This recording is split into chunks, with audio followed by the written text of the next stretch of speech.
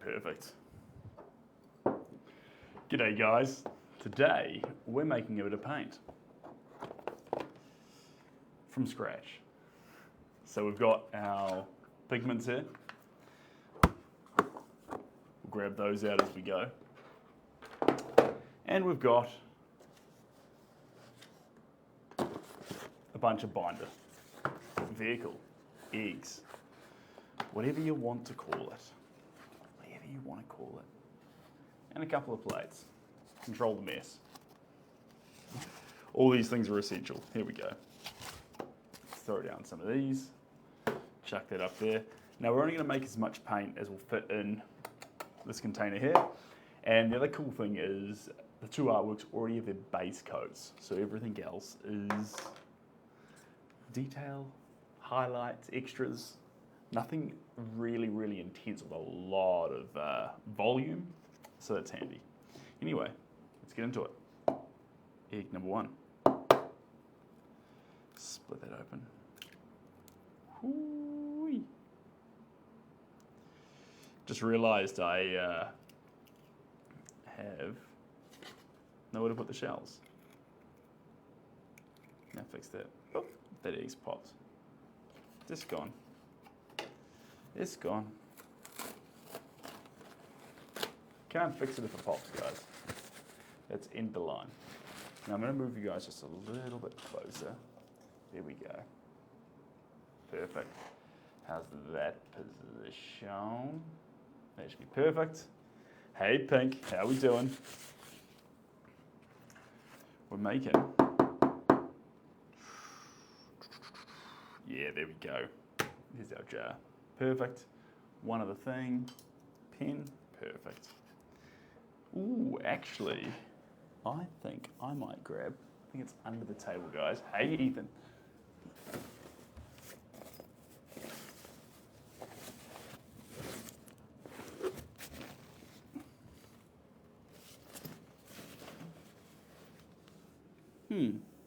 Where's it gone? I had it here. Swear I had it. Ooh, okay. Nope. Guess we're just using the pen. That's all good. Hey guys. All right. Egg. Crack time. There we go. You know, some people actually use another egg for this, or a edge of some description to make this easier. But for me, I just go a bit more, what's the term? A bit more manual on it. Here we go. Get all that out of there. Perfecto. One little egg yolk on here, dry it off a little bit. There it is. That's what we're working with. Oh, can you see that? Just like that. And then we're going to pop it, boonk, and drain it. Just like that. Voila. Cooking. No. No, no, no, no, no, no, no. We are making egg tempera. And there is our first little bit. Voila. Now. Let's get some paint. Can I start over? Don't worry, we're doing one at a time, so there's going to be plenty of colours to see. So there's our first little bit. We're going to add a little bit of green in there. Just like that.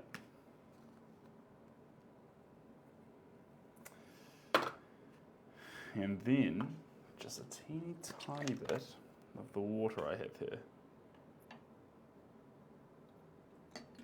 There we are. Now I need a little brush to mix that up. And we'll use this brush. This one will be perfect for the job. Hey Bradley. people in the back, yeah, this is a shared office space. So we're making paint in a shared office space.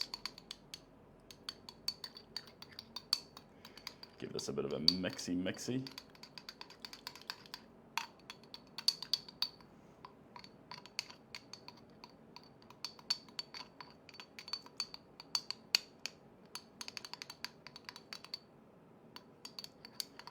Whoo-wee. There we go.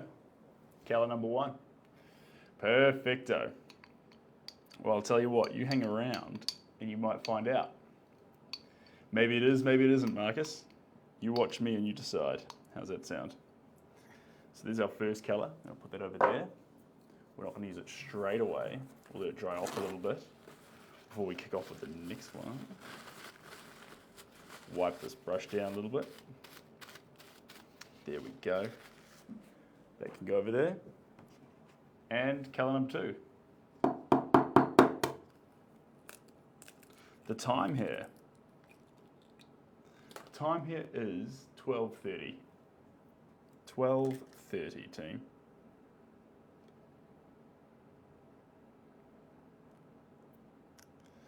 All right, and let's try cracking this little fella into here. So there's our egg mix. And you'll see here, I've got that last little bit in my hand. We don't want the case that surrounds the egg yolk going into the mix. And we also don't want that egg white going into the mix. The egg white's not the end of the world, but preferably it wouldn't be there. What do I love most about painting? I was going to say colour straight off the bat, but it's funny about the colour because if colour wasn't there, would I still do it? Probably would. Probably still would. But colour's a massive draw card. Colour's a beautiful thing. Does your painting attract insects like ants, Wolfgang? No, it does not. But that's a good question. That's a good question. As long as you keep everything very clean and under control, then you won't attract ants and all that sort of riffraff. Here we go. So a little bit of water. We've got our pigment paste, and now we're just mixing it together. There we go.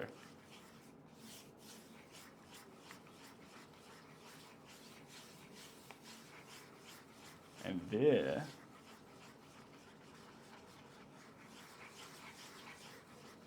is our purple. Voila. Hey, Bridget. Thanks, Theo. I appreciate that.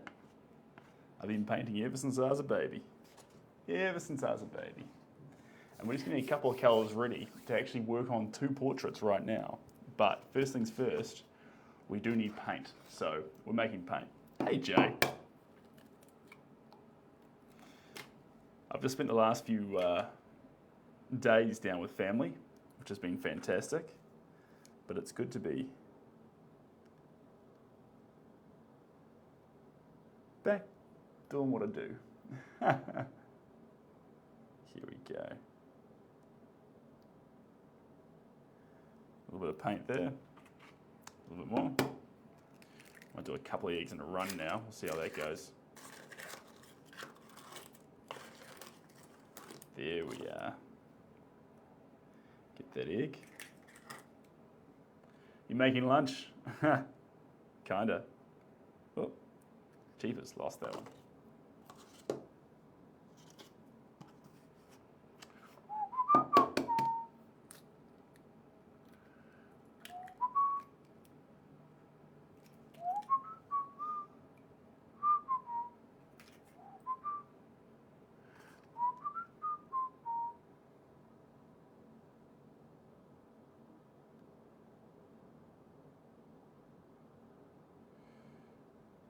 All right. Did I cook the rest of the eggs? No, I didn't. Oh, that one slipped out of my hand there. Come back. There we go. A little tacker right here.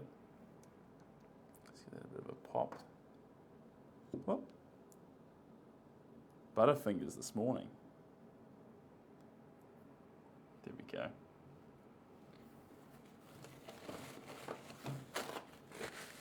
Butterfingers this morning. Dario. Yeah, questionable actually. Very questionable. Absolutely buttery when it comes to putting it in the right place at the moment. Right. There we go. And let's add, look at my two portraits. Harold, what on earth are you doing? That's a good question. There we go. If you open it up gently, you get much more control over it. Uh-oh. Pop this one, but I might be able to save it. There we go. Saved. Saved by the bell. Are you going to eat that? No. No, we're going to make art with it, guys. We're going to use the pigments here. We're going to use these as paint. And the paint, I'll show you a little bit in here. Voila. A little bit over here. Voila. Can anyone else hear? Anyone else not hear? Nessie, I think you should be able to hear. No. But baking is very exciting. No, we're going to use this to make paint. I'm going to show you. So that's water and egg there at the moment, egg yolk. And now I'm going to get this here. This is primary yellow. I'm going to add some of this in. Not too much, just a bit. There we go. Just like that. So I've got my fingers there. Just a bit of it in there. Voila. And so when I get this paintbrush, just get the paint out of it. That's essential.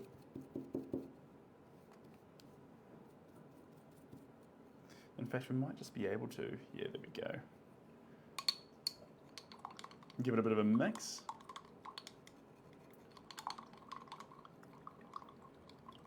And now, try it with cheese.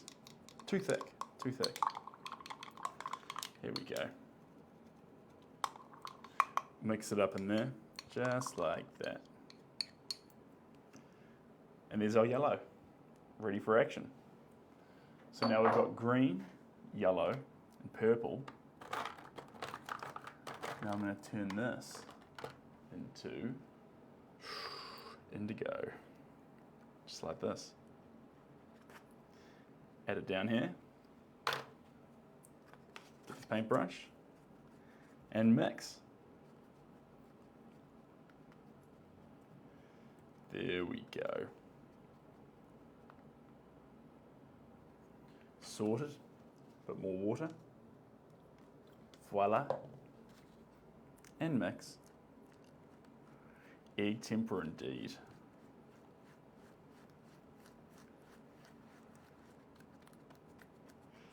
There we go.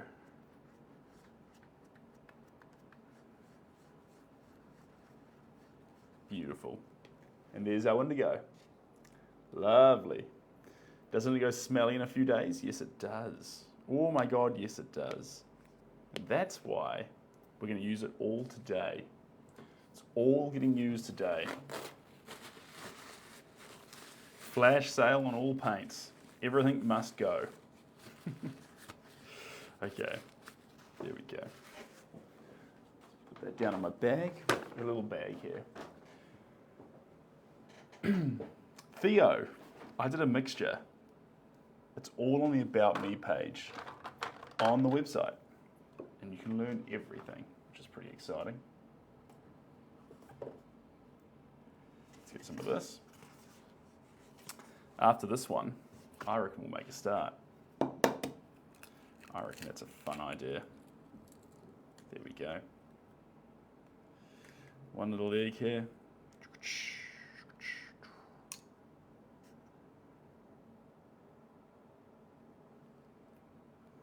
There we go, and two little eggs. What does the egg yolk do? Well, the egg yolk's unique because the egg yolk has It's similar to milk actually, in that it's fats suspended in a solvent. In this case, let me just get this out of here. Sorry guys, one moment.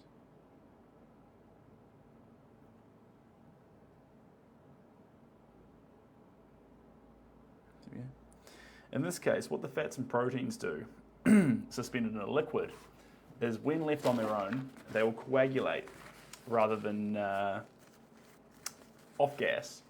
The coagulation causes the pigment to be locked as a film onto the surface of the painting. So, eggs are quite fantastic like that, and they've been used for a very long time in a technique called egg tempera. Egg tempera gets these egg yolks. We get some sort of, let me get a look-see here. I sort of want Naples yellow, but I think I've done too much of it on both the paintings. Raw amber. I think we can do better. Magenta. Magenta, is that going to be the colour? Yeah, go on then. Bit of magenta.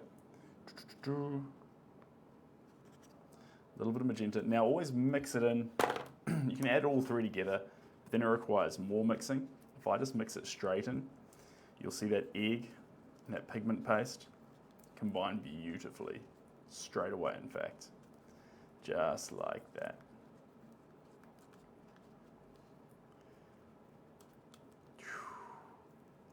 That's one egg and a bit of pigment right there in front of you.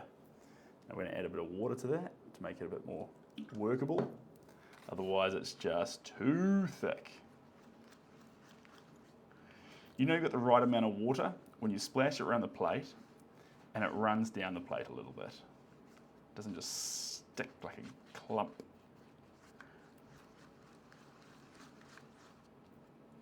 There we go. Beautiful. Give that just a wee bit more mixing.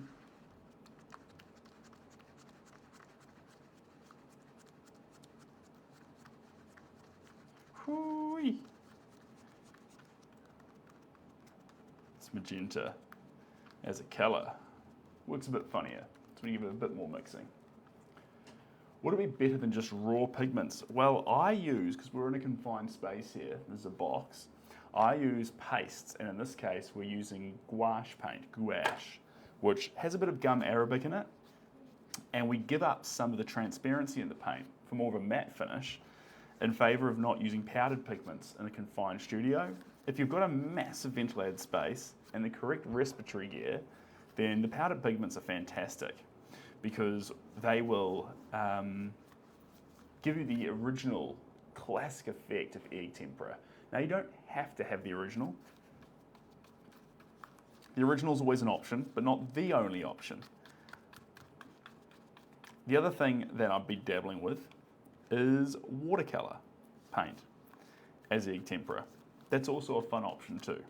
So the watercolour paint has difference between watercolour and gouache like this, even though they look similar and are small and they both use water, is watercolour paint actually has a, from my understanding, much smaller particles of pigment.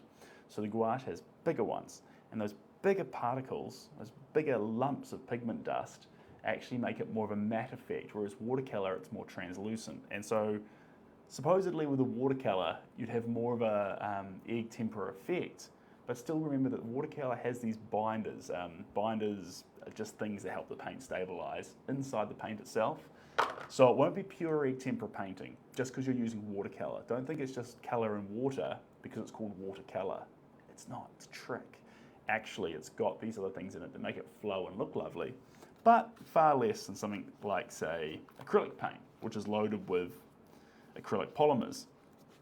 So it's just a matter of you deciding what works best for you, what you want to do, and what's going to make you happy. All right, that's enough paint. We're going to close everything up because we're not going to go from area to area making a mess. We're going to clean as we go, team. Clean as we go. Running a tight ship. There we go.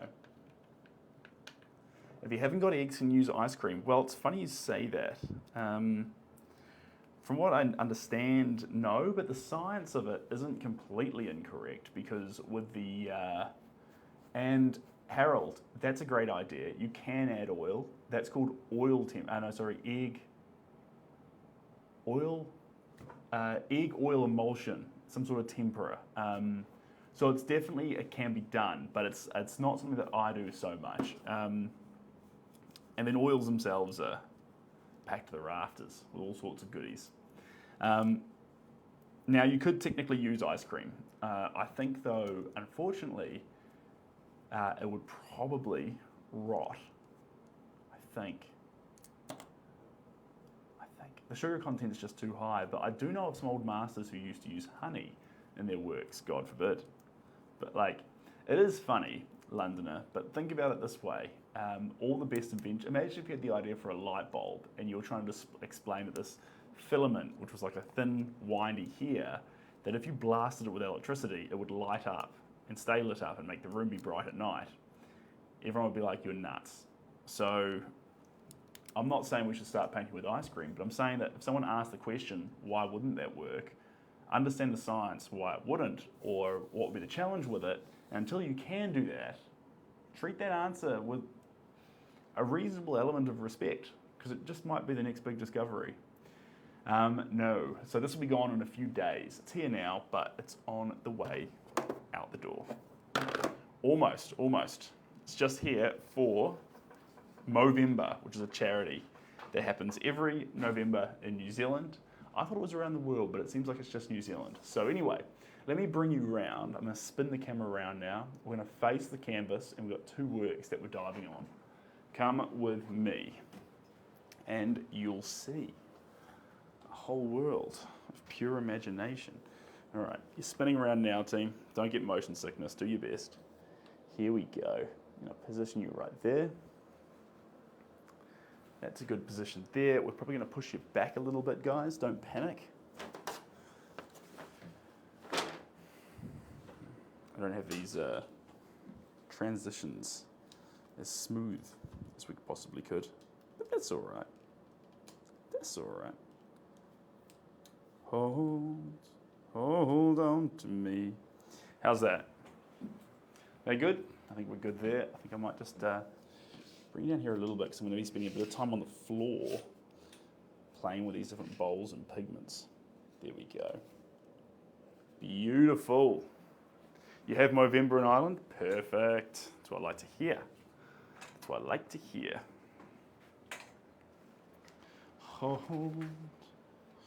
Hold on to me.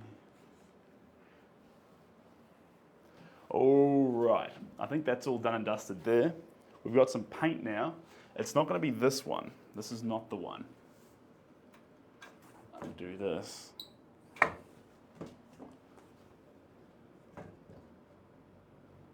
Undo that there. Come down here. We're going to grab this one. Up she goes. Hold on to me, 'cause I'm a little unsteady. How's our placement, team? I think we've got a good placement there. So now we're going to grab our first colour, magenta, down here. Take these off of here. We might bring in these other two. Ooh, no, we'll leave these over here for now. But I'll bring these over. Lovely. All right. I want to wash that pigment dust off my hand because it dries your hands out so much. And then I'm going to grab a little coffee. I'll only be about 2 minutes, but while I'm gone, I'm going to leave this here with you guys. Talk amongst yourselves. I'll be back shortly. Okay. And while I'm gone, if anyone remembers the story, while I'm gone, if anyone remembers the story, you're so welcome to share it. This man's name is Glenn. He's a farmer. He's been taken too soon. He's passed away from a heart attack, and we're capturing him in his memory. Okay. And it is a commission. It wasn't before, it now is. It's going to be going to one of the other family members, and Glenn Gow is a relation of mine down the line. So it's staying here in New Zealand. Okay. I'll be back shortly. And hey, Crystal, how you doing? And LJ, don't worry, you haven't missed much. This one here will be made into a reel as well. So you can see it going from the blue that we started with on layer 1, it's only had 1 layer, coming up to the Naples yellow it's got now. Okay, hand washing. Back soon.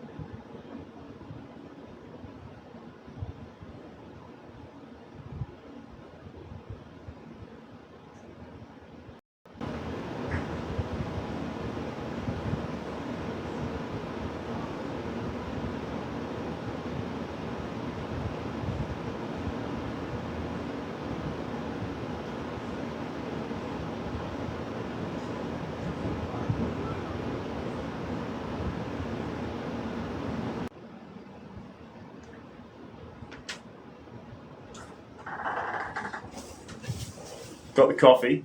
Back in just a second, guys.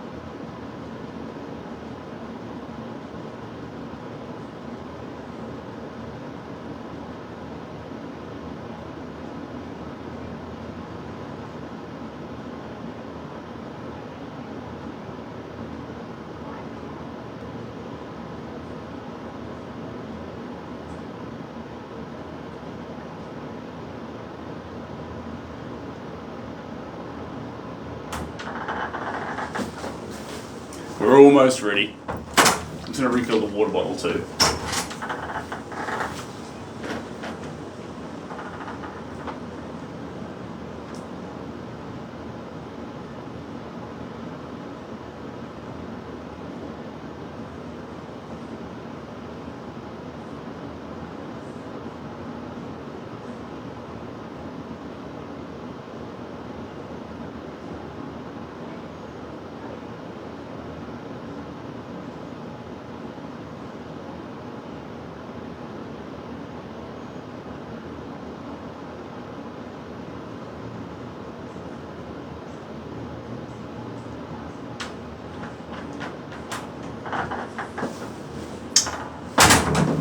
Alright, we've got our water, we've got our coffee, we've got our mic on, we've got our stuff out of the way, we've got our paint, we're all good to go. We lost a few people, but that's very understandable. Hello, Vic. And Bobby, welcome on in. We don't need that because the mustache is already there, kinda. Sort of, not really. All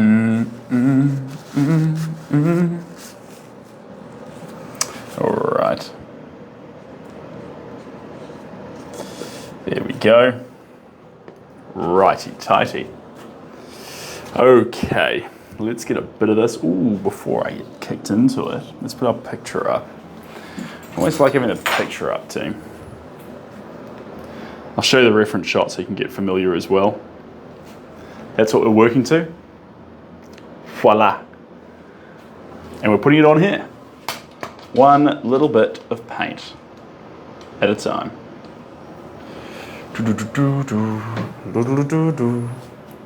Looks great, fantastic. Have you ever entered the Australia prize? Well, I think there's lots of prizes in Australia for all sorts of different things. Sometimes for art, sometimes for volleyball, netball, and chess, and business studies, and high school social sports. We might need to get more specific. Good morning from Thailand. Welcome on in. Hope you're well. Good to have you here. Now we're chucking around some magenta. We just made this magenta, so it's fresh. Brand new, fresh magenta. And we're going to throw it around this painting and see if we can't have a successful layer 2. We'll see where it takes us. Let's say there's no hurry here. Or maybe there is. Is there a hurry, guys? Someone's like, yes, I'm grabbing coffee, I'm in a hurry. I'm only on this live for 20 minutes. Get it painting finished. Maybe. No, we've got all the time in the world, guys. We won't take it, but we have got it. Sorry, I missed a comment up there that looked like someone spent a lot of time typing it. So we'll have a look at that. But Bing, loving the colours on this one. The yellows and blues are so pretty together. Thanks, Vic. Appreciate you. And good to see you again, Vic. Sorry for disappearing for a while. Spending some time with family. So in terms of this one, that last colour on there, that's Naples yellow. Got a real kick to it. Powerful.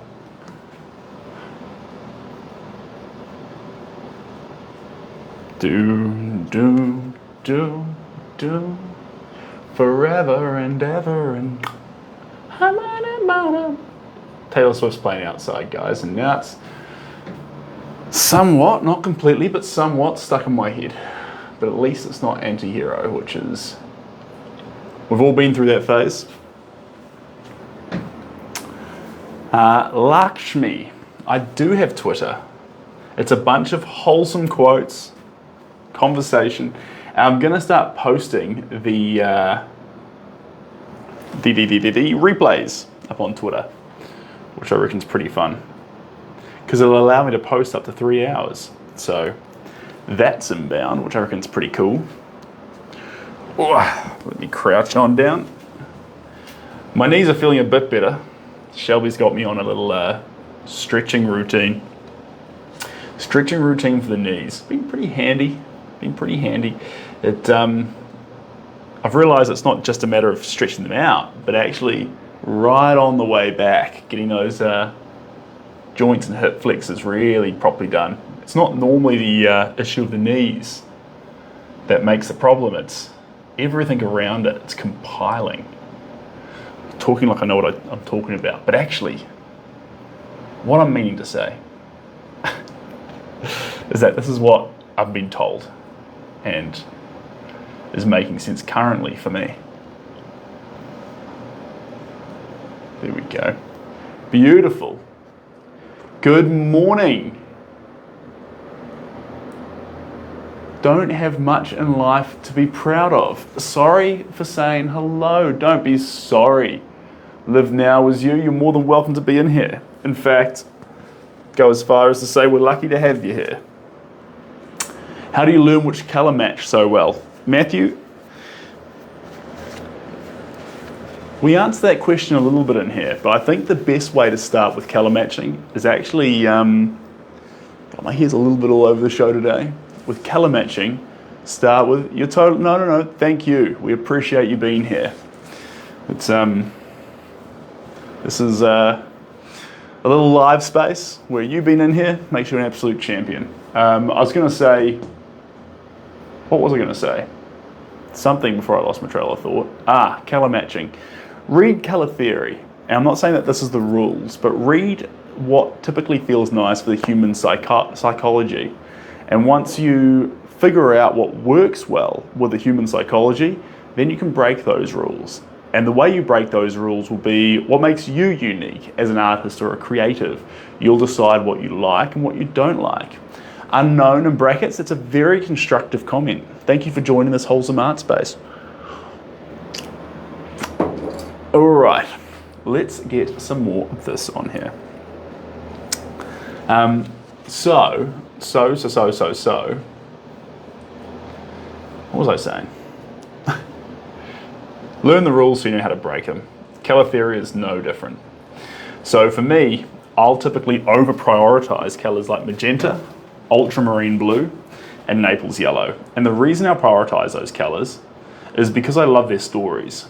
And so I always love to base a painting around them with a little bit of teal sometimes, a little bit of teal, but that adherence to a few colours as a reoccurring theme through my work creates a little bit of similarity that allows you to sort of spot in a room and think, oh, that's probably a Seb painting, or, you know, or that's using the colours Seb usually uses, whatever it might be. Totally fine.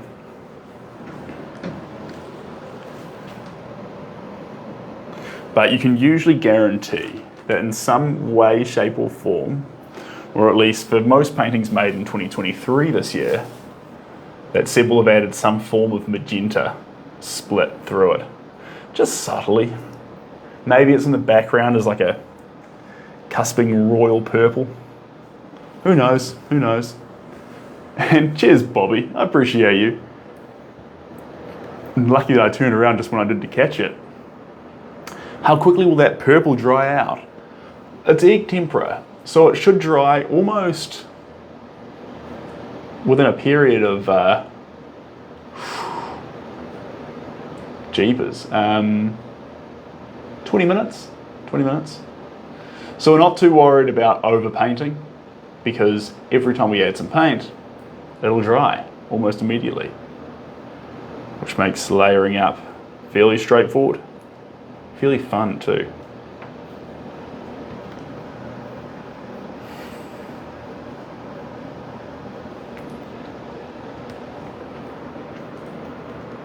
Hello, Vernon. Welcome on in, Vernon. You know, got a good group of people in here today. I've disappeared for a while, but now that I'm back, it's pretty fun to get so many lovely folks back in. And we're just going to splash around some paint. Beautiful, beautiful. It wouldn't dry here, it's too cold. I think you'd find it'd be okay. Heat does have an impact, but it's a process of emulsifying. And so what will happen is that actually as the water does need to evaporate, yes, but then once the water's evaporated, the proteins and the fats bind together, forming a hard layer. So you can get that. You can get that with or without heat. And actually, when it comes to washing the paint off things, this is where it gets really interesting. If you want to wash the paint off things, you want to use cold water. If this gets on your clothes, this paint here, or if you have the paint on the bench, don't get hot water or hot water on a cloth and try and wipe it off. It'll be an absolute disaster. You need to get cold water and it'll wipe away immediately. Cold water's the trick. Hey Hannah, I'm glad you love it. That's why we're here. Hope you get a little bit of happiness and joy out of joining us for a little wild creative painting session today. Now we're gonna add on a bunch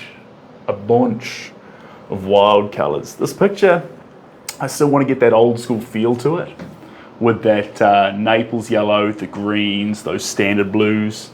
But then I want to add some frisk, and that frisk is going to come from these magentas, from a few teals, from a few wild cards, spattering over the picture.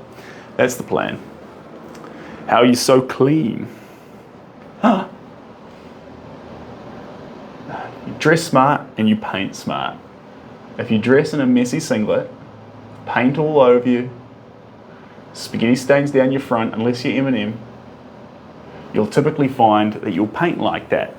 But if you dress the part and take yourself seriously, and when I say take yourself seriously, I don't mean drastic, weird outward changes. I mean psychologically, find your craft sacred. And when you do that, when you find what you do sacred, not to everyone else, not demanding everyone else respect it, that's the wrong way, or it's not the way I like. When you yourself value something and you know you value it and you give it your time and energy and effort and thought, then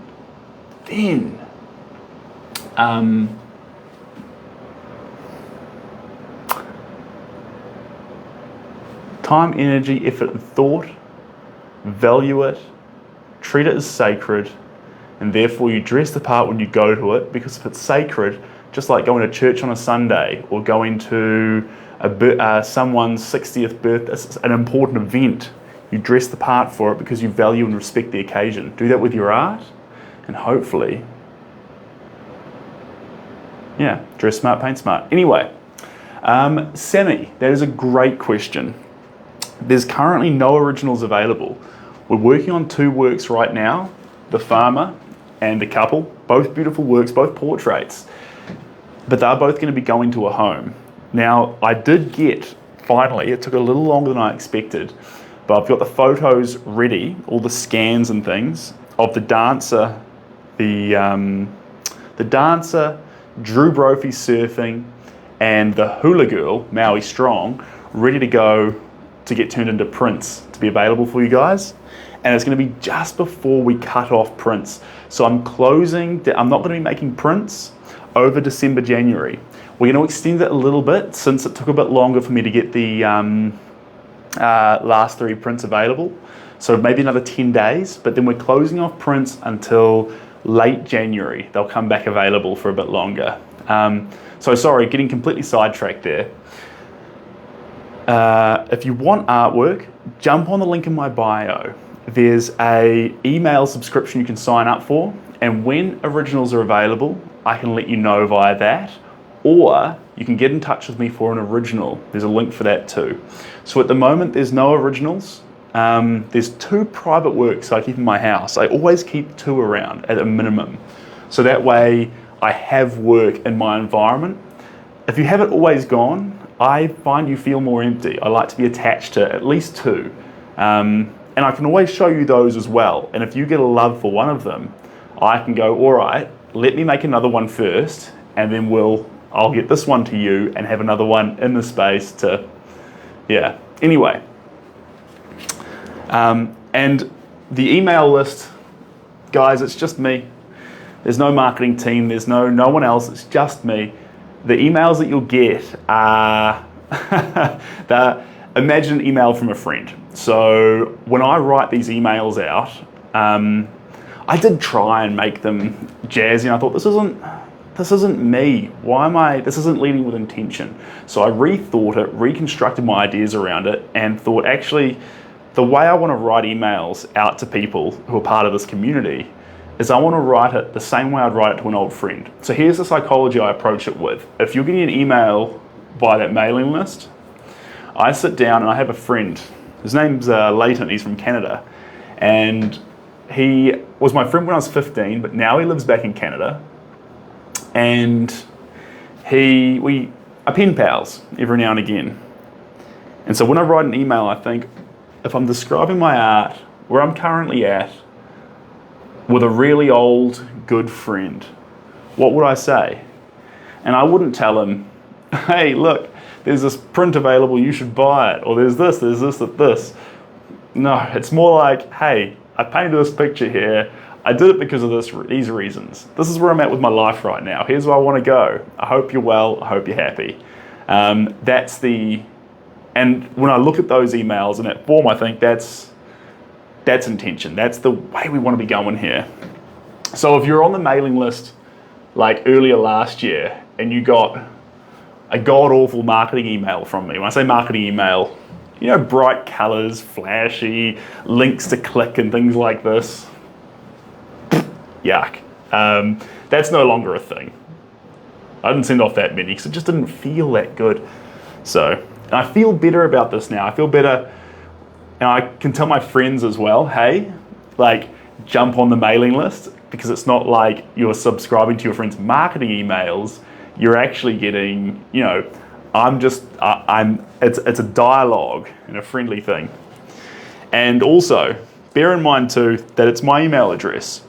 So if you get it, you can reply. Don't think it's just this mass thing going out and you can't get in touch. If you reply to that email, it comes back into my email box. So, and if there's something that you have as a question, or if you've got feelings about something, or if you want to talk, that's right there.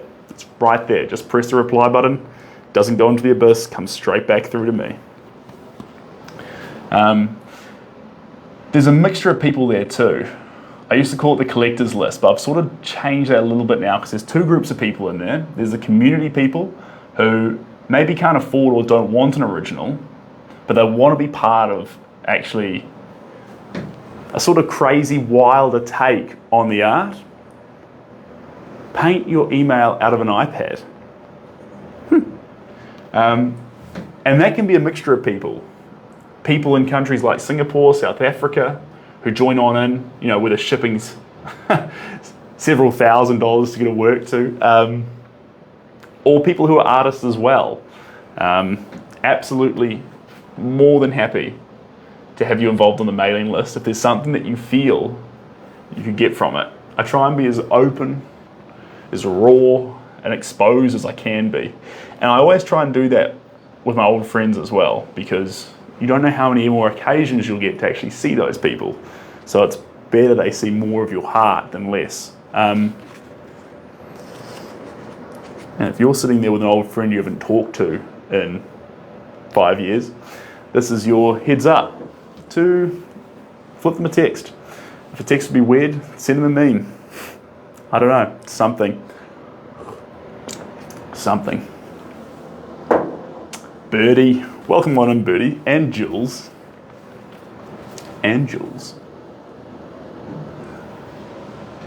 All right.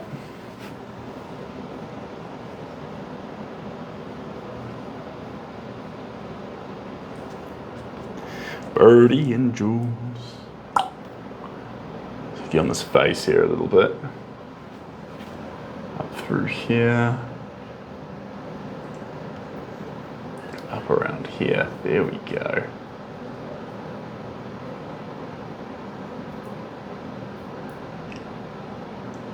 Never find another one like me. There we go. And if you are after a commission, I didn't fully get around to that part. If you are after a commission, message me now and we can start lining you up for mid-January. Otherwise, if you need it for Christmas, we're on the tail end now. We can probably fit in another 2 at a stretch. But I reckon there's space for one more before Christmas. One more before Christmas. We've got this isn't the only farmer we've got coming up too. We've got a little farmer spree right now, actually. I'm from New Zealand, team. NZ. Where is he from? Well, I think in the community of the world these days, guys, it doesn't really matter. I've got friends in Indonesia, I've got friends in Singapore, I've got friends in Africa, I've got friends in Papua New Guinea, I've got friends in all over the show. We all do, and that's pretty cool. Noel, I'm doing good. Malaysia, yes. There's actually a massive, guys, I was looking at the stats the other day, there's a massive Malaysian following. Malaysian and Japanese, to the point where I actually, I've submitted a request to an app on Shopify to actually have the site translate perfectly to Japanese. So the site currently does 3 languages, team. It does English, obviously, is the number 1. But the other 2 it does is Spanish, because there's a huge Mexican following. Where'd they come from? No, I love to have you guys, but the amount of people who speak Spanish. So the website should, and if you're a Spanish speaker and it doesn't, it should naturally switch to Spanish if your internet or cookies or however it works, I'm not a tech guy, is if you prefer Spanish. And then the other one, I did have it on French, and I know some people really like that because there's a couple of French speakers who found that lovely. But now it's Japanese. So I choose the 3 main languages. It'll only give me 3. Of course, you can do it via your browser. It'll translate it. But I mean, no clunkiness, no ask to translate. It just does it. That's on Japanese, English, and Spanish. Pretty cool. So as soon as they allow me to get more, we'll keep on expanding it. That's really fun. Yeah, Blues Power. That's that aqua ultramarine. That's the ultramarine. We talk about this color. Ultramarine, beyond ocean, beyond sea. I love me some ultramarine. It's my,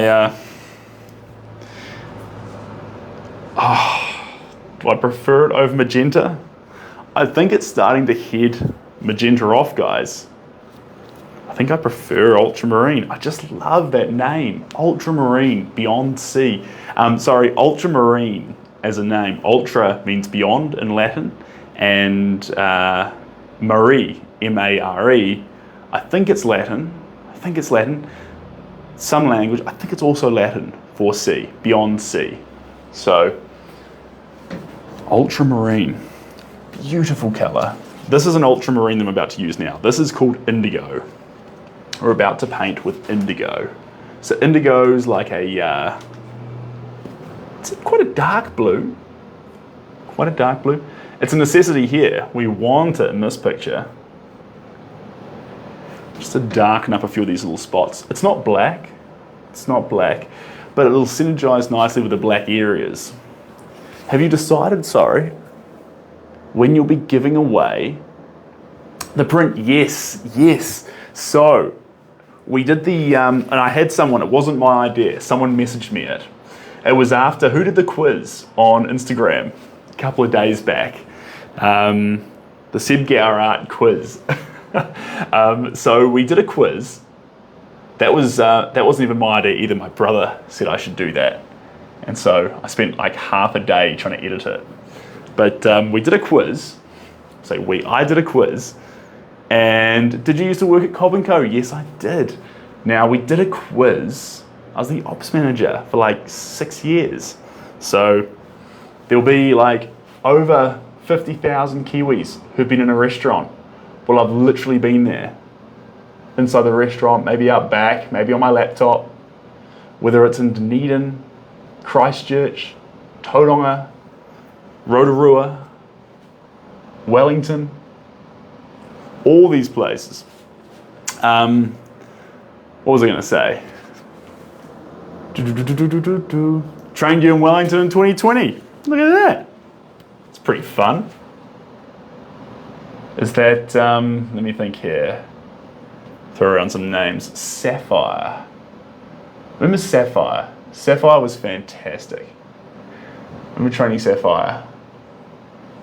She used to work somewhere else, but she came and joined the Cobb & Co team. And she's got to be one of the best waitresses. Otherwise, it was an Emma. Who else was there? Lots of people. I was only there for about 2.5 weeks. But, lovely place. I'm hoping the train of thought will come back around. Sorry. Oh, there we go. Yes, train of thought. Sorry, yes, absolutely. Print, yes. So we did the quiz. And then someone reached out to me and said, hey, quiz was fun. You should do a giveaway just like how you did in the quiz. There was a question in the quiz that was like, what song was in the reel featuring Sam Smith? And that was actually the mistake. That was a mistake because the reel featuring Sam Smith was on TikTok. The one on Instagram was different. But anyway, the idea was I'll figure out something that's a little bit mysterious in one of the reels, like maybe there's a red toolbox, maybe there's a swan in the background or something, some little thing. And if you comment a robot face or like something that no one else is using, a mountain, we'll have a symbol, we'll choose it, and if you comment that on the reel that matches the clue, you're in the draw. And this is a way, and we're probably going to do it via the Art of Painting broadcast channel, so that way it's just the die-hard fans. But that way we can do either do it that way, or do a type form where you can fill out an application for someone. But I think that also sounds like a lot of fun, guys. It sounds like a lot of fun. And so I'm just working on what the best clue is, but it'd be pretty cool if we could do it prior to Christmas. So that way it's actually there for Christmas Day. The question though, since the print store's shutting its doors for over the summer period, what print should we do it with? What print do you guys reckon?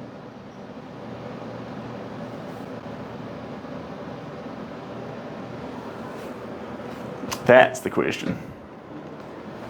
What print? I've been thinking about this. Wonder if I should even break into some of my old prints that I keep in my house. Like, I'm not ready to part with it, but I've got a Mahalo print, which is pretty cool. Sneezing about. Bless me. There we are. Hey, George. I say you choose. All right. Do you want me to choose and not say, like have it as a mystery print? Or do you want... Or should we have a theme with continuity between the whole thing? So a theme of continuity in the print that's chosen, in the clue, and and where it leads you to enter the draw. Into the draw. We want it so only like... We want it so it's not like a 5 plus 5, if you can work it out, then you get to go on the draw.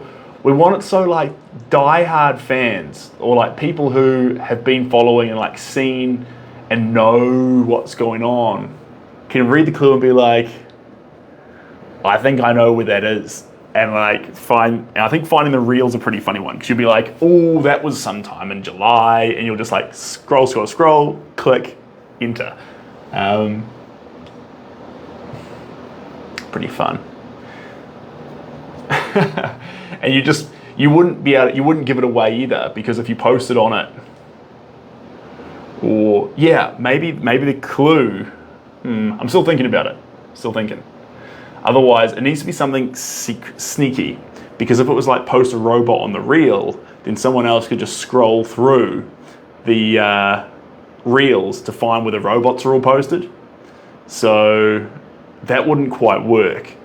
But maybe if the riddle had an answer, which then linked into the reel. So unless you understood the riddle, you wouldn't be able to know what the answer was being posted on the reels. I don't know. I'm working on it, guys. I'm working on it. But the idea is pretty exciting. The idea is exciting. I'm not taking credit for it, though. Someone else had the idea and was like, yo, this is what you should do. And I'm like, that is pretty funny. I'm on board. But we just haven't made moves yet. So I need to get it sorted so some person can have it in their home for Christmas. So I reckon that'd be pretty cool. Thanks, Bobby, you champion. And Natalie, we absolutely could. We absolutely could. I'm painting someone right now. But if you want to get painted, a couple of steps you need to go through. It needs to be for a commission. Sometimes I do them for collaborations. Chops and it changes. Chops and it changes. There we go. Cheers, Frank. Is that Frederick? Sorry, Frederick. I read that wrong. You missed most of the live, Cara. You haven't. I'm here painting now, but you haven't missed most of the live. It's we haven't been here for too long. Maybe like I mean, I'm just gonna be guessing now, but 30 minutes, 40 minutes.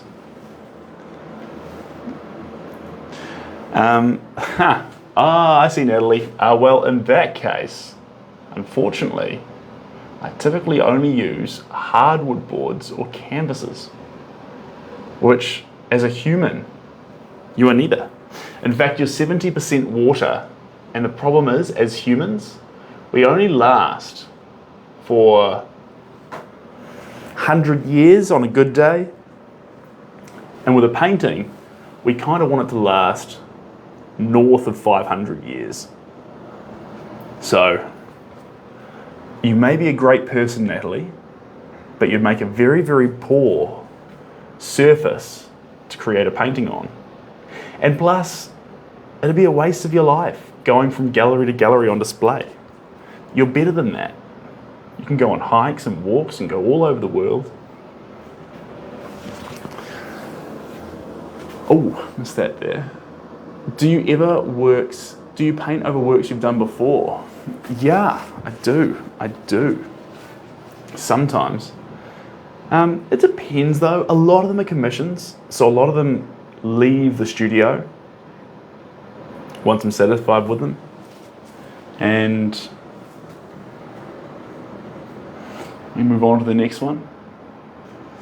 But some of them, in the early days, I'd paint something and then I'd paint over it and chop and change it again and again.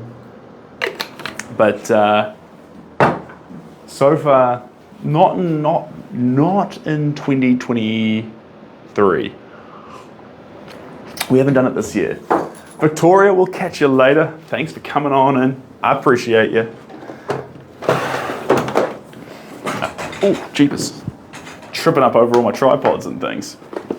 All right, here we go. A little box of goodies.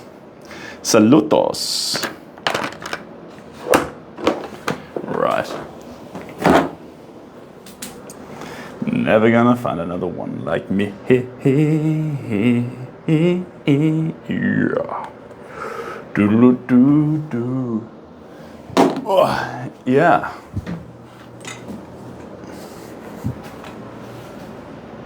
Tripped over it. It's right in the way. Hello from Portugal. Welcome on in. Good to have you here. Now we are mixing a little bit of white and a bit more water, but a little bit more white through our blue. And we're using a split brush. All that means, you'd be like, oh, who cares? All that means is that the bristles are half one length and half another, which means we get more strokes and like expression through the bristles. I'll show you up close there. See that? Voila. That's a split brush. Half one length, half another, which means on the surface,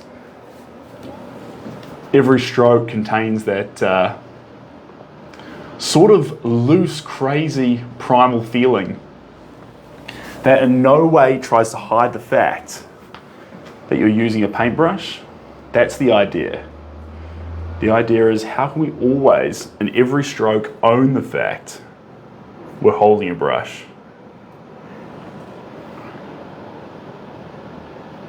And this is the way.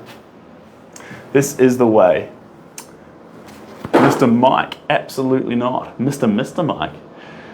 There's a program on BBC called Fake or Fortune, and it's so clever what they can do. Fake or Fortune. It sounds pretty exciting. Doesn't sound like my usual kettle of fish show, but I'm excited that it exists. Fake or Fortune. Makes me wonder what they might be up to.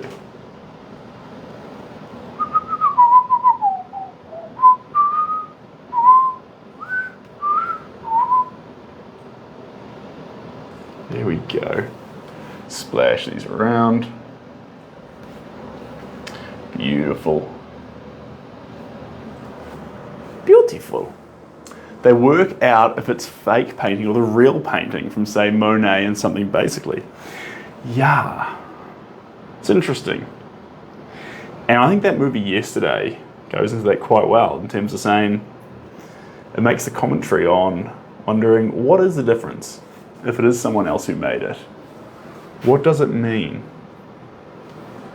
Because the element of craft is equal. But if we don't value the other person's one, even though the element of craft in their work is perfect, Monet is the original. Do we value it so high because Monet did it first? Or why do we value Monet's work? And I think it's because the craft, through a process of duplication, it doesn't have that same lost in the process, lost in the journey that Monet's would have had. And so it's the journey that Monet went on that made his work incredible, I reckon. The fact that he's out there trying to paint something before the sun changes, completing work after work in his own way. We can all duplicate a Monet with enough training. Not exceptional in terms of the complication of brushstrokes, not like Eastern paintings where it's absolutely perfect with like ink, with perfectly masterful movement in the strokes. More like his decisions of where to put the colour and how it all comes together. We can imagine what must have been going through Monet's mind as he applied every single colour. That must be what gives his work the value. Natalie, we'll see you later. And hey, loving the stash. I can't wait to see this one completed. Thank you, appreciate that. The moustache will not be lasting. It's on its last legs. It's about to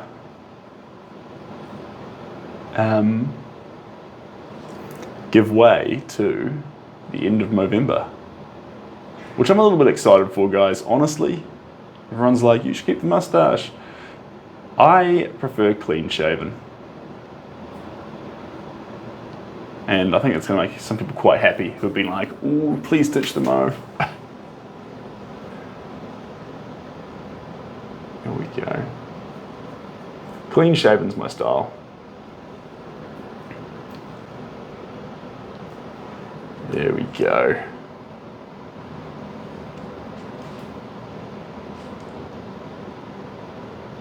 There we are.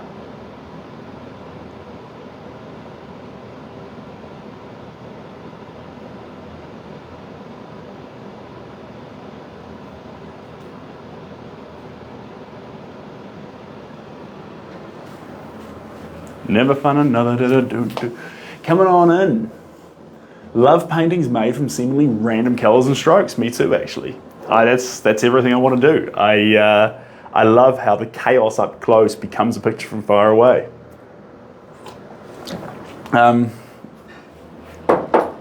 Which is, so that's definitely everything that we want to do here.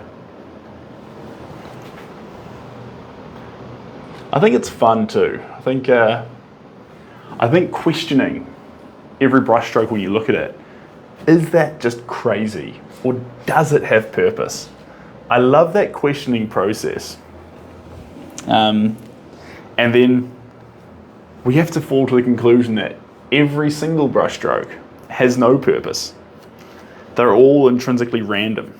and not part of any harmony with the brushstrokes beside them, not in this style picture, but from a distance, the culmination of all the brushstrokes has what's called emergence, where they actually all come together into one giant whole. And the sum of the parts equal, what's the definition of emergence? Emergence, when the whole equals more than the sum of its parts. Yeah, that's right. And that's what these paintings do. There's an emerging quality, emergence quality, whereby the whole is more than the sum of all these disjointed, chaotic little brushstrokes.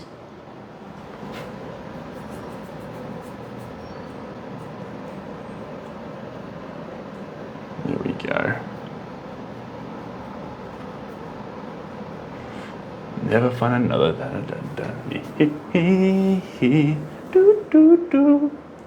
This is what I imagine when I think art. That is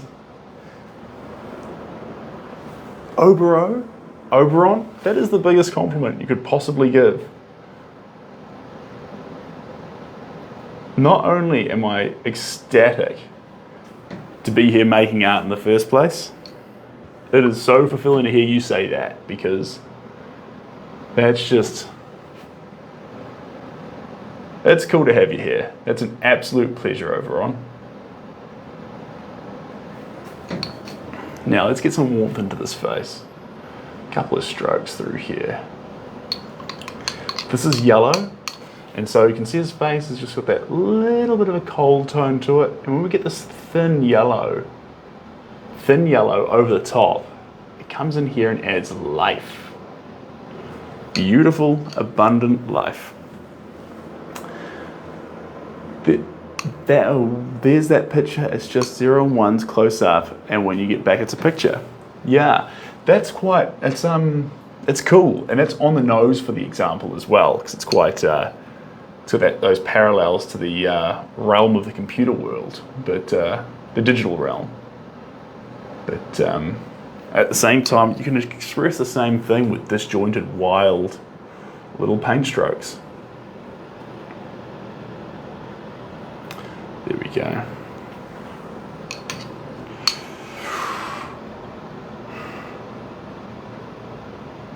There we are. Beautiful. Hey, Cara. And as that goes, each piece of art you do. Yeah. Cheers, Cara. I do my best to do that. And part of that is being careful on the commissions you take. Guys, I know as artists, we're tempted to take whatever we can because we just want to be working or want to be painting or want to be making. And you can still make, but please, please, please, please don't take commissions that take away from you. Take commissions that grow you. And it can be very, very hard to ascertain what means what when you start out. But it's important to do that. And you'll be like, but I need the money. That's a tough position to be in.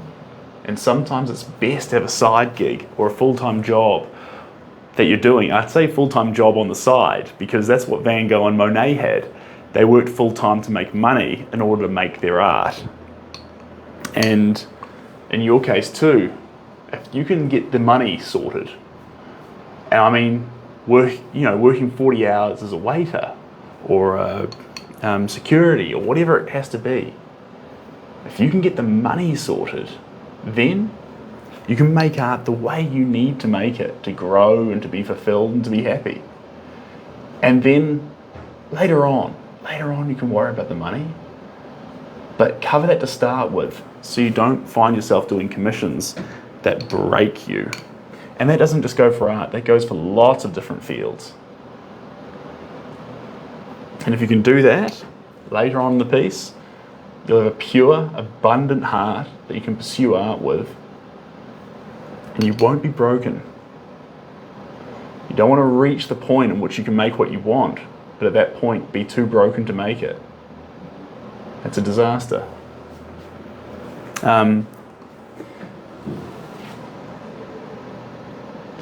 So sometimes we do turn down commissions. because I don't think I can make magic with it. And if you can't make magic, it will break you slightly. You don't want that. Here we go. Let's get some of this down the top here. Coming on down low. Thanks, Jules. Marvelous confetti. Not just regular confetti, not just that normal confetti that we see around, the marvelous kind. The kind I write stories and poems about.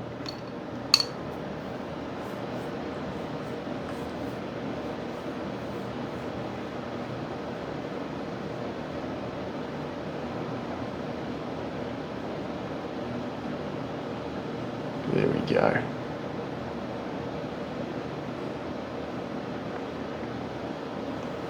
Beautiful.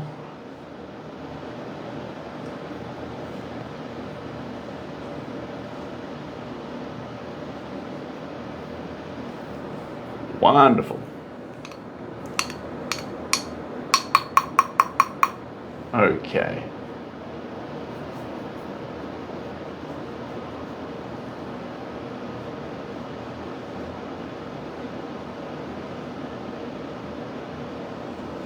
Oh.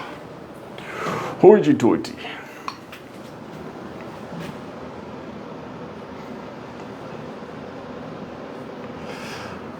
All right, let's swap off that and dive onto just a little bit of green. Just a little bit.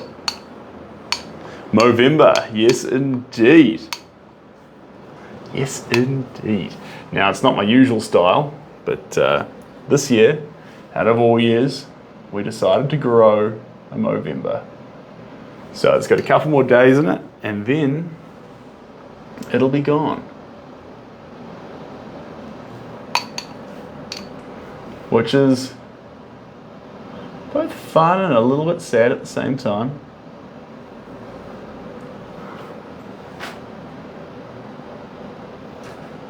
There we go, on this cap here.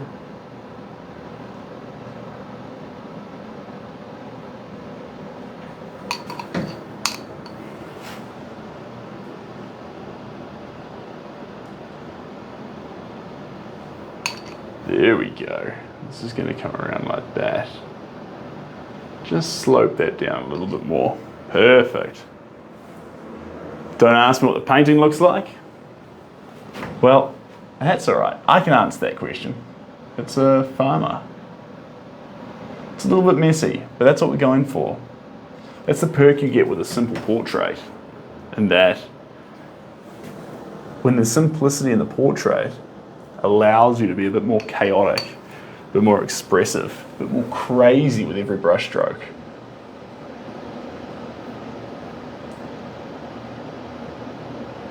There we go. Just through here a little bit too. And across here. One thing that I'm going to start doing too, folks, is not painting the whole canvas. And little pockets that look correct at the start, we won't actually touch. And so to do that, we'll do an undercoat over the entire thing, which will Ecuador. Welcome. Well, it's lovely to know there's fans in Ecuador. It's pretty special. In terms of bada bing ba ba, what was I going to say? Lost my trail of thought there. Cheers, Cara. Why is the voice so deep? It's not. In fact, if you put me in a room with other people, you'll probably find I'm actually, that's a good example. If you know about choirs, barbershops, I'm a lead. I don't have a voice deep enough to be a bass. So, there you have it. He's not allowed to be a bass. I did make it into the baritone section once. But typically, you're talking to a regular lead. Now that doesn't mean lead as in terms of you're in charge. No way at all. What a lead is it's the second highest voice. And that's where I was based. in a quartet. It was a bigger barbershop group, like we're talking, it was in high school, so there was about, how many of us? 18? And then I was in a quartet at one stage. I was the lead in a quartet that we were starting and practicing, and we were getting trained by a lovely guy called Matthew, who showed us how to sing together. And then we presented what we'd done to the music teachers, and they laughed at us and asked us if we were serious. I said we must be joking, and pulled us out of the competition. So that was pretty rough.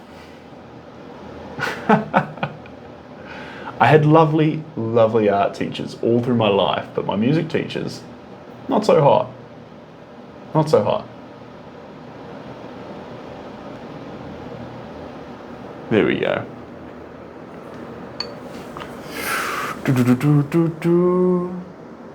Can you sing some Backwalk song? No, I don't know it. I'm so sorry. And Seb's new album is out next week, so not quite. Not quite. Coming on down. There we go. All right. All right, all right, all right. There we go. Splash a bit more of this through here. Yeah.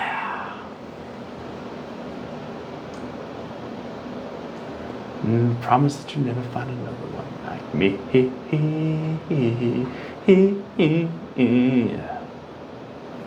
Just enjoying these clothes for a little bit longer before I wash them. When they wash, they're going to shrink a little bit, which is going to be quite good for this one because it gets caught on my shoulders in a weird way. So once it shrinks, it's going to be the business. But right now, it's just a little bit baggy. Okay, a little bit in there. A little bit there. A little bit there. A little bit there.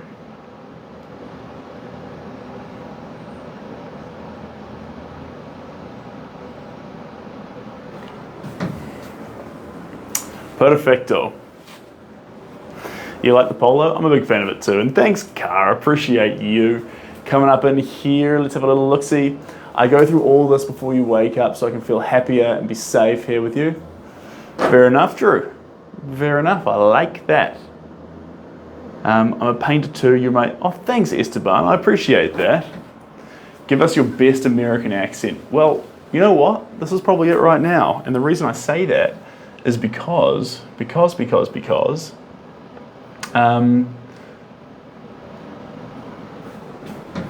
American accent is right now because people tell me Americans are going to be like, no.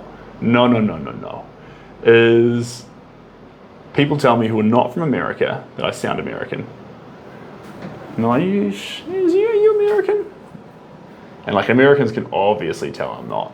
But for someone who's not from America, sometimes they hear it and they're like, he's got that rolling R sort of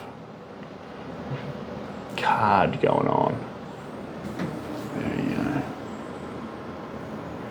Beautiful. Just a bit more around here. Lovely. That was actually quite a fun colour. It's quite neon-y, but actually it does sit on there nicely for an underrepresented colour, which is the greens.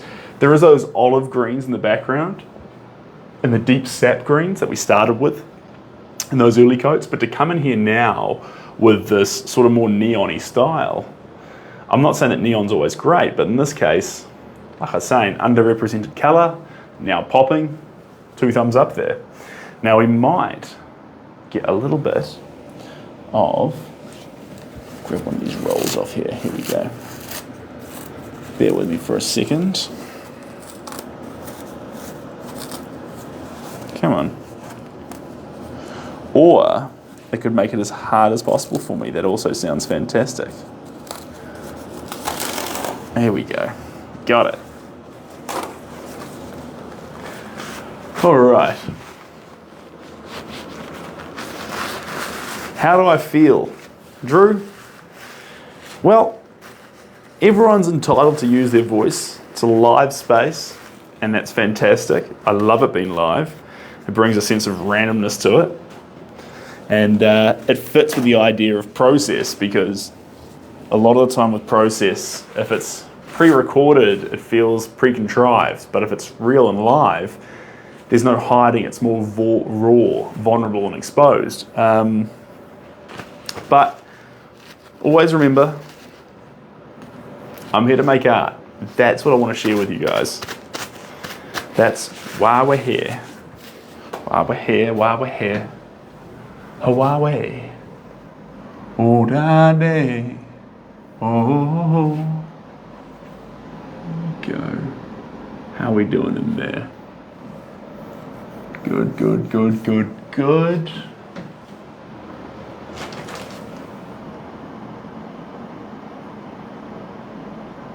There we go.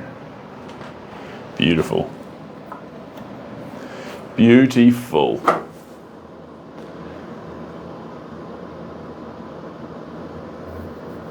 Artists on TikTok is a modern day artist in the street. Yeah, pretty much. I think it's very similar to busking. You know, we would actually work on the street and show your product. But I think what's even nicer about TikTok is that if you're on the street working, people had to go out to see you. But now you can be part of a community, part of a space, and part of a process from the comfort of your own home, which that's never been a thing you could do before. Now, staying at home would be a problem if it caused a lack of connection. But if you're using a platform like social media to actually connect with people, like in this case, we're all here sharing a moment while we create. This isn't like watching endless videos of cut flipping, whatever you call it. This is something probably a little bit more special. And so with that in mind, I think although it's the modern day similarity, I think it's having a lot more of a meaningful impact on both viewers and on artists. If I had a friend who played guitar on a street corner every day, I couldn't help be there every day to support him. I'd be there some days, but I couldn't do every day. But now, I've got friends who can support me daily. Jump on, like something on their phone, share some feedback, share some love. Like, that's pretty cool, guys. That hasn't been a thing until quite recently. And so it's kind of cool to be able to come on a platform like this and actually share, because social media does get a lot of a bit of a bad rap, understandably so in some sections, but it's kind of cool to have pockets on it which are just the most wholesome, cool environments that actually not just drain you as a person, but build you as a person. And when I was speaking to the representatives at TikTok and Instagram here in New Zealand, they had a big conference. When I was speaking to them, when I was listening to them giving speeches, that was the narrative they were talking. They were like, look, social media can have negative impacts on people. We want to enhance the positive ones, because a product that makes people sick doesn't have longevity. A product that builds people, fulfills people, develops people, brings more love and happiness, satisfaction into the world long term, that's a product that will continue to sell. But see, people who are going through social media purges, you know, saying, oh, well, I'm going to stay off social media for a couple of weeks and things like this. This is everything that we don't want to happen.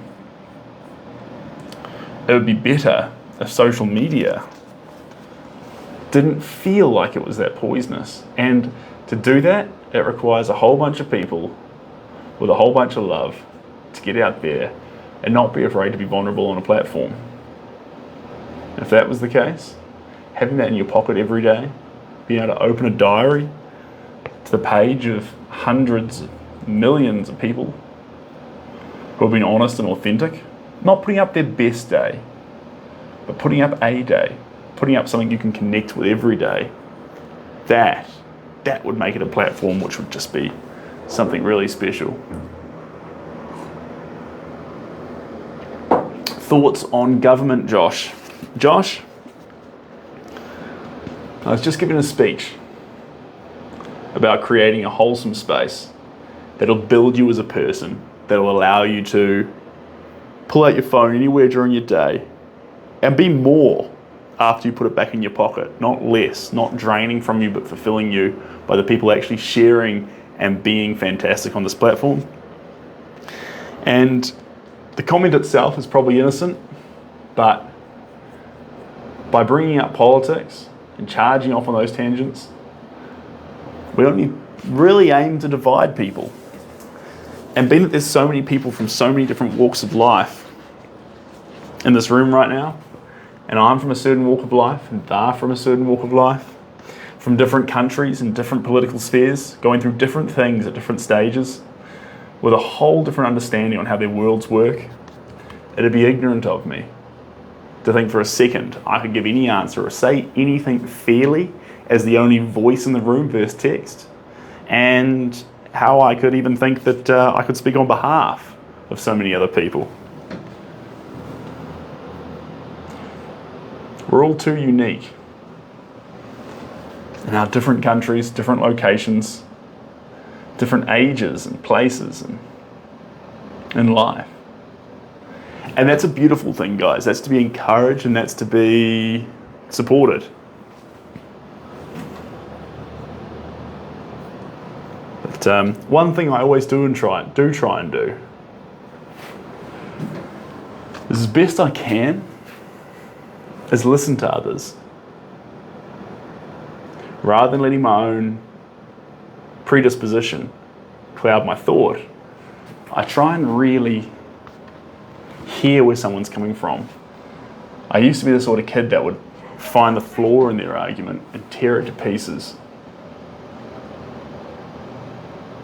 But as I've grown older, I first try and understand, where are you coming from? And usually the place where someone's coming from is, I would prefer the world to be a place of love and happiness and head in the right direction, to be free from things like pain and misery. And when you say things like that, you think, okay, cool, that's something I can get on board with. And then start progressing that conversation to understand how their life's gone and what's led them to the answer they now have.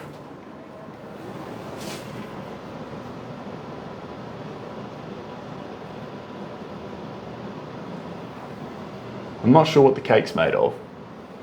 Cake being the answer here. But I am sure it's covered with icing, made from love. That's what I reckon. Now, let's get these teeth sorted. They're a little bit...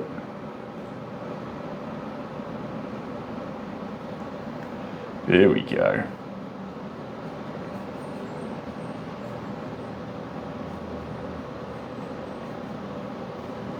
All right. We've done good. I need another colour. I need another egg.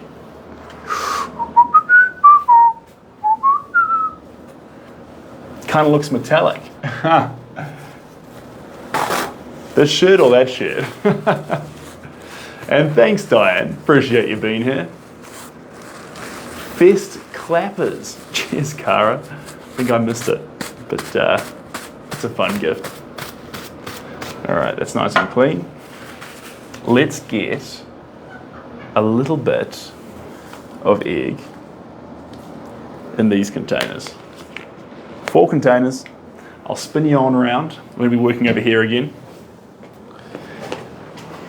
Oh, tati. Sit down here. Put down these little containers. Spin this around. Here we go.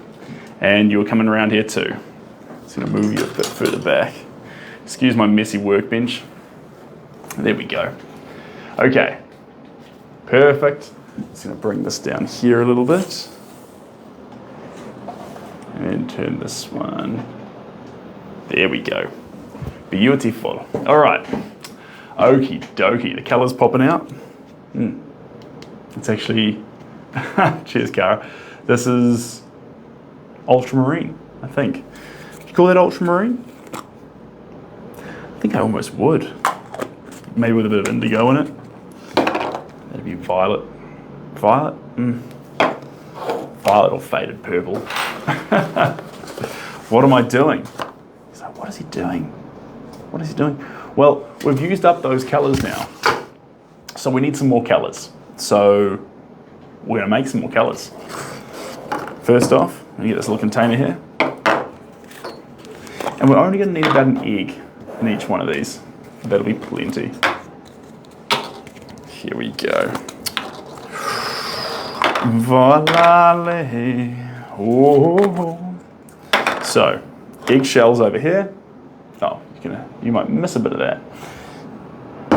Egg yolks into these cups. Egg whites and leftovers into this cup. Egg shells over here. Let's get started. First one into this cup. Pen to pop. This is important too. Okay. First egg, cracked. Quite a fragile shell. A fragile shell's a little bit of concern because it does sometimes mean that the actual yolk itself is just a little bit more fragile. In this case here, we seem to have done all right. So we'll get this here. Egg, pen, pop. I'm going to use my thumb there to hold it. And you'll see as that comes out of there, just nursing it out. And there's this thing here. See that there, the case? We don't want that. We don't want the case. We just want,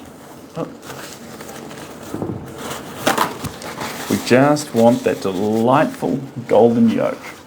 Perfectly pH balanced, hardening through emulsifying. Wonderful thing to happen.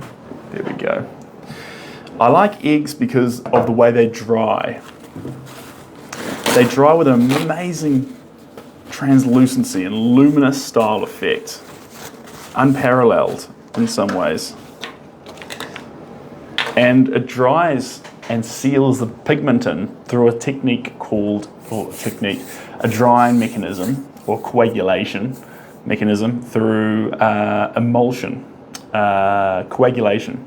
So the reason I like that is it doesn't off-gas dangerous chemicals, cheers Vernon, as you're doing your artistic process. The chemicals don't matter so much once the painting is complete, but for the artist whose face is in front of the canvas the whole time, it's important that you make sure that everything that's coming off the painting in terms of fumes isn't causing you damage in the long run. It won't for one painting. It won't for two painting. It won't for three paintings. 300 paintings? Now we're starting to talk about long-term effects. And as an artist, sometimes we're so hell-bent on making people happy that we can forget to look after ourselves. Lead paint. Lead paint can really hurt you. Lead paint can. Candium in paint can. Acrylic polymers in paint can. Terps in paint obviously can. These things are dangerous. Shenanigans will catch you later. And so there's a more beautiful way to do things. A safe way. And the safe way, with these egg yolks, once these dry and coagulate on the surface of the art, means that actually we are safe. So is the art. It'll last indefinitely. Indefinitely, when I say that, Last Supper was painted with egg yolks. Michelangelo and Da Vinci did a lot of works with egg yolks. Fantastic individuals. There we go. See that? That's a good one. That's a very good one. See how it's got that nice strength to its yolk. A lot of height to it. Perfect to pop. So we got 4 little containers. We're just going to pop that gently. Then gently lift up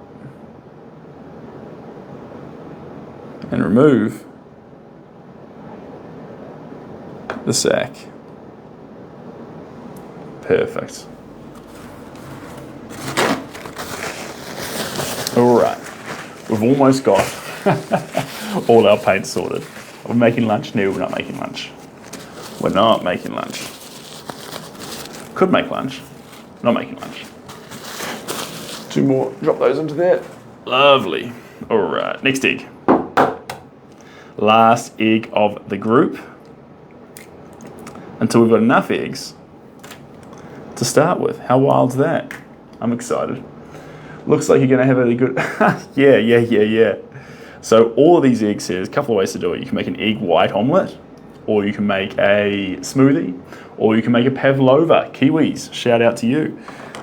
Pen, same story, on the edge of the fingertips, just like that. See that on the edges there? And I'm going to push the pen into it. Now, if you've got a Stanley knife, that's better, because obviously you get yolk up in your pen. But at the moment, I'm disastrously underprepared, so we're just using that. And then that's the bag that the egg yolk was in. That goes in there. And now we have our egg yolk, golden and beautiful, in each one of these containers. Dunk, dunk, dunk, dunk. And we have, as was said earlier, our giant smoothie container, which is fun. Perfect. So there's our egg yolks. And now the next stage to do with these, I might just bring you down just a little bit. There we go. The next stage to do with these is to add the colour in. So now we choose our pigments. I love this part. This is arguably the most fun. Let me bring these up. Coming on in. Okay. Down this goes. Across this goes. Up this goes. Perfect. Okay. Now, we need to choose what we're going to use to bring this painting into fruition. I want some lighter tones. I'm just trying to figure out what I think they might be. How many yolks will I go through each painting? Well, I'll tell you what. I'll use these ones up here. These are quite good. These are just 1 egg each. You can tell me how fast, watch how fast they get used, and tell me with extrapolation how long or how far, how many eggs you reckon you go through. Oh, just crush these eggshells down a little bit.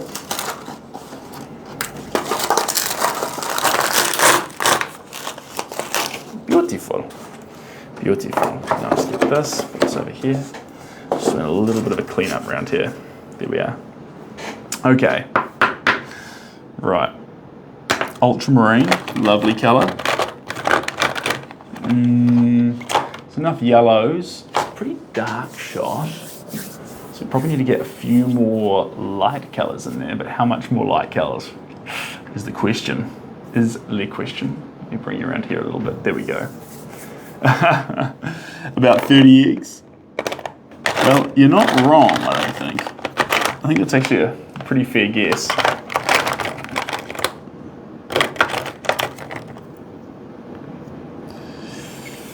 Permanent deep green. I'm gonna put it out here in the maybe pile. Gonna put it out. Seems to me that maybe. The colour I'm really looking for is cerulean blue. Pale rose blush. Blush. Yeah, we'll use some of this pale rose blush. Teal. I like where your head's at. Teal's lovely. That's really going to have not a whole lot of impact, but we're going to bring it out anyway, because sometimes those in-between colours can have... Here we go. This is what I'm after. Ha! Ha! Here I've been like, yeah, that's good. Yeah, that's good.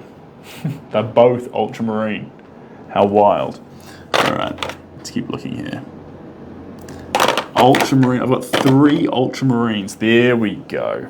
Primary blue, which is very close to phthalo blue. There we go. Now we've got what I want, so I'll show you that up close. That's the colour that I wanted. Perfect.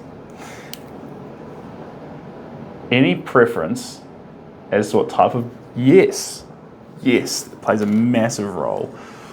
With the egg tempera, the preference you want to have is towards fresh eggs.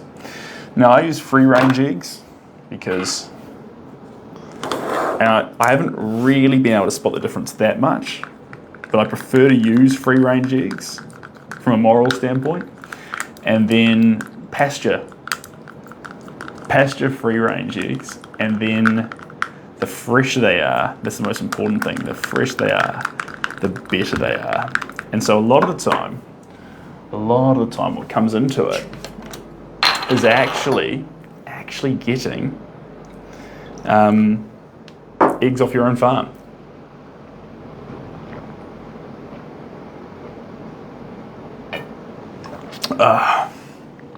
Delicious. Okay, I'm gonna add a bit of white into this too. Just a touch. Does the egg make the paint thick or more watery? All right, well, let me show you. So this is a platypus spoon from the Helensville Sanctuary. And you see this here? I'm gonna scoop out a little bit. That's the consistency of it. That right there, see that? So it's kind of like almost melted butter. Now this is too thick to go on the way it is. It's too much of an emulsion. It's like icing. That's what it's like. It's not quite like what we want. But before I mix in the water to get the consistency just right, we're gonna add in just a little bit, bear with me here, of this one. This is the white. And that's all we're gonna need, just that much. And mix that in here too. There we go, stir that in. And that's gonna turn it into more of a, yeah, now we're talking to it. Lighten it up a wee bit. Now have a look at the color change there. That's what we're working with now. You can see a little bit of the color on the back there. That white's had a huge impact, huge impact. And now we need to loosen up just a little bit. If you oversend it on the water, it'll lose all its strength. It'll really just become like an ink without enough pigment in it. It'll be workable. Of course it'll be workable. But it won't be as fun. It won't be that fun to be in it. Here we go, mix this up into it. There we are, beautiful.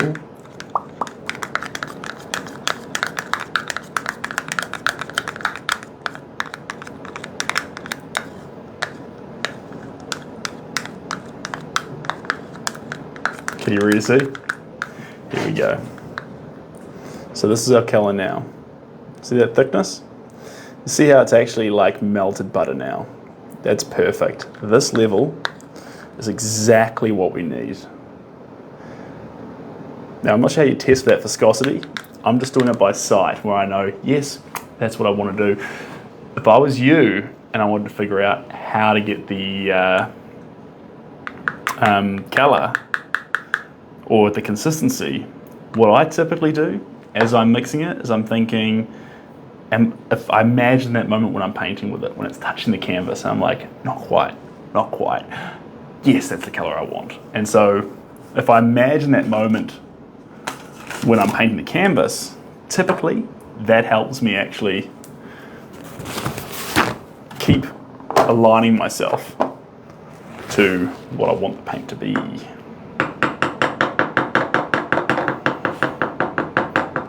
And like, there is a margin of error to this too, guys. I say margin of error, but there's a workable realm of paint. You know, you can work with it with 0 water. You can work with it with 10 parts water to 1 part egg. It's really, you know, it will have a huge impact on how it moves across the thing, but it's not like a fail. It's totally fine to do it like that. Right. Next one. Next one. Right. Let's get a bit of that in here. This is our pale Rosé blush. So add a bit of that in.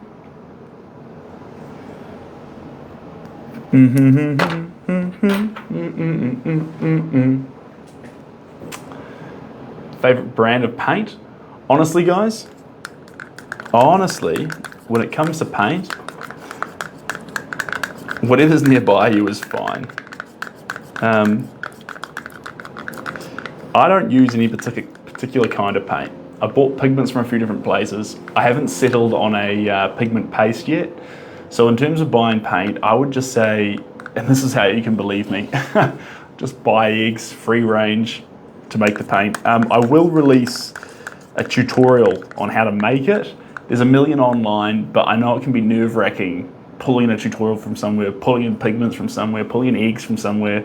So I'll make the whole shooting box as a thing for you. But for now, trust me, any eggs is fine. Don't be too hard on yourself in terms of keeping the whites out of it. They get in there, it's not the end of the world. A little bit of white won't hurt the painting. It may not last for 2.5 thousand years. It will be fun to make. Here we go. Up she comes, down she goes. Now see how this is much, much thinner off the bat. Much, much thinner off the bat. So I'm not gonna add any water into that. It doesn't need it. That's already very, very thin. And sometimes different pigments behave differently. So that's what I say without any hard and fast rules. So we added water into that, but see that's still thicker. And obviously if you reduce the amount of pigments down to almost zero and just paint with egg, you'll just get that sheen. A little bit of that yellow in the egg, obviously, but beautiful, shining sheen. A Charlie sheen. Right. There's two colors now. Next color off the ranks. I still want more bright colors. So what's it gonna be?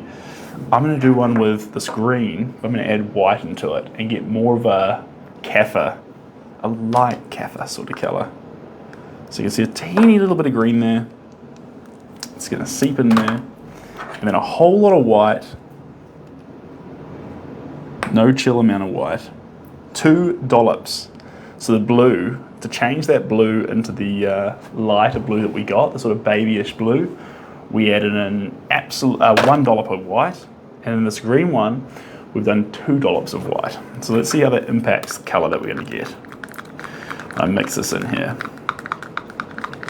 Remember that we're after a sort of kaffir lime greenish color. Wants to look almost like spearmint. If I was advertising a Listerine spearmint, mouthwash, this wants to be the color that would best represent that.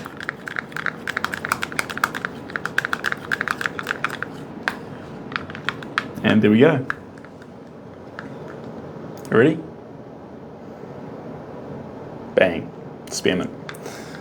With this one here though, we can buy anything else in there. I think that should be fine.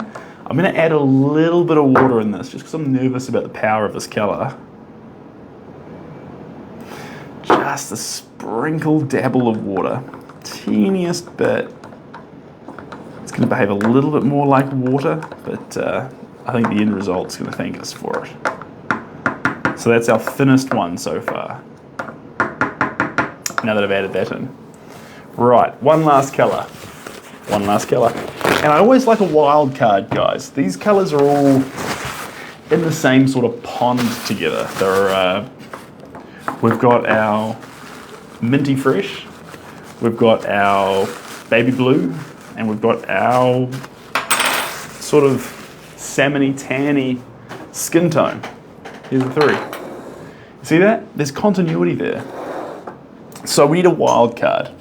And a wild card encourages us to shake things up. And if the mood catches us, we can deviate from the plan and get a little bit wild.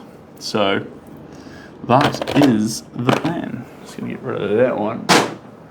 And let's have a look-see here to see if I've got one hanging about.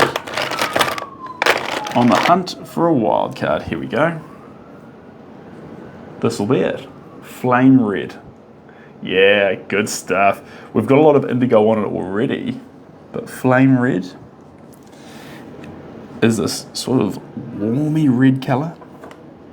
Beautiful, but without just flame red, one thing I'm going to do that's going to be a bit wild, and you're going to be like, ooh, I'm going to get some ochre pink. Ochre pink, and that's ochre pink. Look at that colour. It's got some pop to it. So let's bring this in here. And I'm going to go 1 part ochre pink to 1 part flame red. 2 wild colours in the same container. And when I combine them, it's going to give us this outrageously poppy red. Outrageously. If you've had poppies here in New Zealand for Anzac Day, that's the red we're going to get here.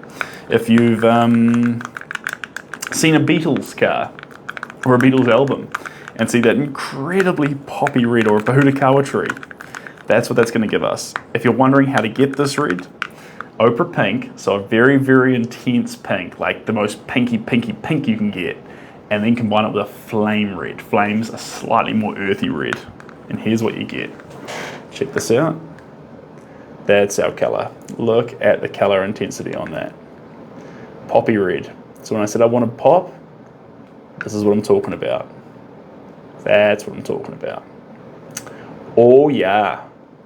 Perfect. So that's our wild card. I'll bring these in here again so you can see them. And just like I was saying, you see how these two are almost a similar hue, and these two are a similar hue. So we've done a good balancing act here. But certainly if you were to point out the pop colour, it would be this red. And we're going to use it accordingly. And since these are in little jars, we're going to put little lids on them, just like this, to stop it from evaporating too much of that water before we get round to each little one of them. Kind of fun. There we go. There's our blue, minty green. Lovely. Now, are we going to... Ooh, got some on my skin there. Question is, for me, and you guys, are we going to start with the red? Are we going to add the pop on first and then come back with the other colours? These are the questions. This is what keeps us up at night, thinking about this sort of stuff. Thinking about people. Thinking about people. Let's get that off the brush there. Lovely. 1 clean spoon. It's actually got a platypus on the front though. You've got to see that. Is that in high enough quality so you can make that out? This is my spoon from an op shop. It set me back a delightful $1 or 50 cents. So I'm pretty happy to have that. It's pretty fun. There we go. Okie dokie. Let's put a lid on this one. There's our 3 colours. I'll bring those with me. And I'll spin you around in just a second. All right, down these go. Whoo-wee. Spin this around. People keep talking about people. Do. Move you back a little bit, provided I don't break anything in the studio. Lovely. There we go. Wonderful. I think we're all teed up there. I'll just make sure we're in the right position. We are. That's perfect. I think that's perfect. We perfect? We're back in a good place. There we go. Okay, and how's that looking from a distance? Yeah, we're pretty good. We're pretty good. We're going to see how these, Scott, absolute pleasure to have you here, mate. We're painting a farmer. His name's Greg. We're going to see how these 4 colours land. I don't want to jinx it, but this might be where we need to get to in terms of finishing this painting off in a bit of a wild flow state. But we're going to see. We're going to see. We've got our 4 colours. That's the important thing. And we'll have a little bit of a play. A little bit of a play. Let's bring them up here. People keep talking about people.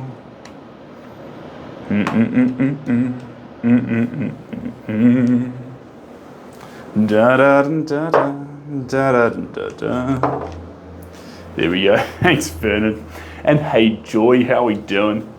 Right, this part up here wants some love, but before I give that love, I am a little bit addicted to the idea of adding some highlights. So let's do it. Here's our brush. I'm gonna be careful with this red too. This red is so incredibly poppy that we are asking for trouble if we use too much of it.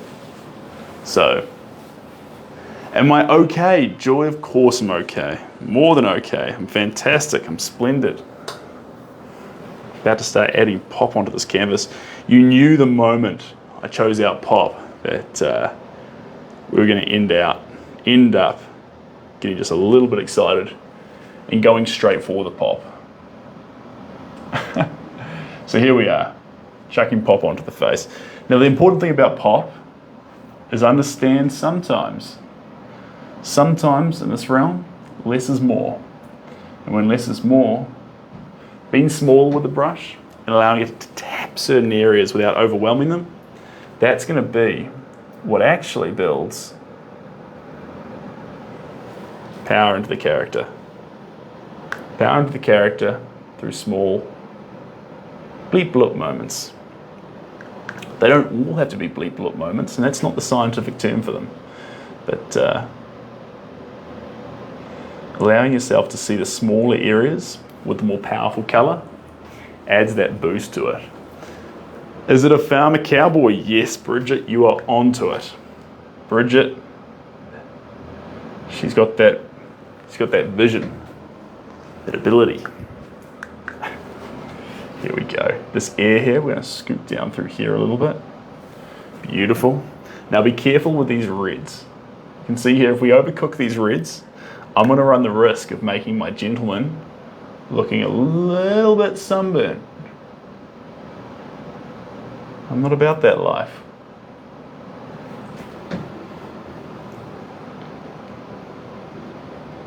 There we go. Beautiful. And then up on this tree here. Lovely. Lovely. And then up in here too. Yeah, now we're talking. Perfect. Why is the screen black? Is the screen black? Shouldn't be. Thanks, Diane. I appreciate you. Yeah, this one here is, we went for some pretty poppy colors on this one. And look, it's paying off for us right now. But like I say, we've got these 4 colors to add. We may go in the right direction, we may lose it. And I always say that we may lose it because it doesn't happen often. But occasionally you work on a painting that no matter how hard you try, you can't seem to thread that needle. And we need to realize that we are running that risk. When you're dealing with the craft of chaos, you're dealing with the lack of ability to control what the outcome might be. Your only element of control is over the way you feel about what you're making. And in this case, we feel pretty good. So that's our job here.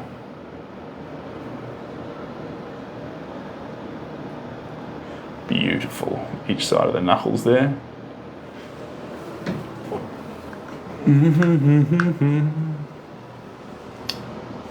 Talking about people.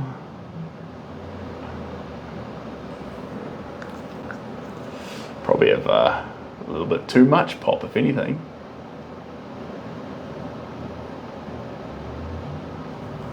Lovely.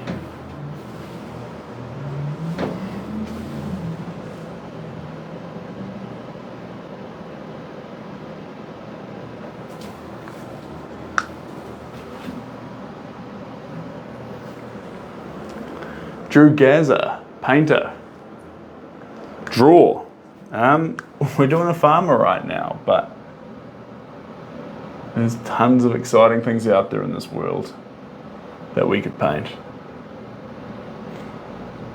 Here we go. That was a good stroke. See that mouth there? How it didn't acknowledge it was a mouth, but the way it tapped in there, it helped us better understand the mouth. That was a good one. Hello, JB. That's the thing, you stay on You gotta stay on for a while on TikTok, otherwise you miss people. I'm glad I was around to catch it, JB.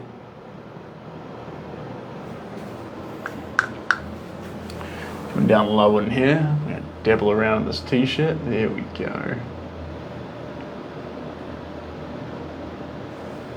Beautiful. Talking about people. Lovely.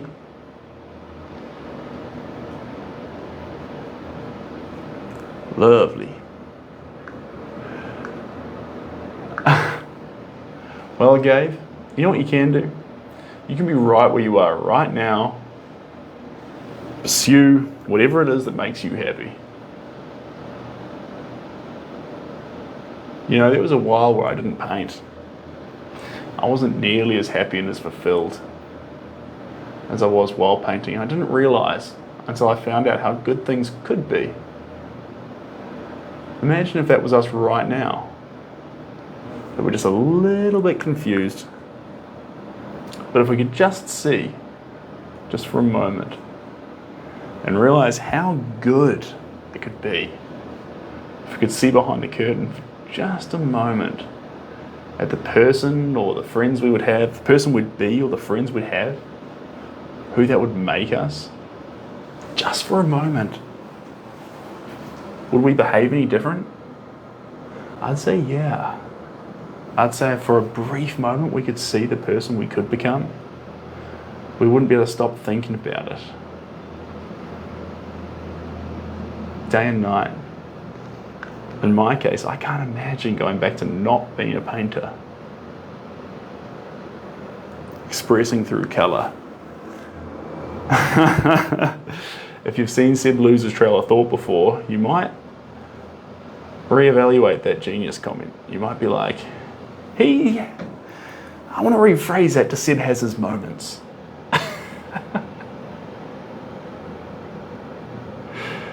There we go.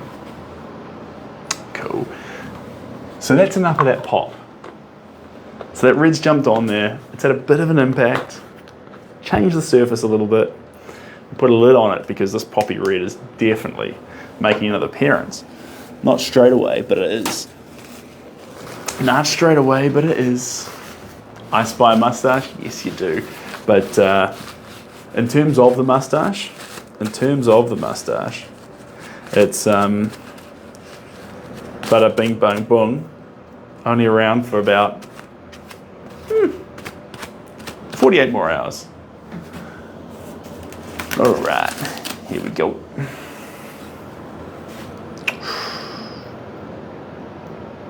It's a good little paintbrush. It's on its last legs though. Oh, thanks. Who's that there? Thanks, Paris. I appreciate that. There's a couple of people right now waiting on me to get back to them for commissions. So if you're one of them, Paris, I'm very sorry I've taken a little bit of time. I can see that and it's entirely on me. There's about, I shouldn't say this, but there's about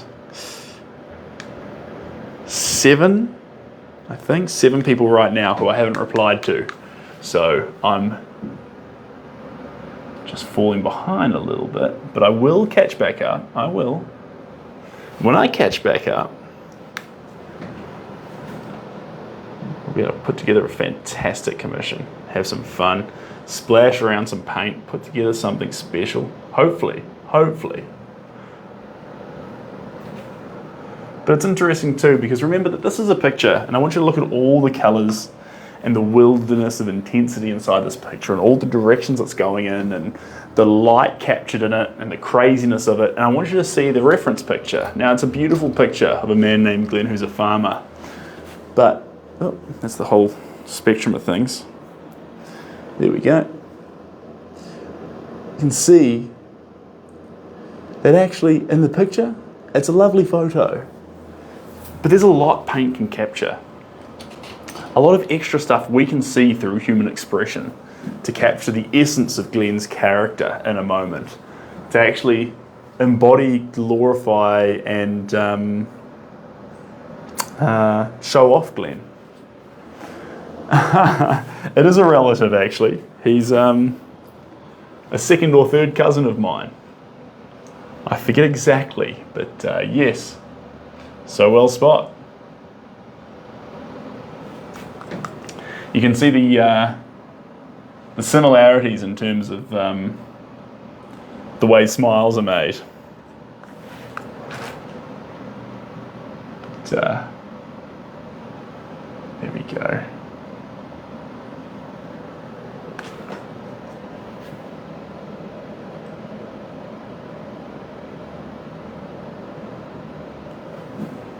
There we go. You were right. Eyes are similar? Yeah.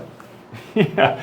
Now that you say that, I hadn't seen it before, but he does kind of look like my Instagram profile picture.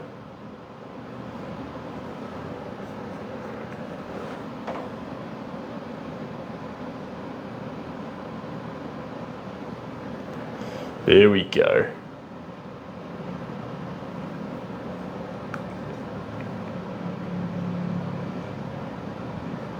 So I think we've got 4 more works to do before Christmas.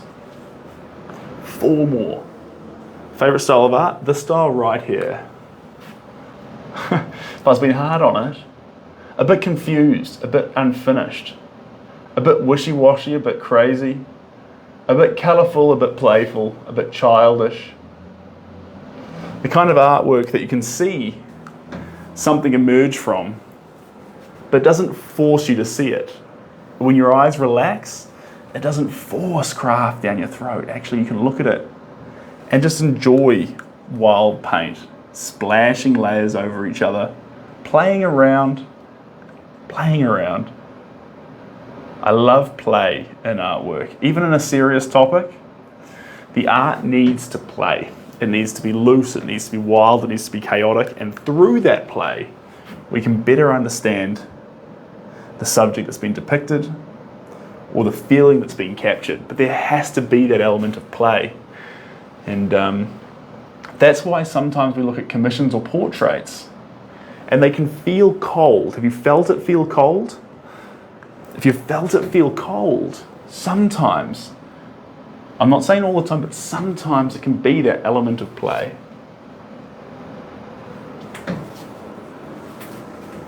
Coming back, sorry, I saw something about my,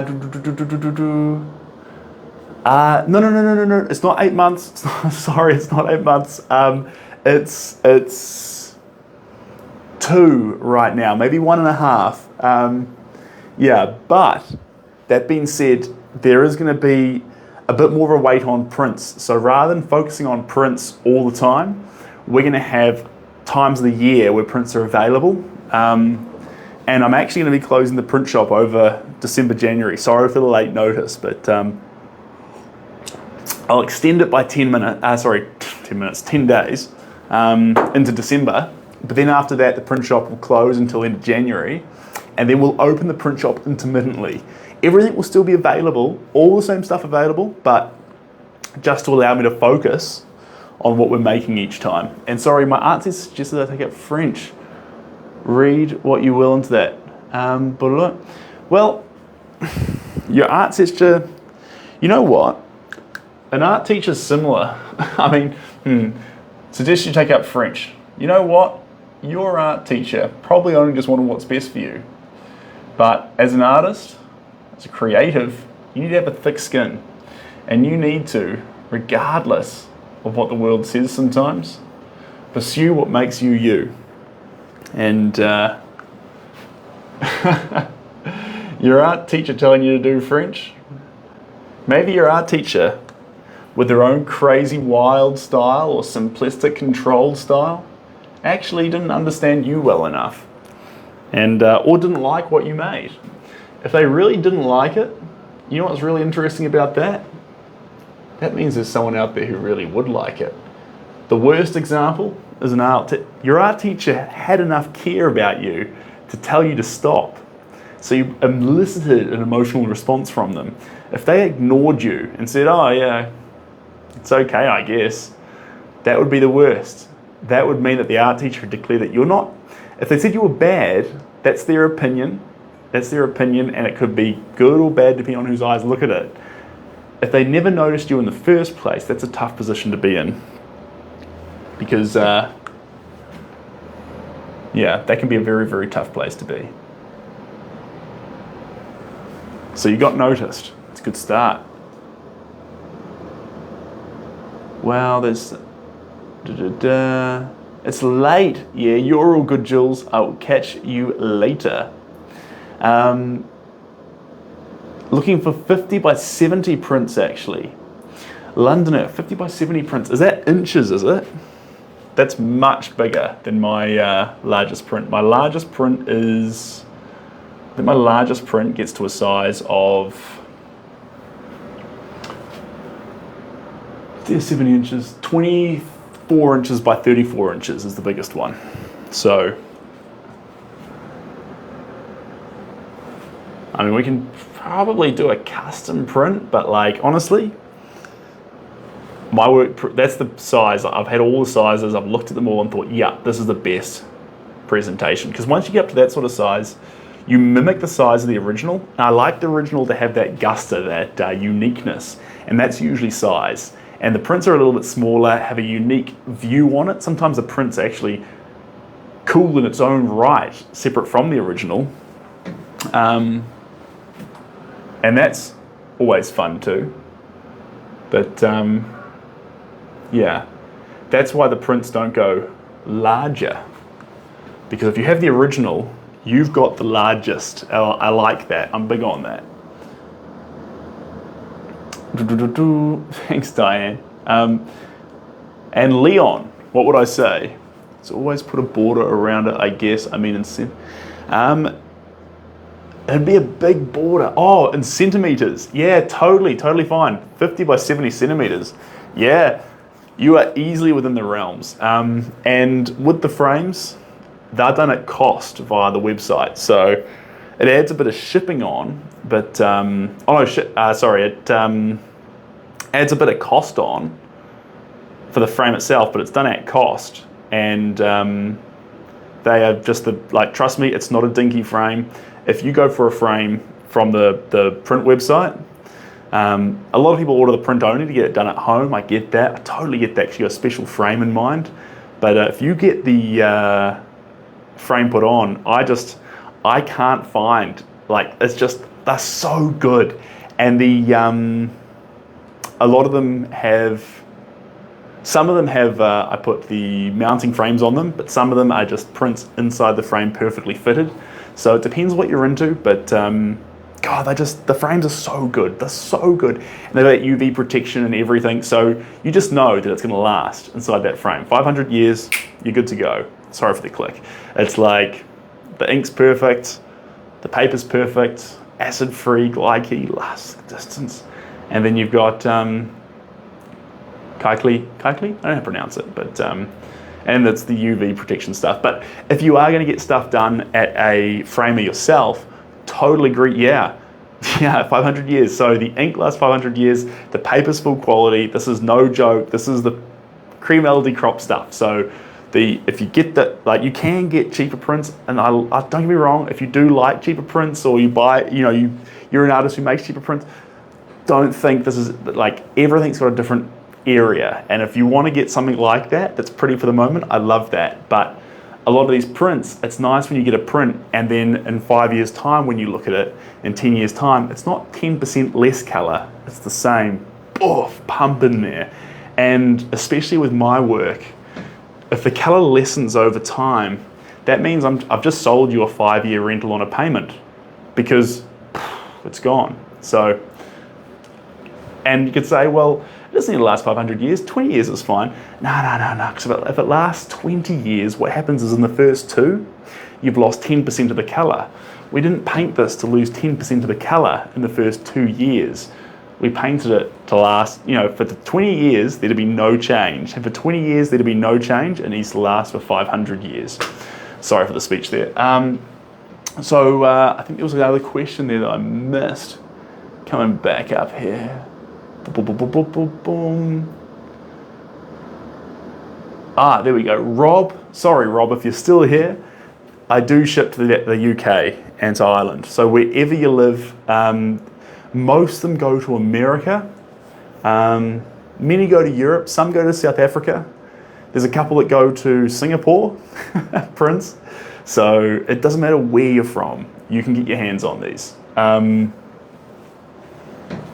What was the other thing I was going to say? And the art, I think that was the next question. If the art, do I sell the art? The art does sell, but at the moment, we're talking about prints. At the moment, there is no originals available. So when more come available, I'll make an email out and let everyone know what might be up for grabs. But at the moment, there's nothing. I've got 2 in my private collection. 2 in my private collection. So if you decide that actually, hey, can you show me what you've got as your works in your house? Because I keep a couple around. Kind of like a, oh, let me just sort that out. Ugh. Just get this here. Sorry guys, we're gonna do a bit of a change here. Bear with me.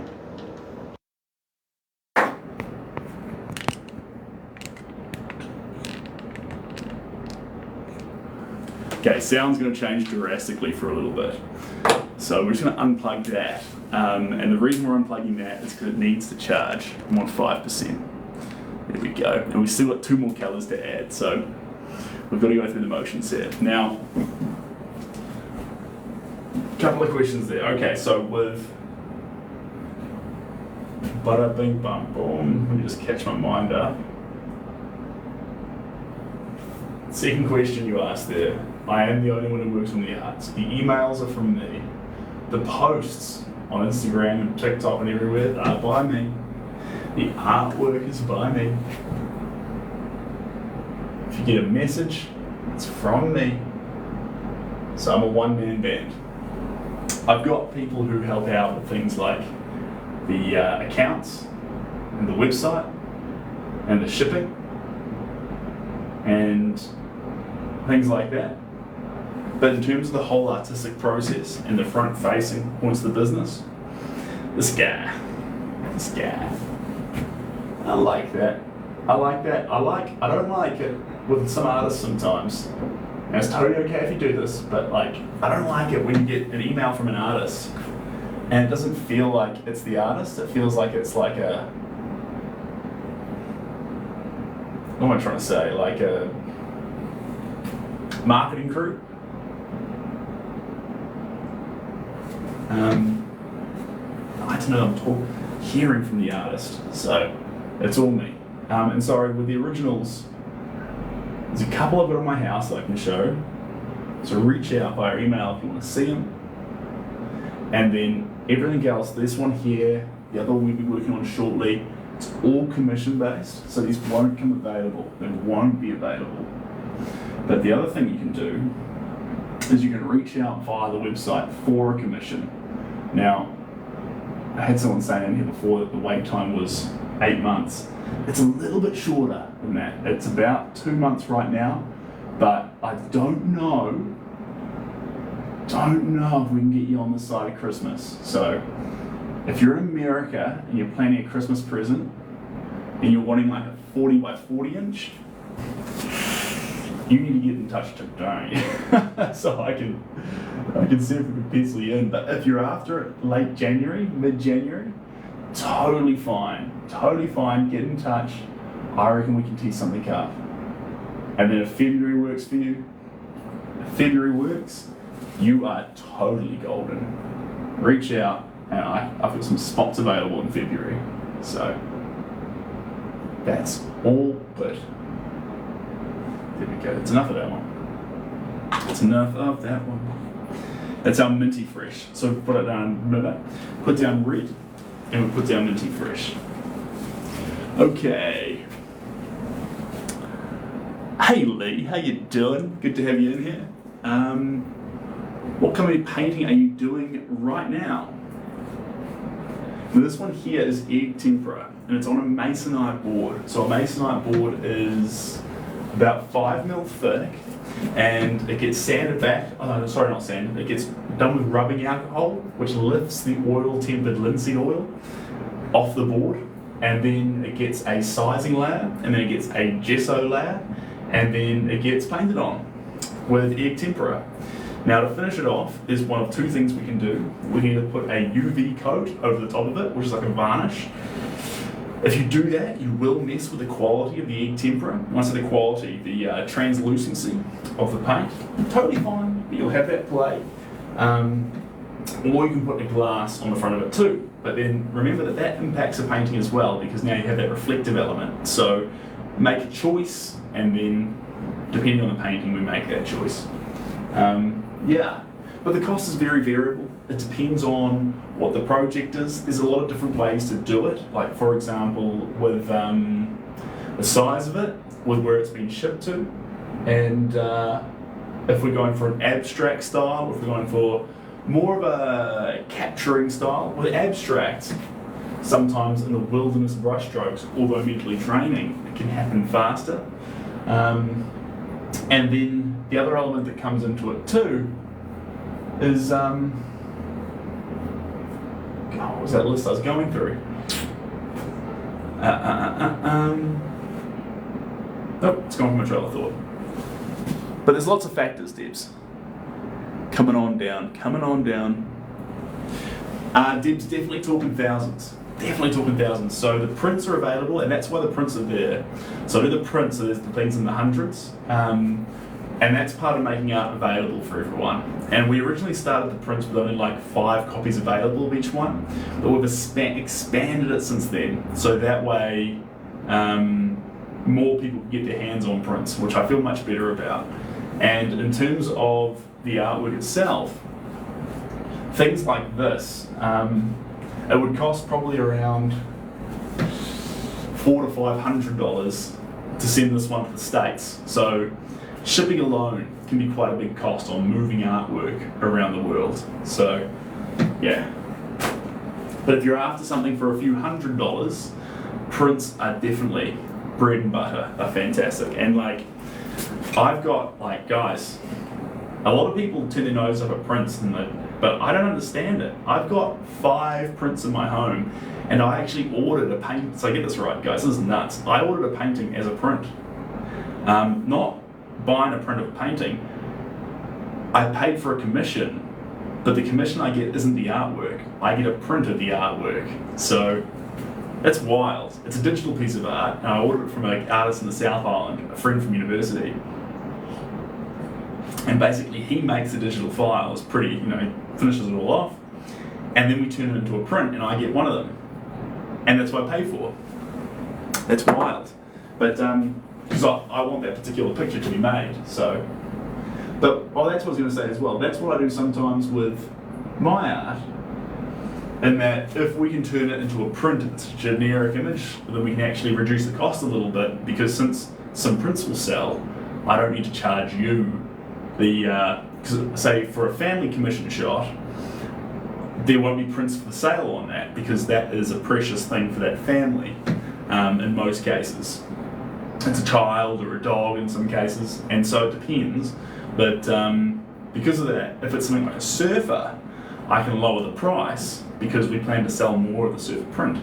So there's a little bit of weird stuff that happens in the background like that. So different things are different. And every artist is different. Usually, sometimes if an artist has been going for, some people charge for doing it longer. Some people form a really prestigious name, or work through a gallery, or say you have to talk with your agent, or there's a bunch of different things. So, in terms of, and each individual person wants different stuff too. Some people say, like, I don't want to control the process at all. I just want you to get a canvas and go wild. Can you do that for me? And then some other people say, like, I really desperately want this exact picture like this. Can you do it exactly to these specs? And we'll work these different requests. And I won't manipulate myself in a way that I become lesser. I'll choose these like quests in an RPG game as things that actually will grow me, build me, and in the end, give them something beautiful and unique that's art, not craft, art, in the form that it's not a repetition. They didn't buy Seb's going to do another painting. It's something unique and special, made by me on a journey, not like a little pause. There's your craft piece, and then back to my main journey. An actual, let's go on a quest together and make something special. Coming back up here, ba-da-ba-bing-ba-boom. And Santi Feb, we can absolutely do that. You know where the link in the bio is. And what was that there? That's a love. Oh, thanks, Rachel. I appreciate that. You're absolutely lovely. So yeah, so we've got 2 more colours to add, and then we'll assess if we've completed or if we're going to grab some more colours and continue. But I think we're in a really good space. We've got blue, and blue's going to dive into a lot of these areas where that bottom ultramarine combines with the indigo. It'll be that blend in between. It's still bright, but fun. And yeah. Oh, sorry. Was there a question there about prints, guys? I get completely caught up on. Yeah. So Rob, there's currently 6 available. There's gonna be 4 more coming available. 6 more coming available before I close the shop for the 2 months over summer here in New Zealand. So 4 more coming available, but sorry. 6 more coming. 6 available. 6 more coming available. If you go into the website there is a link there for out of stock prints. Now these were prints that we did earlier in the piece, so they were limited release prints of like 5 or 10 copies, and so we won't be releasing more of those. Obviously, once they're sold, they're sold. But you can still go back and see those artworks, and there may be things in the future that we do with certain prints that were really popular. They'll never be released in print again, never be released in print, but they can be made available in things like, maybe we'll put it on a t-shirt. Probably not a t-shirt, but like if it's a surf picture, maybe we can do a limited release at some stage of like some boogie boards for Christmas, you know, and we can get them for our cousins or kids and things like that. Probably get prepared for things like, I say boogie boards, but like kid-related stuff. Kid-related stuff with Butter being me about to have a baby child. And sorry, Londoner, missed that.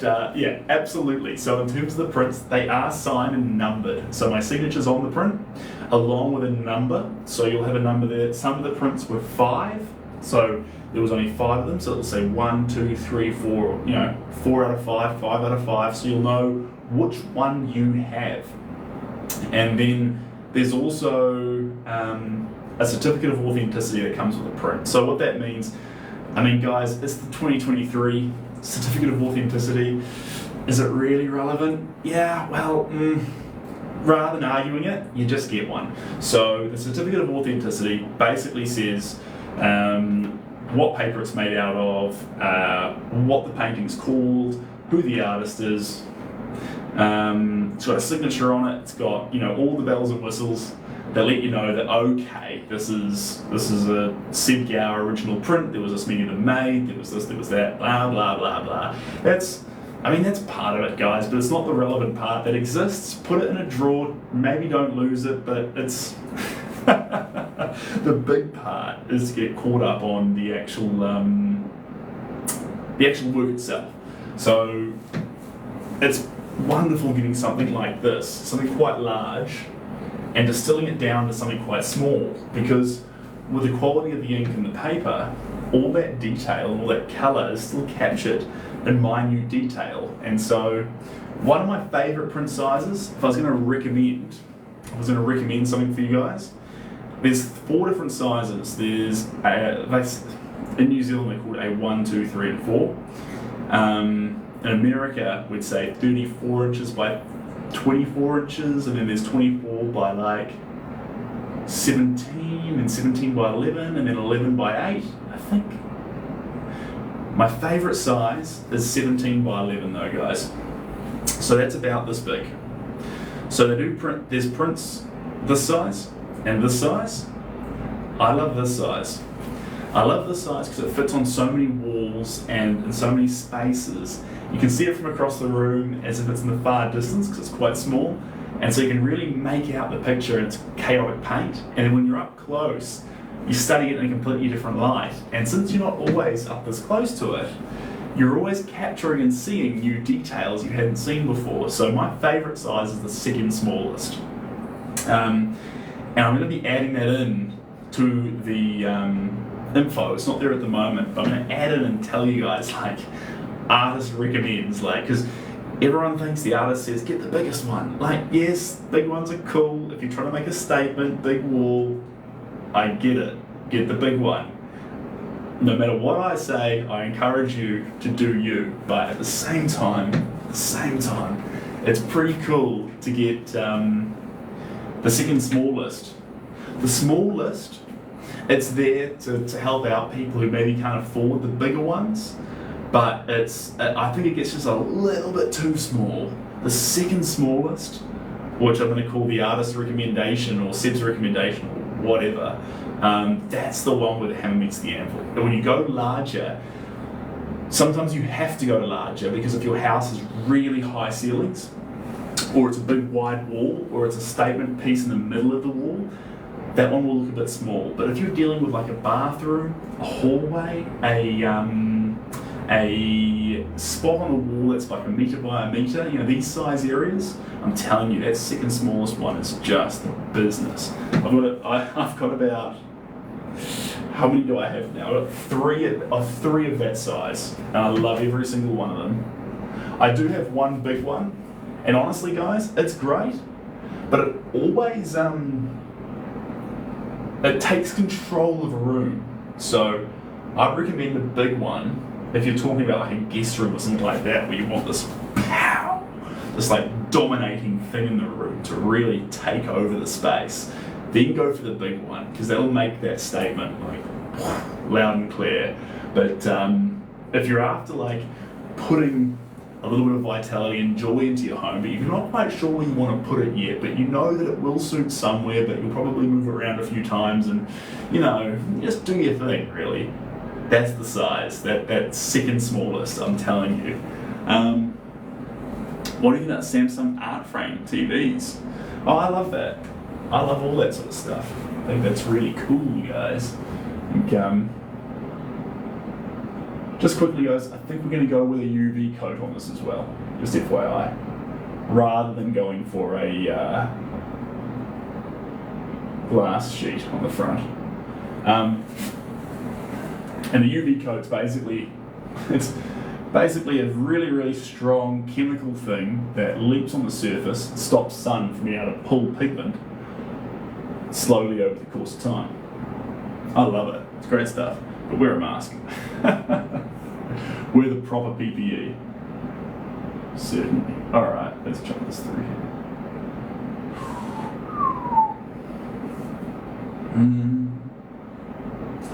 Imagine all the people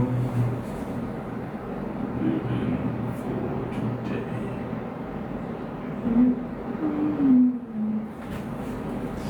There we go. Thanks, Samara. Appreciate you. Welcome on in. And I think it's pretty cool too that the TV doesn't always have to look like TV as well. Like, it can turn into being a feature, like a frame thing, or it can like be displaying Monets and Picassos and things like that on like a reel as it's there in the room. That's pretty cool. I'm a big fan of that. Big fan of that.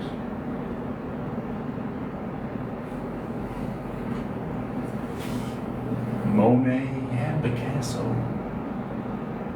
I had a dream that I was Van Gogh, living like a bando in my foolish castle.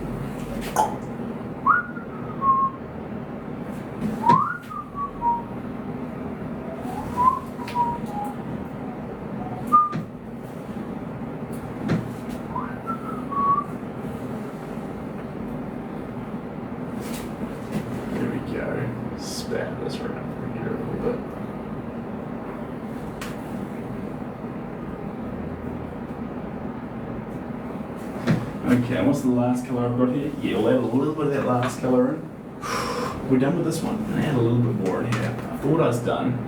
I always say that to you guys, but I'm just trying to catch you off guard, guys. He's never really done with these colours. There we go. There we are. Splash around through there a little bit.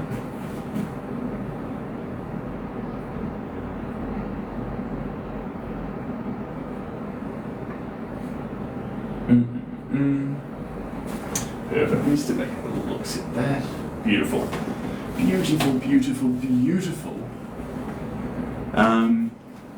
How long have you been working on this? Brandon, great question.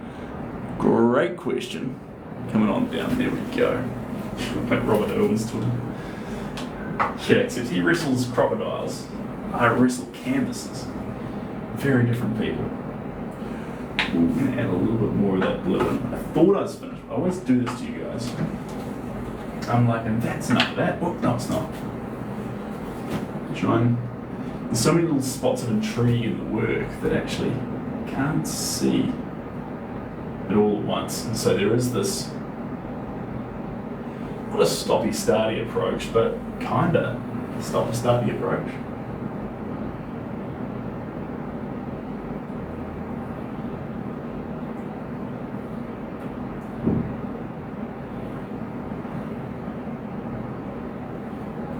There we go. Beautiful. Now we're sorted.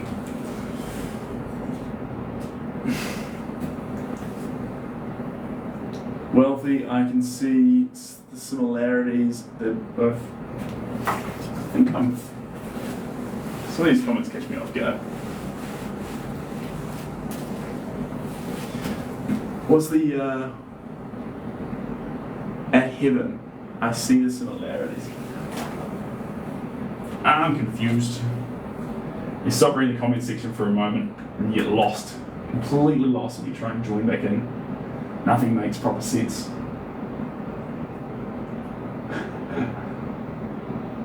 There we go.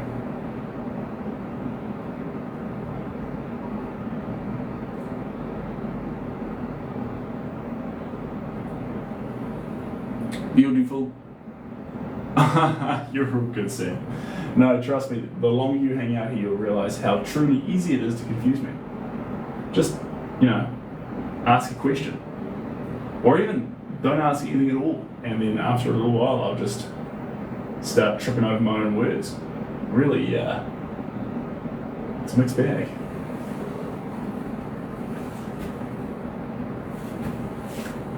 So this colour's coming off with an almost white effect, which is kind of cool.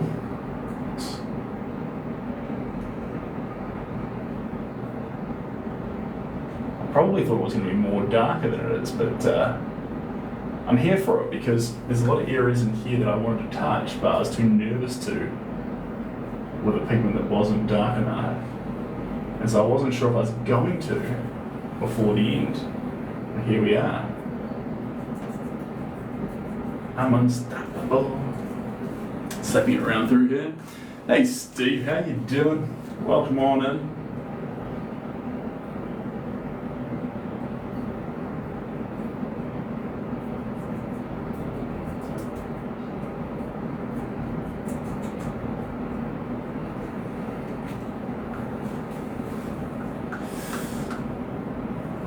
Alrighty tighty. Let's get a little more through here. Pretty proud of myself for how I've been on top of the comments today.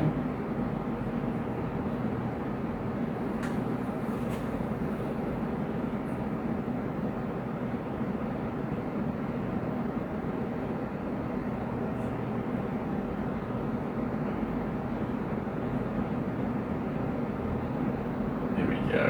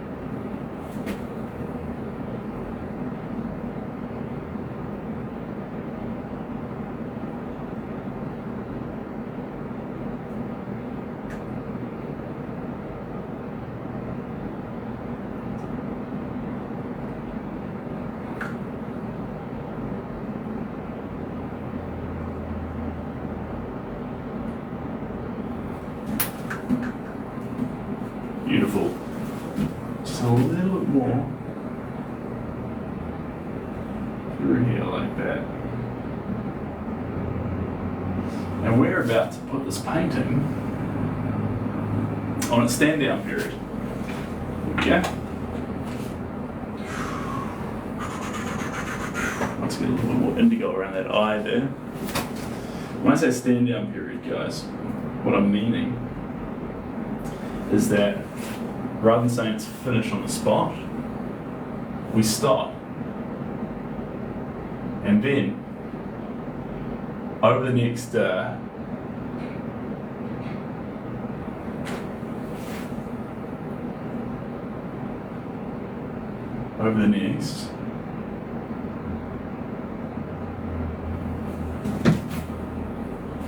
four or 5 days,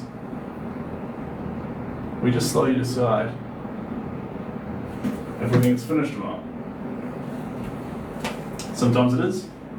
Sometimes we come back to it, attack it with some more. Sometimes we don't. Alright.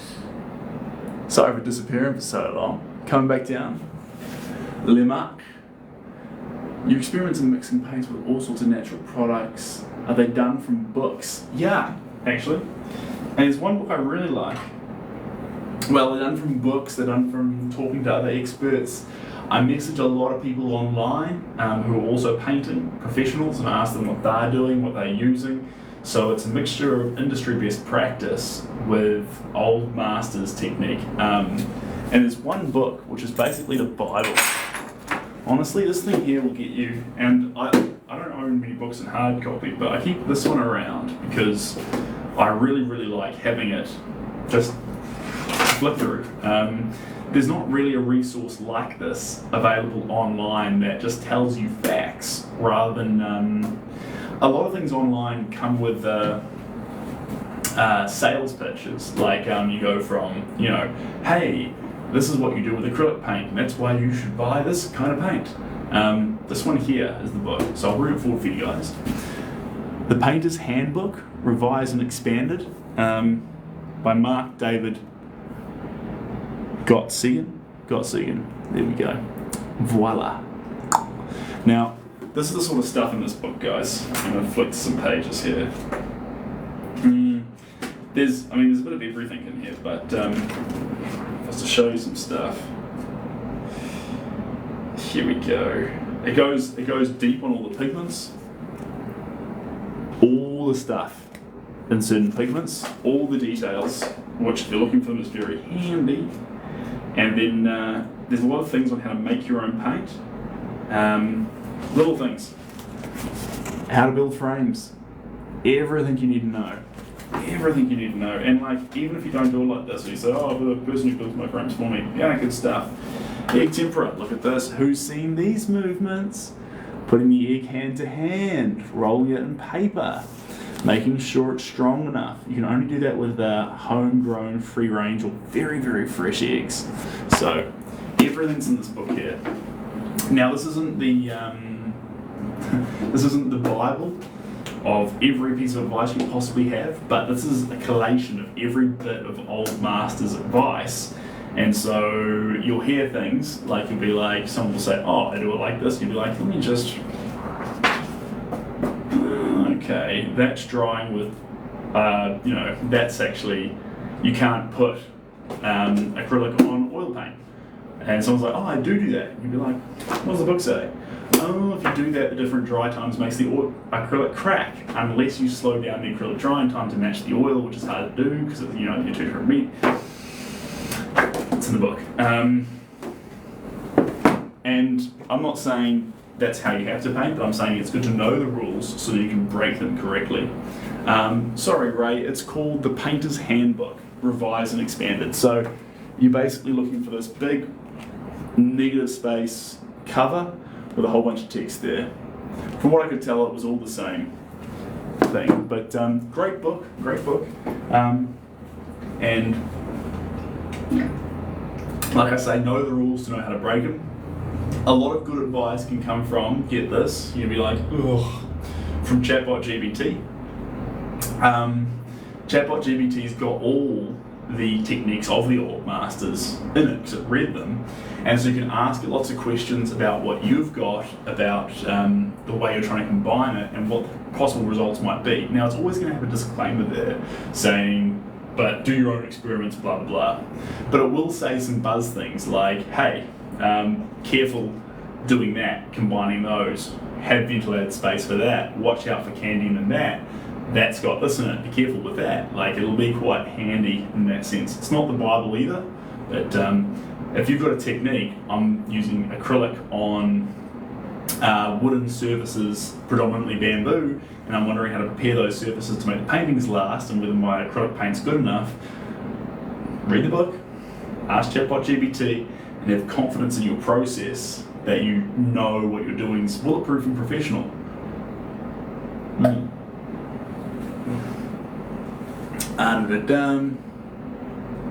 You're not taking George Stubbins risks then? Oh no, we take risks here. We ruin a lot of works. And a lot of the time when the book says things like, don't do that, it'll crack, or it'll do this or do that, I'm like, we'll just test that. And usually it's right. Some of the things it's a little bit off on. When I say a little bit off, I mean things progress a little bit. And some things like, you might be trying to do something quite new and different. And if you're doing something quite new and different, you can get quite innovative. And although it hasn't got that track record of proof, it might work. You don't know. And yeah, SodaStreams are fantastic. I have the 2 original ones still. Oh yeah. Yeah, I can see that. Alright, let's pause there on this big wildcat of a painting. It's been pretty fun though. I'll bring you close to it, guys, just quickly, for one little show and tell, up close. And then I'll put you back. But if I bring you right up here, this is what it looks like up close. So you've got a lot of wild paint. And if I bring you right in here, that's what we're dealing with. So that's what it looks like when you get too close to this work. Just wild texture all over the show. Looking a bit crazy in all its crazy ways. So that's what we want to be doing. And so when I pull you right back to here and put you up here, the whole picture comes into context. There's a guy with his, let me just copy him, that arm. There we go. I never fold my arms this way actually. There we go. And he's like that. There we go. That's the pose there. So, looking great. Anyway, we'll pause there. With this guy here, we'll take him down. There we go. And so the last step will be to put a, probably, a protective film on top of it. Let's see. Let's see.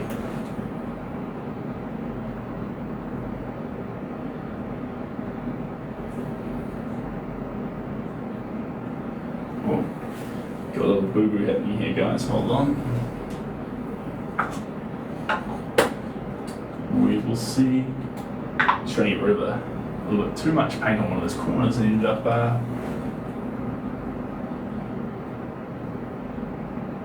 changing it. There we go.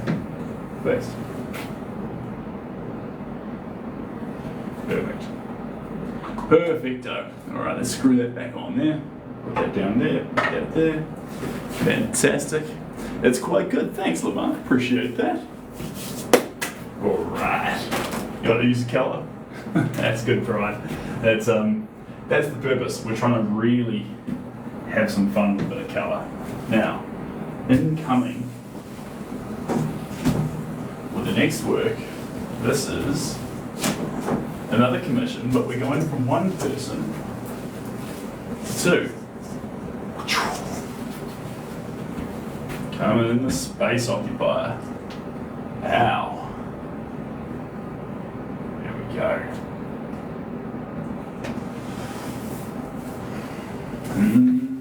Imagine all the people living for today.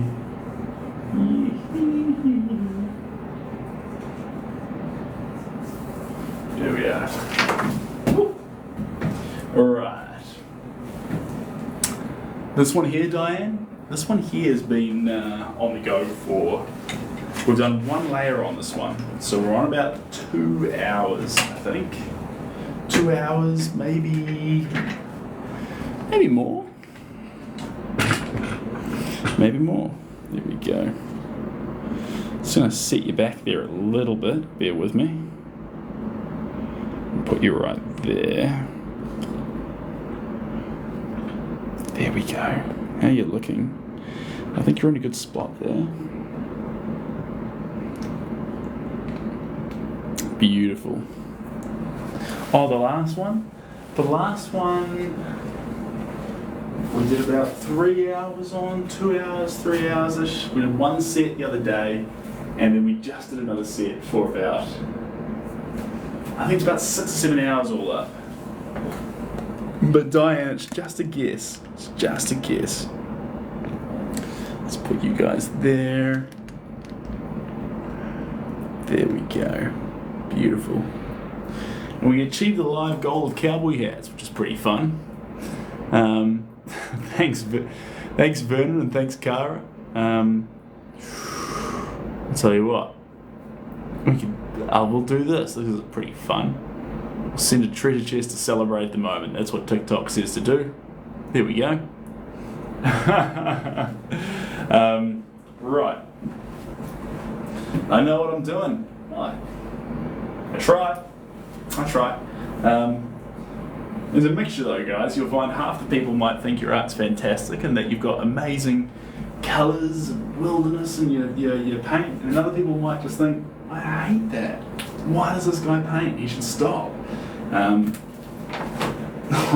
the road to professional artist, you're going to get both in abundance. So be ready for that. Right, here we go.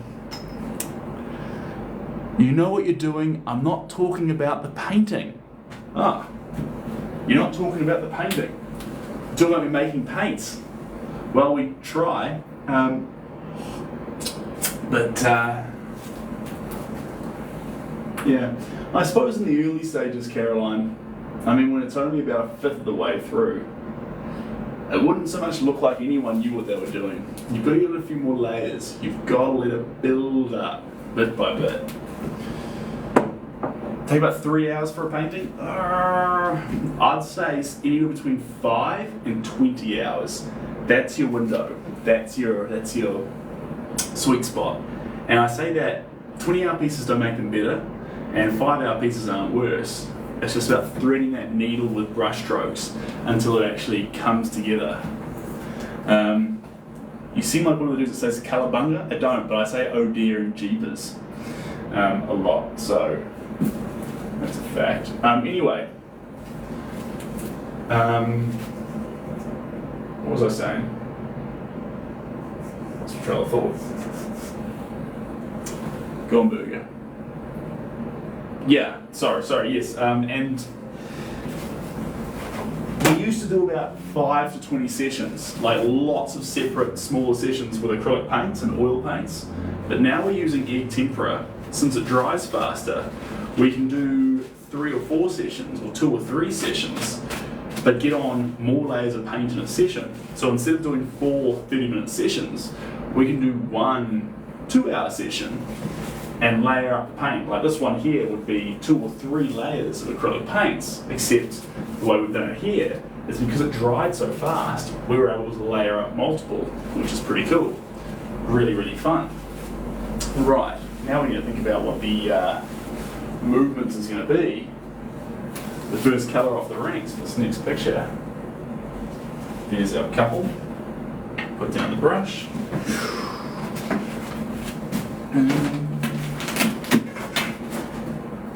And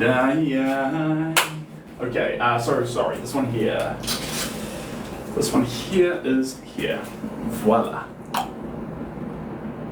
A lovely couple, arms around each other, a beautiful sea in the background, a massive needle space up the top there that we'll work with. And like I say, we start out wild, crazy, splash the paint in all directions, and then coming into those last few layers, we bring in that definition. We bring the detail, the facts, but not too much to overwhelm the passion in the initial brush strokes, but actually enough that there's a dance between the two, a harmony between chaos and control, a balance. We'll say a balance. Now, let's get this and put this back to here. And turn this up a little bit.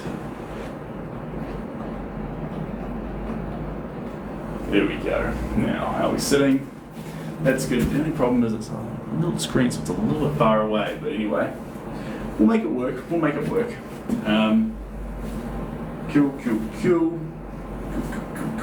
Cool. What am I going to start with? Ooh. Click the old shoulders. Probably purple. We'll kick off with those colours we started with last time. Purple, indigo, magenta, green. Make a little bit of green. We have enough in here already. Then a little bit of yellow. Bring that warmth in and throw those onto it. And then next layer we'll take it even further with whatever we think we need once they're all in the mix. So let's get started. Right, let's kick off with purple. Down we go.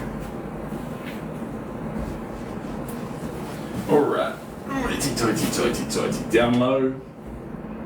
Drop it down low. To the floor.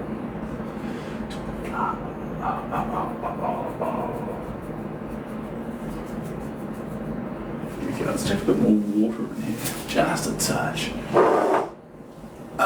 Here we go. A little bit in here. Voila. And we're going to mix this up just a little bit. Just a little bit more. Just a little bit more. Here we go. Lovely. Alright. Now, the next thing we're going to do now that we've got 44% battery, who gave us 44% battery? I don't know, but we're very appreciative. I'm going to get this. That's on record. I'll turn that off there. Plug this into here. And now, we're going to put this on here. There we go. So now you can hear what I'm saying. When I go closer to the canvas, I can still speak to you, which is a massive head start. Right. Oh, I need knee pads, guys. Okay. Amazon wish list for Christmas. Wow.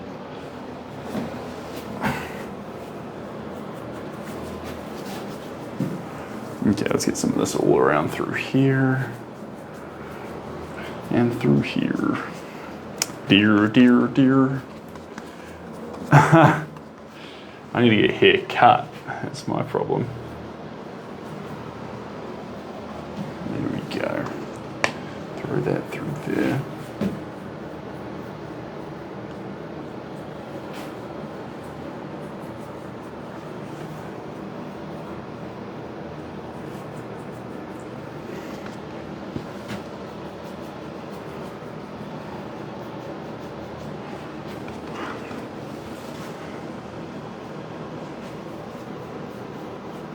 Perfect.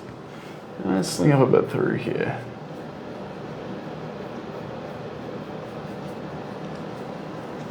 Lovely.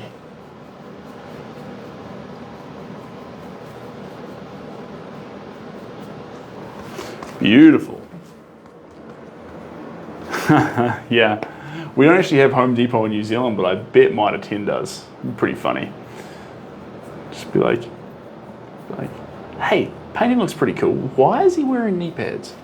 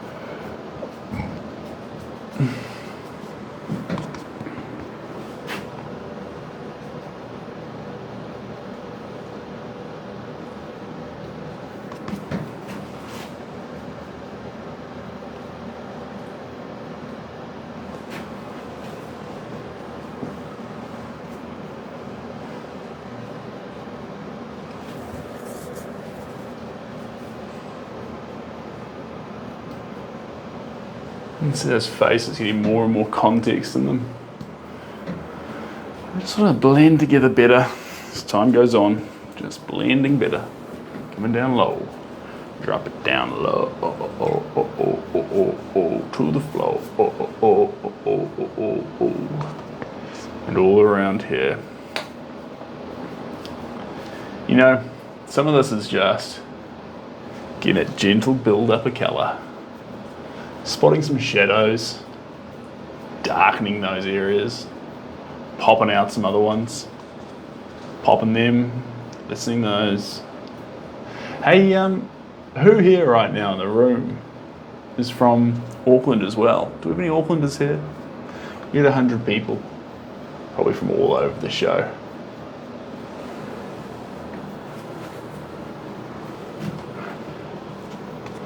All over the show. If anyone's from Auckland, I'm literally painting in Albany right now, which is the north part of Auckland.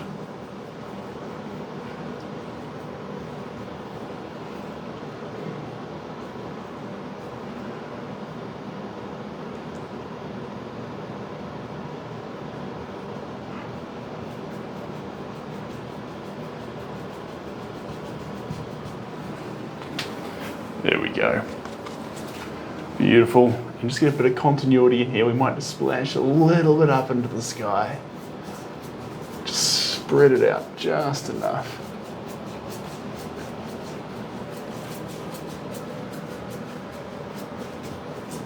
Lovely. Beautiful. Oh, I can't translate that, but your sister. Oh, that's pretty fun. Certain balance, yeah. Purple, especially this sort of royal purple, gets along really well with the likes of VDD. Royal purple gets along really well with the Naples yellow that's currently in the work. There's this beautiful continuity between the two, which is really fun to play with.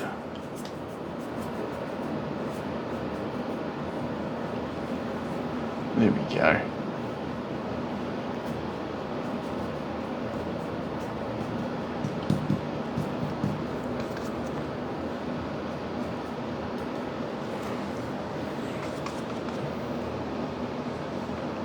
All right, let's get a bit of that blue. Indigo. Indigo. Niagara Falls, Canada. You come a long, long way to be here. That's pretty cool.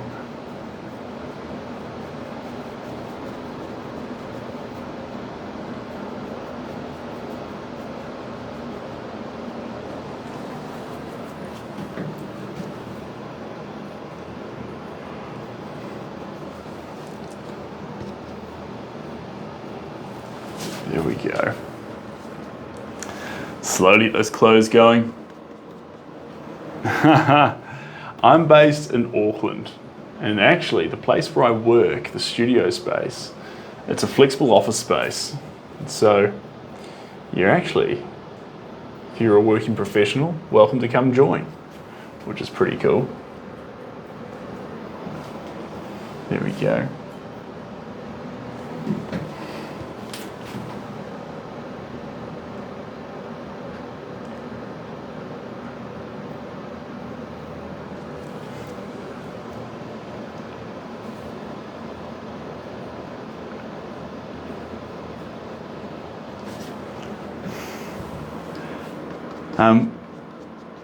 Great Lakes. Is that supposed to be Harry Potter? No, it's just a lady with glasses. I said just leave the glasses. We're painting love and connection here, guys. So this is a lovely couple.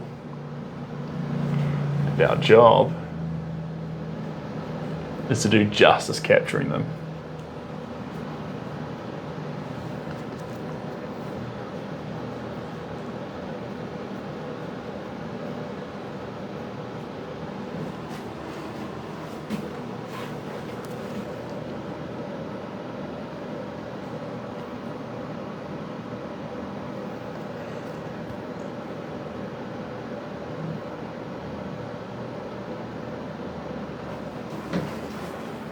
Beautiful.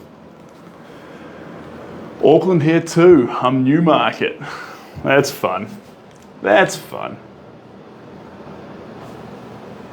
Newmarket.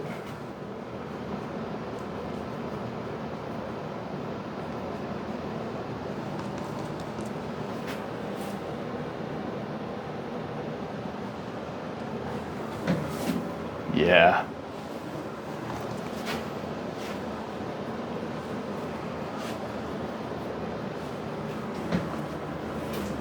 Auckland's a pretty big place. Not as big as the rest of the world, obviously, but it's pretty big. It's pretty big by its own respects. Coming from a guy who grew up in Tauranga before it had its population boom. We used to be out in the middle of nowhere, out in the wop-wops. But then, every year, town came a little bit closer. Until you'd no longer say we're in the wop-wops. You'd say we're on town's doorstep. Another 10 years, you'll say we're in town. Crazy how that works.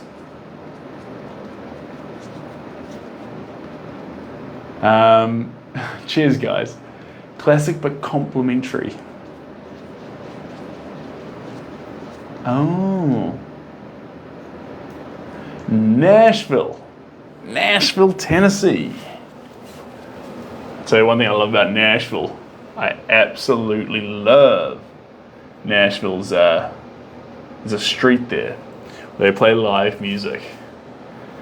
I mean, probably a million streets like that, but I remember all the bars had live country music playing, and in between them there were shops selling cowboy hats and jeans open late. And it was just the best vibe. Going there as Kiwis. You know, I was in America, I actually learned that people like country music.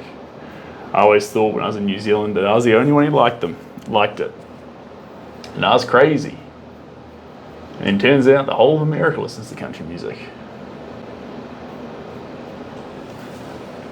That was pretty cool. Going in and hearing country music on the radio is about as cool as it gets, guys. About as cool as it gets. You know, at that point in time, I didn't realize anyone else listened to country music but me. I hadn't sort of figured that the fact that it exists meant that people must listen to it, but I thought I was the only person over here in New Zealand, and possibly one of the only ones in the world who cared. How wrong I was.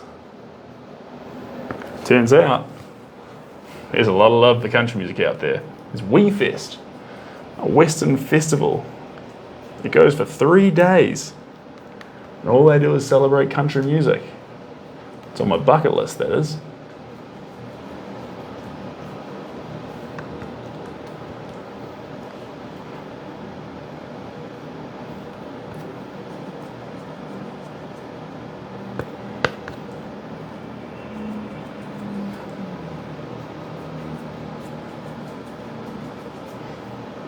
You'd be like, oh, as a Seb fan until he started saying he liked country music. He's ruined that for me now. Morgan Wallen, I haven't heard of him, but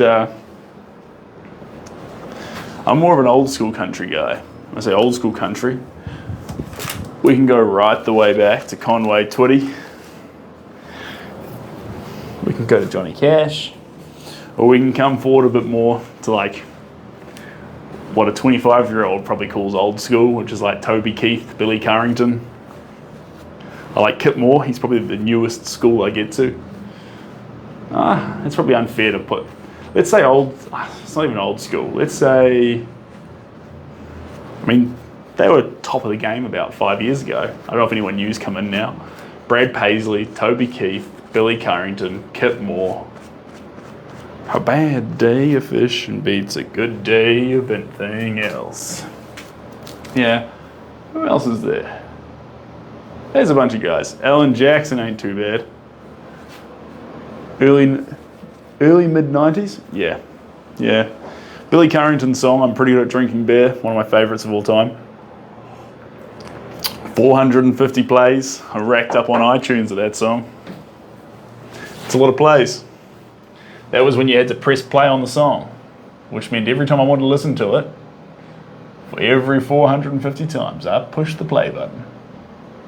Because that was the song I wanted to hear.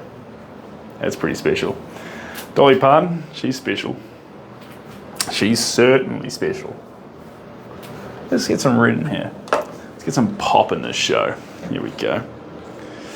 Da-da-ding. And guys, we are closing in on 50,000. This is pretty exciting. 50,000 likes, you absolute legends. That is building. Someone is doing their best, and they are getting a little bit of arthritis in their fingers, but you know what? They're committed, and I appreciate them for that. And so while I'm brushing on this paint canvas, you keep whacking away with that thumb or the index finger or whatever you're using to keep it going. It's pretty exciting. We got a country lover here. Davina loves country. Good on you, Davina. That's the way to be. I just like the stories. I like the attention to the lyrics some of the time. You'd be like, what? Now, don't get me wrong, I'm not defending all country songs here, but I'm saying that some of them have some really meaningful, powerful lyrics. Kenny Chesney, he's got a few beauties.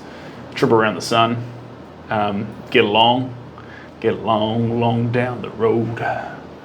And Johnny Cash, great lyrics. Stories, silly sometimes, but stories. Some of them are just, oh, my truck, my this, my that. But then, there's that song, I Hold On by Dirks Brentley. That's how you pronounce his name. Now, yes, it's about a truck, but there's more to that song. It's about, having a bit of grit to stick it.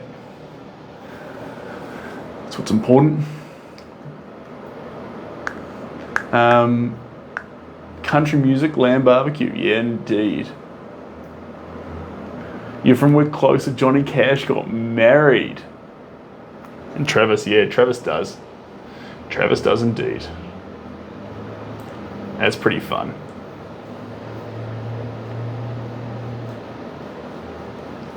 There where Johnny Cash got married.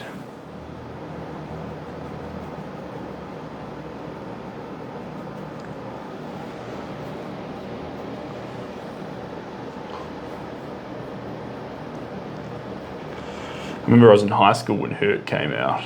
That was a great song.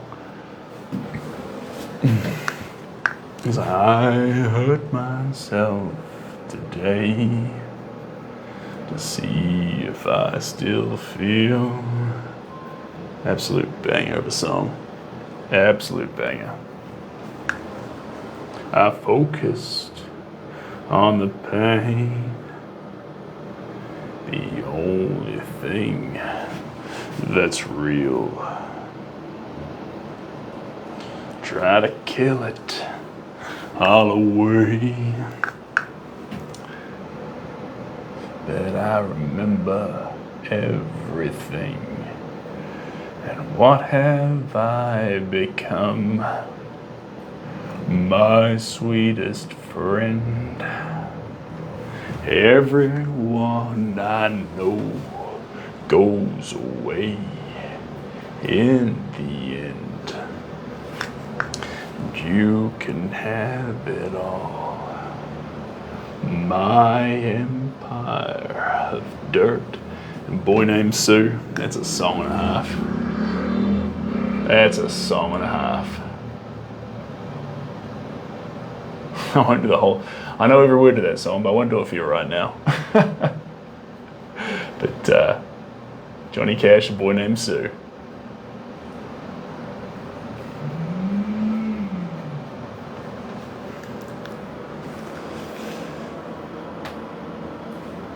Johnny Cash, I've never heard, but I love something, maybe music. Yeah, fair enough. Not everyone's heard of everyone.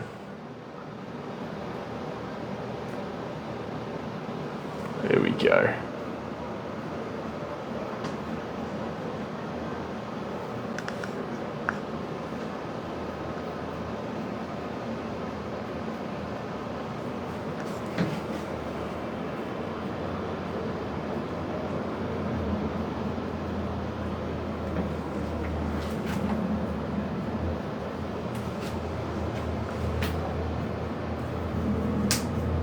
I'm looking forward to, a bit more magenta would be pretty fun.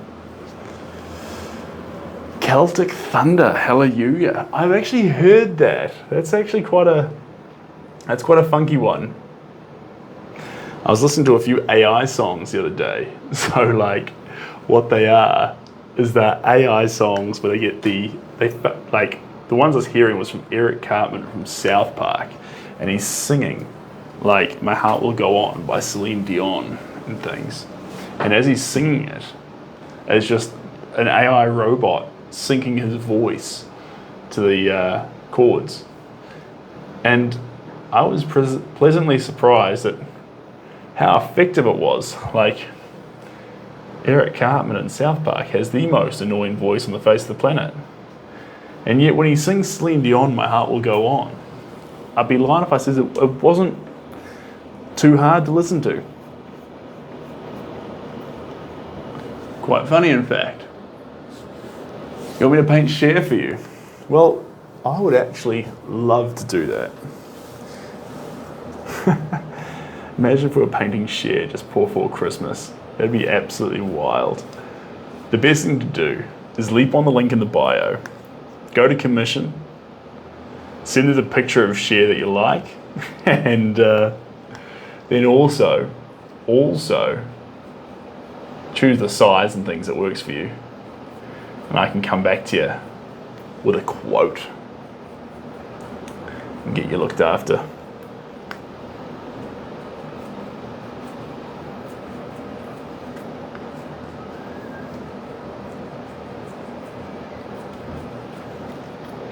Beautiful. Beautiful. I just want you to know that you're beautiful. That's enough poppy red. Oh. Yeah, that's enough poppy red. We're having fun with the poppy red, but we'll pause there. Yeah, perfect. That might be a bit of fun. I've fit in Texas. That'd be a dream come true. I love Texas. I've been there once. Wait, I've been to Texas once. Twice. Great place. Went to College Station of all places. College Station. Settled down there at a B&B for about 3 nights. What a beautiful place. What a place to go to university. What a place to grow up. If you're from Texas, I reckon you're in one of the best places on the planet. I love Texas.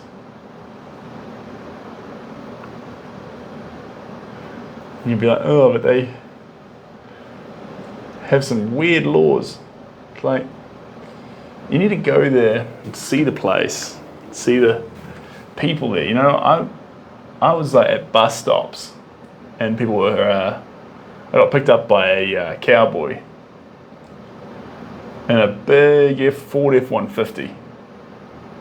Great guy, hot as anything. I was there in jeans. He picked me up and took me a few k's back to my accommodation, dropped me off. Legend. It's like the closest thing you can get to Kiwi hospitality overseas.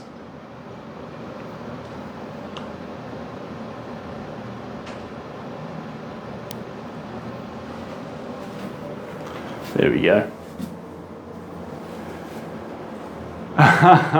Thanks, Kirsten. It's going to be gone.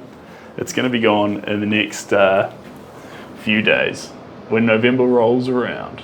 But at the moment, it's leaping off my face. So it is what it is.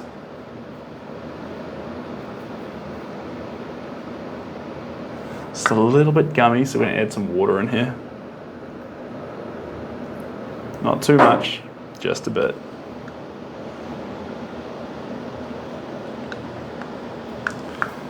Beautiful. And then we're going to come and snaffle up this bit here.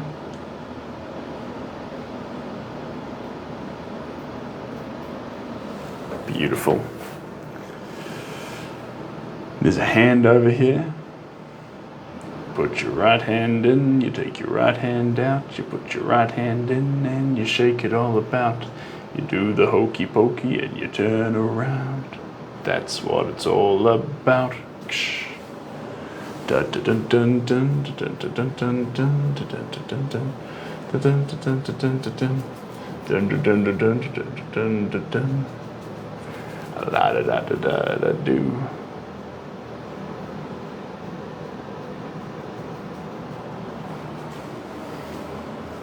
Beautiful. All right, we're making good ground, team, and look at that. Crossed over to 50,000 likes.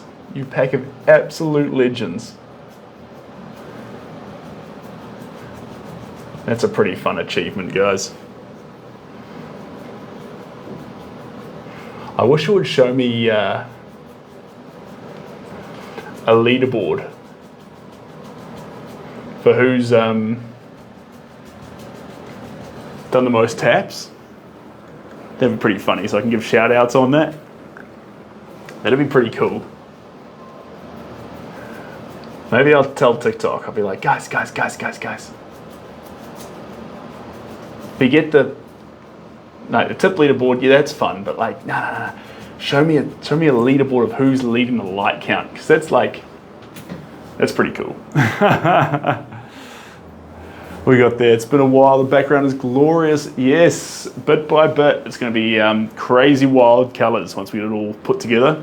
But it's going to take some time, guys.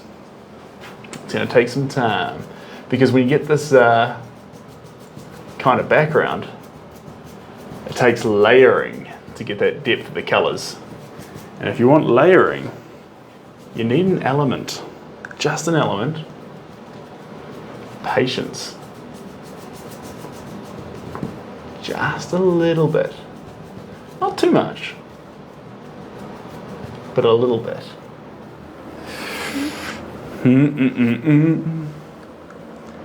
Thanks, Diane. Appreciate you.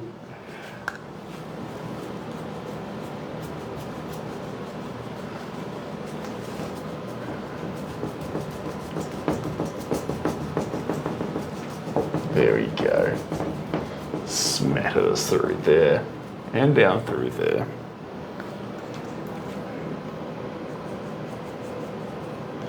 Beautiful. And then a little bit's going to come into here.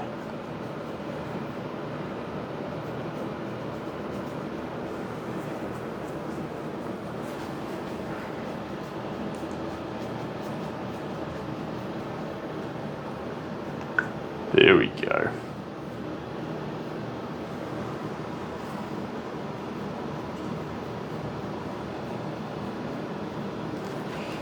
You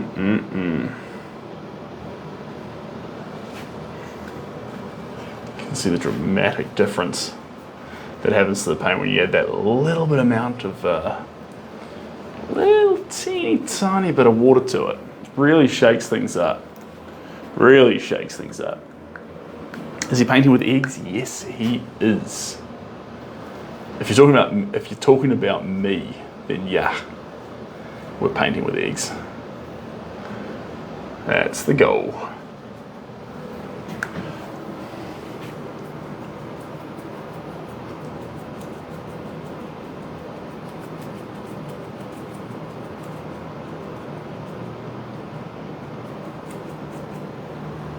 There we go.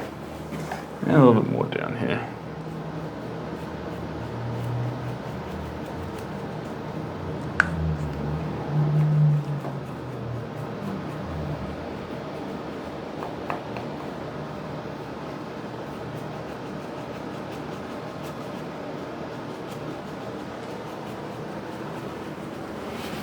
Alrighty, tidy.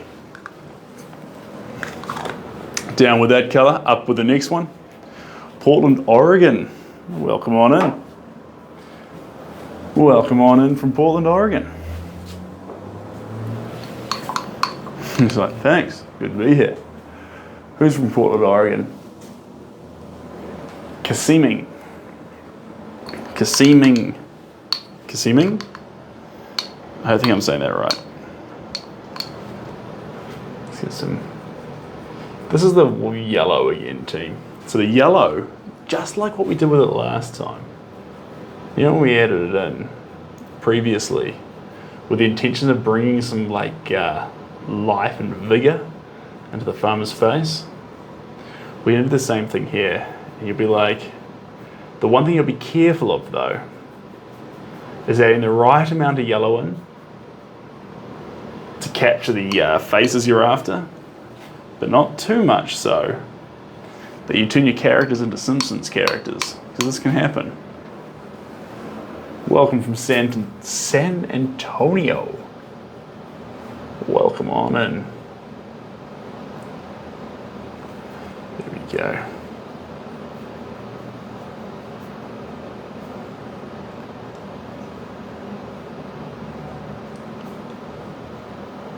There we are. Splash that around. Woo-wee.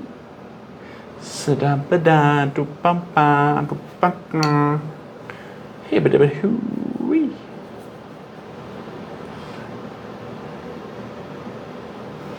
Beautiful. We'll splash this around. We're doing good progress here. That's exactly what we're after. The thing is that makes this really, really easy to paint, guys, is the beautiful big smiles. It's joy, it's happiness. It's like the moment that the photo is taken. You know, you wouldn't be surprised if straight afterwards one of them said something and they both started laughing. You wouldn't be surprised. You would believe it. You would. There's this relationship, this bond that's shown in the photo, abundantly clear. And so our objective, our aim, our goal is to try and get just a little bit of that on the canvas, if we can.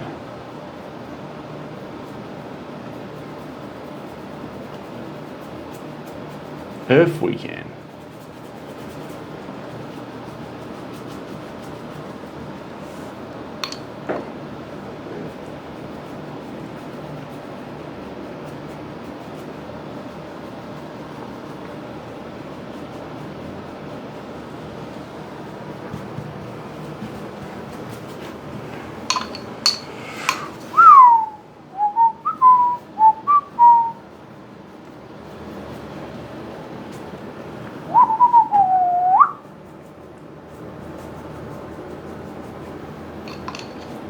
There we go. Add a little bit of this into the background here and empower that green color. Empowering it with a little bit of vigor coming through in the yellow. That's the plan. Let me just have a look-see here.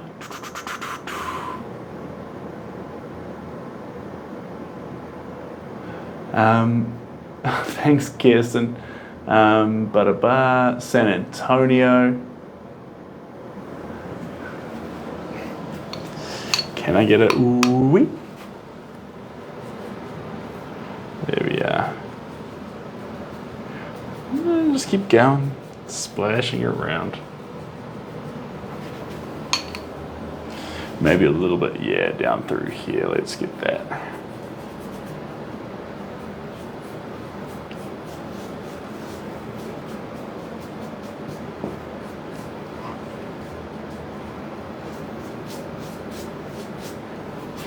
Beautiful.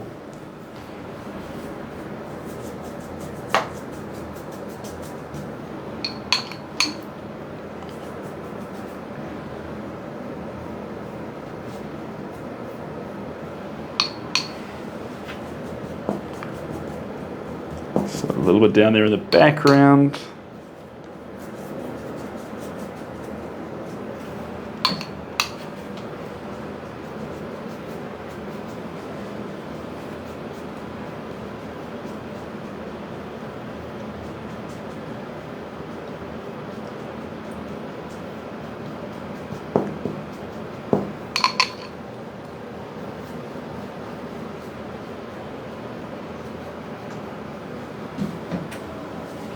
Perfect.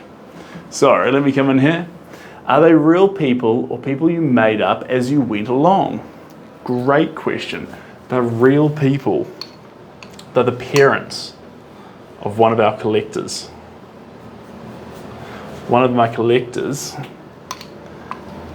recently ordered a portrait of his family.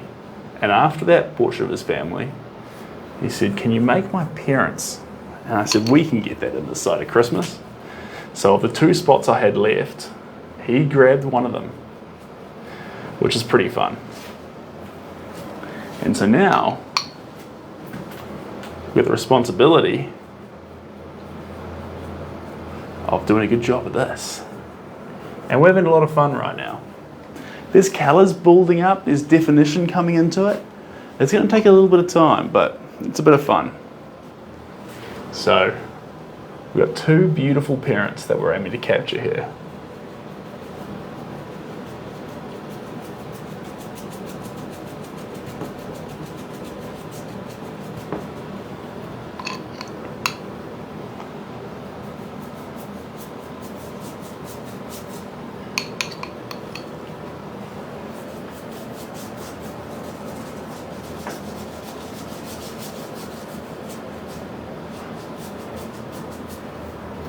There we go.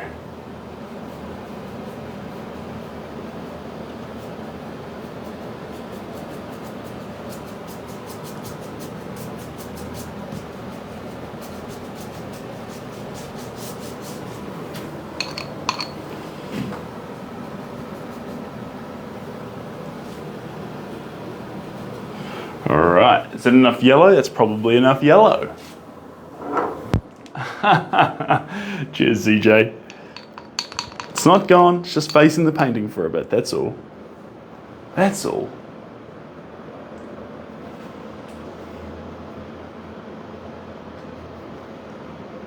I'm not going to do much green. We're just going to slam around a little bit.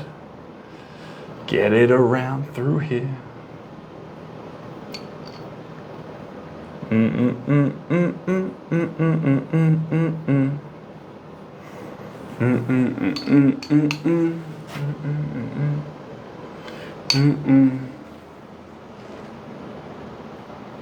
Da da da da da da da da da da. There we go.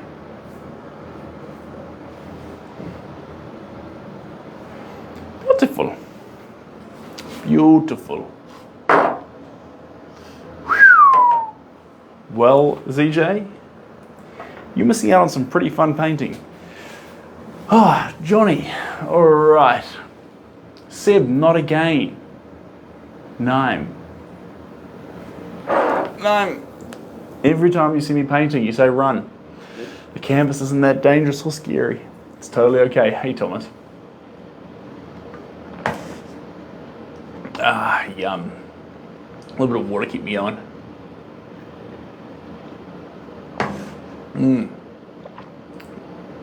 Things are good, Thomas. Things are fantastic. Fantastic. My name's said like Nev. Nevy? Nevy. Nevy. Nevy. Nava. Never. Never. I'm getting close. Well, you're welcome. I'm glad I could be here for you. I'm glad I could be here to impart some wholesomeness onto your day. It's an absolute honour. It's pronounced never. It's pronounced nuave. Like that song, suave. Oh no, no. Sound like you are getting further and further away. In fact, you're so far off the way you pronounce my name that it's causing offence.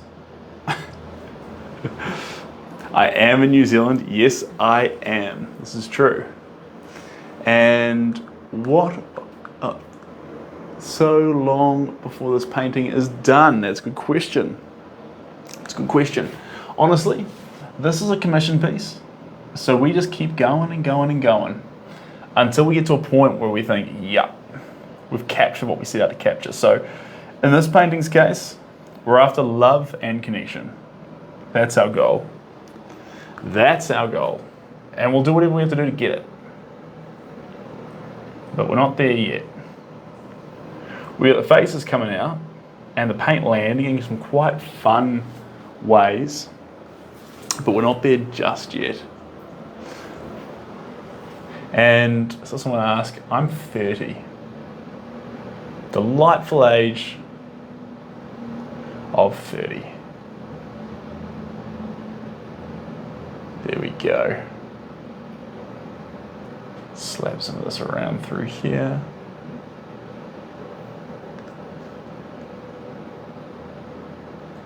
There we go.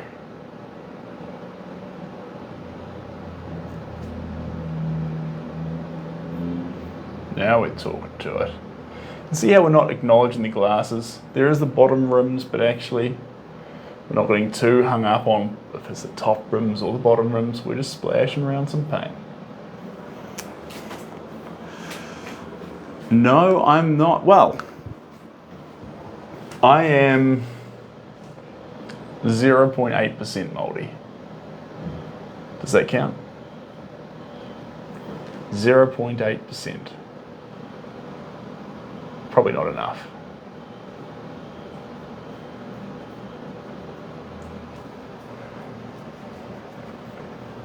Well back in my family tree. Who are those in your paint? Joshua. These are two lovely individuals for a commission. They're the parents of the client, and we are trying to capture them with a bit of essence of love and connection. That's the plan. That's the plan. We'll see. Just keep dabbling away, building up layers. Layer by layer. Let me come in here. Do-do-do-do. Lo-do-do. Oh, da-da-dee. Oh. There we go. Splash a little bit through here, down through here.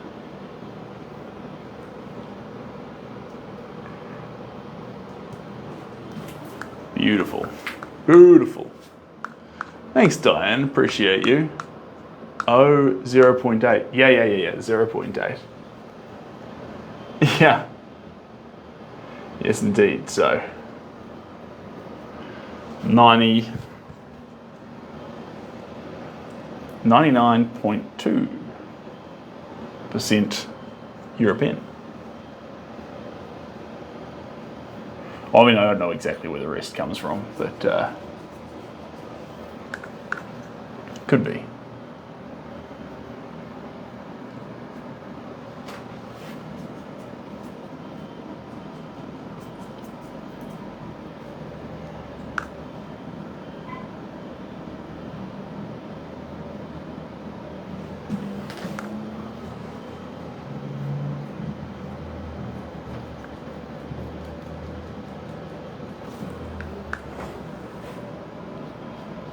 There we go. Senior appearance, yeah. Yes, indeed. Thanks, Jay.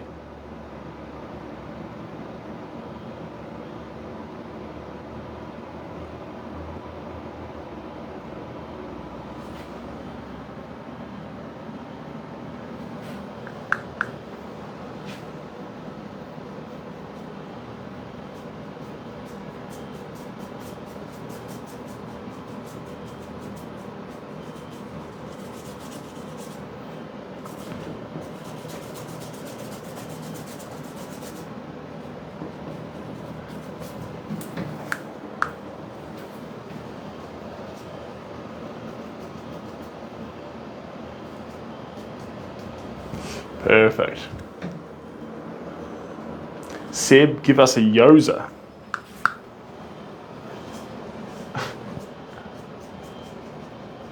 That sounds exciting. Nothing like a yoza.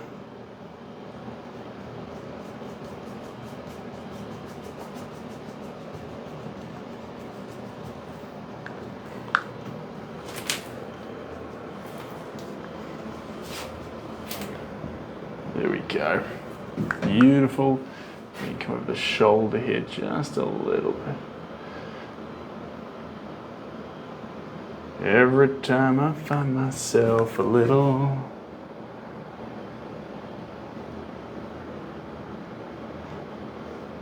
Beautiful. Oh. Well, I prefer to call it context. One of my styles, or my style, is to not see the characters as being all that separate from the background. And so there's an amalgamation as the layers build up between character and background, right on the edge every time. And I prefer that, personally. But some people prefer just to do the character. And you know what? There's nothing wrong with that. Negative space, fantastic open air.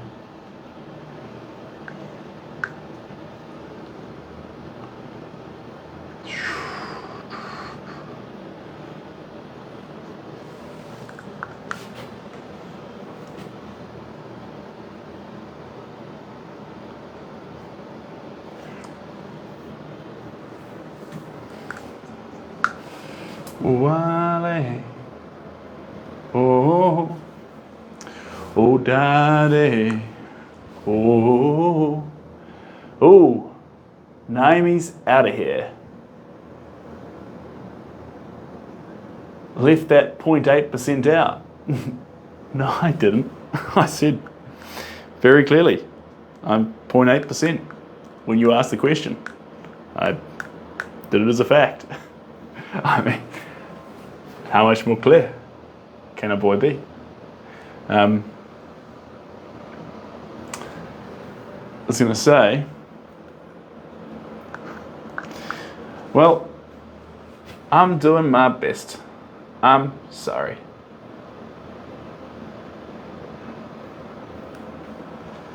Nev, I need to see. I think I need to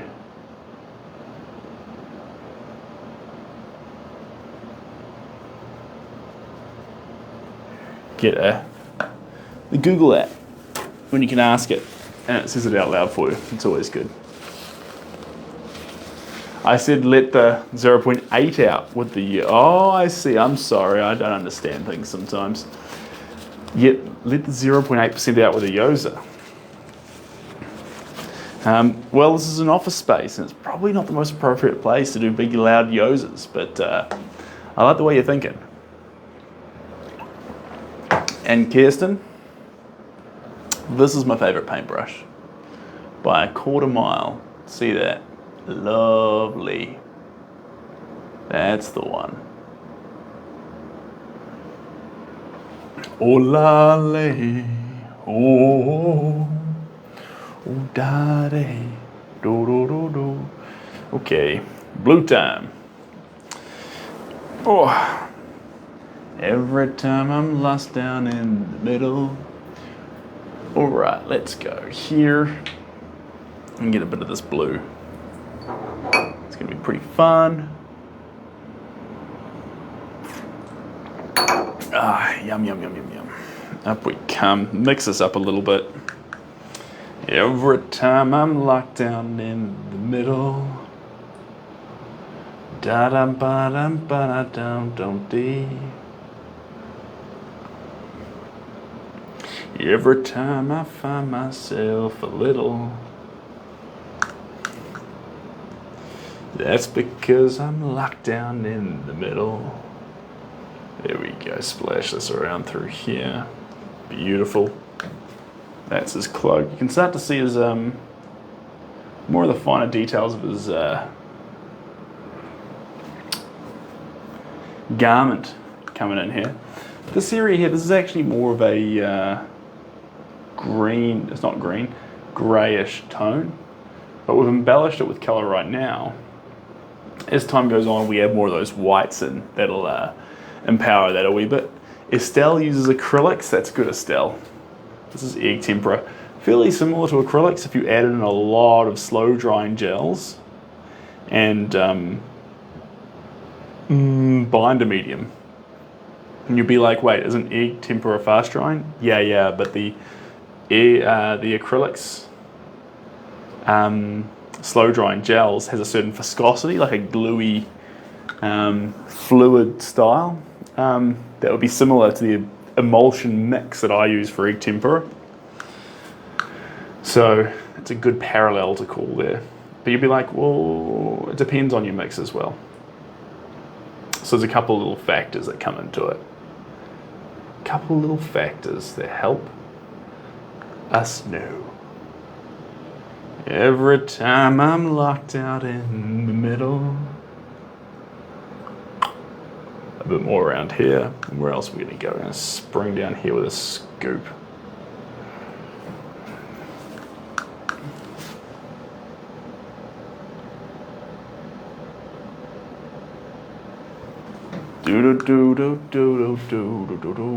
Here we go.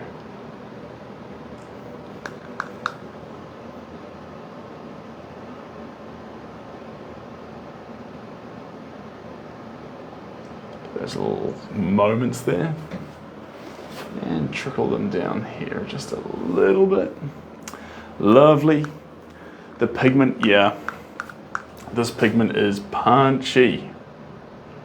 So this is some really potent, I'll show you up close here. Working with that blue. That's what we got there. Look at that. Lovely. Good night. Kirsten's out of here. Thanks for joining in, Kirsten. You've been around for a good amount of time too, so I fully appreciate you being like, okay, I'm done.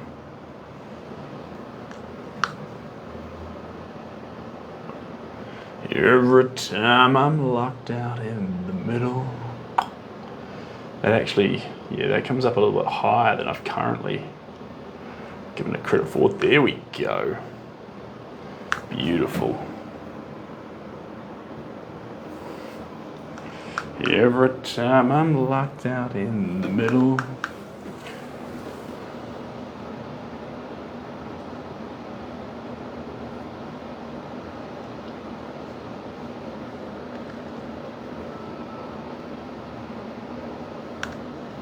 Just keep splashing this around.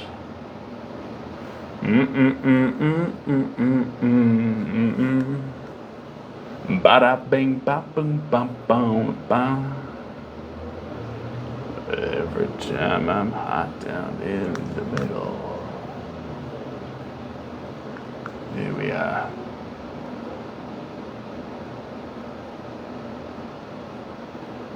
There we are. It's funny with the egg tempera.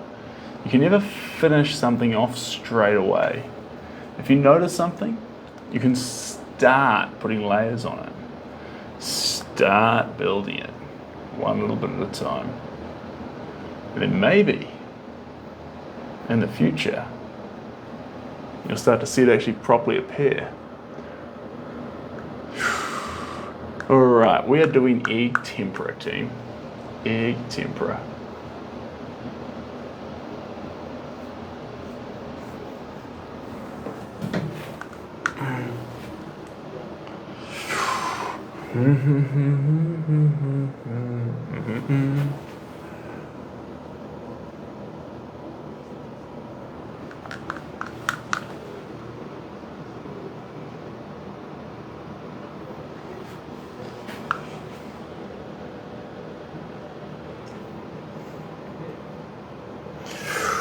Watty-tatty. How are we doing? We're getting there. We're getting there.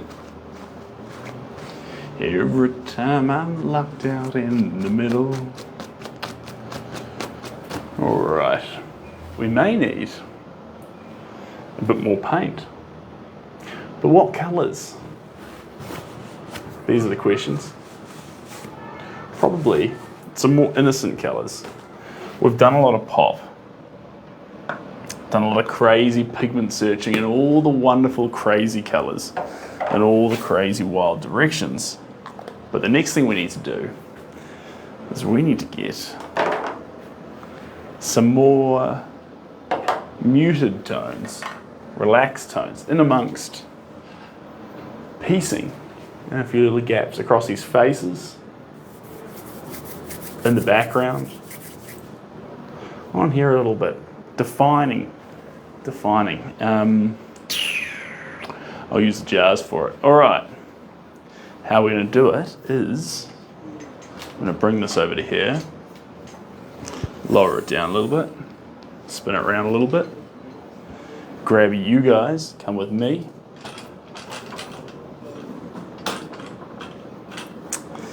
There we go. Well, it's funny you say that because I should sound like that show. What's that show called? The one that has the vampires in it. One with the vampires. What's the one with the vampires called? Someone tell me the name of the vampire one. What We Do in the Shadows. That's the thing. What We Do in the Shadows was filmed by Kiwis. And so, no, not Twilight. Figures I can see why that would be the first one you'd leap on. But Kiwis. And they have Kiwi accents. So I might sound like the guy from What We Do in the Shadows. And that's pretty funny. You know, one of my memories, not favourite memories, my memories of watching What We Do with the Shadows with my partner was her pointing out the fact that one of the guys tried to hit on her a couple of times. But luckily she didn't go for it. So, anyway, that happened. All right. Or maybe she should have gone for it. Who knows? You paint smaller paintings? That's cool too, Estelle. Each to their own, I say. If you like smaller, go for it. If you like larger, go for it. If you like gigantic, go for it.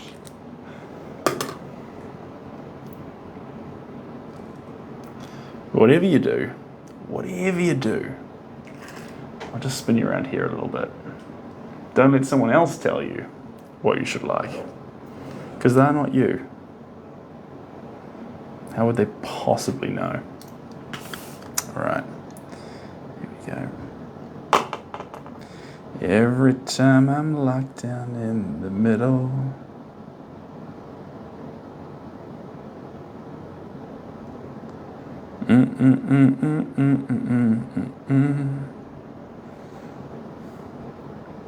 There we go. Should really set up these cloths before I start cracking it open. But there we go. Yeah. Yes, we make our own paint. So, guys, it's fairly straightforward. Here's our jug right now. We'll make that into a protein shake. If I can get motivated to go to the gym later on, I will walk into the gym. I will walk into it, but I don't know, guys. We've done a lot of painting. I got the works photograph this morning. I was up early this morning. I was to bed late last night driving to Auckland. There was traffic blocks everywhere. I'm just moaning. But the reason why I say this is because I don't know if I'm going to do a whole lot in the gym, but the rule is, just like with art, we're going to show up, guys. We're going to show up and at least do some stretches or something. So anyway, there's our first yoke. And what we'll do, let me grab this here. Get the artist canes. There we go. Add a little bit of this in here. And we're going to mix it just a little bit. Enough to make the egg chill out. If you leave the egg without any water in it, it tries to glaze over and sort of go all solid and yuck. So you just need to add a bit more to it. There we go.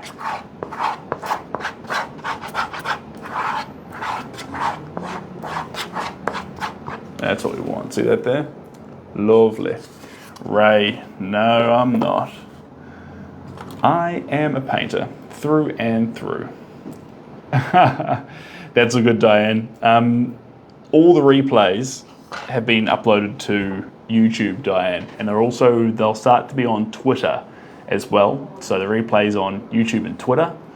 But yeah, thanks for joining for as long as you did. Really appreciate it. Okay, here's how it works, guys. A little bit of this paint. This is actually a very, very strong gouache paint. And then the spoon slid down into it. That's a disaster. We'll lift that out gently. There we go, perfect. And then we're just gonna mix it. The fact that it's a gouache paint rather than a pigment of sorts means there's no threat for fumes and things like that. Gouache does have ever so slight fumes, but compared to every other kind of paint, fairly negligible. And I'm currently running some experiments with watercolor paints. See you, Diane. Okay, see this color here? This is our sienna. So up coming close, you ready? Here we go. Now it's got some bubbles in it because I was a bit aggressive with the stirring. Can you see that up close? This is the color. This is called yellow ochre. And you can see that viscosity. The reason why this is thinner, if you were around from the start, and it was way thicker, that's because we were trying to get really bold colors hammered on. Now this is still a bold color. Still a bold color. But with this paint especially, oh no! It went in again. And now it's all over it. I'll wash that later. Idiot. It's just a little bit thinner, so that way I can spread it further and actually make it a little bit more transparent on the surface. Phi Halati free paint. So in terms of the stuff that's in the paint, this is just gum arabic pigment and egg yolk. Now, there is chemicals in the sizing, the base that you put down the canvas that actually protects the surface. So you can use things like rabbit skin glue, which is a natural-ish option, but I prefer making sure the painting is completely vegan. Not because I'm vegan myself, I'm more of a flexi sort of a guy, but for those who are purchasing it,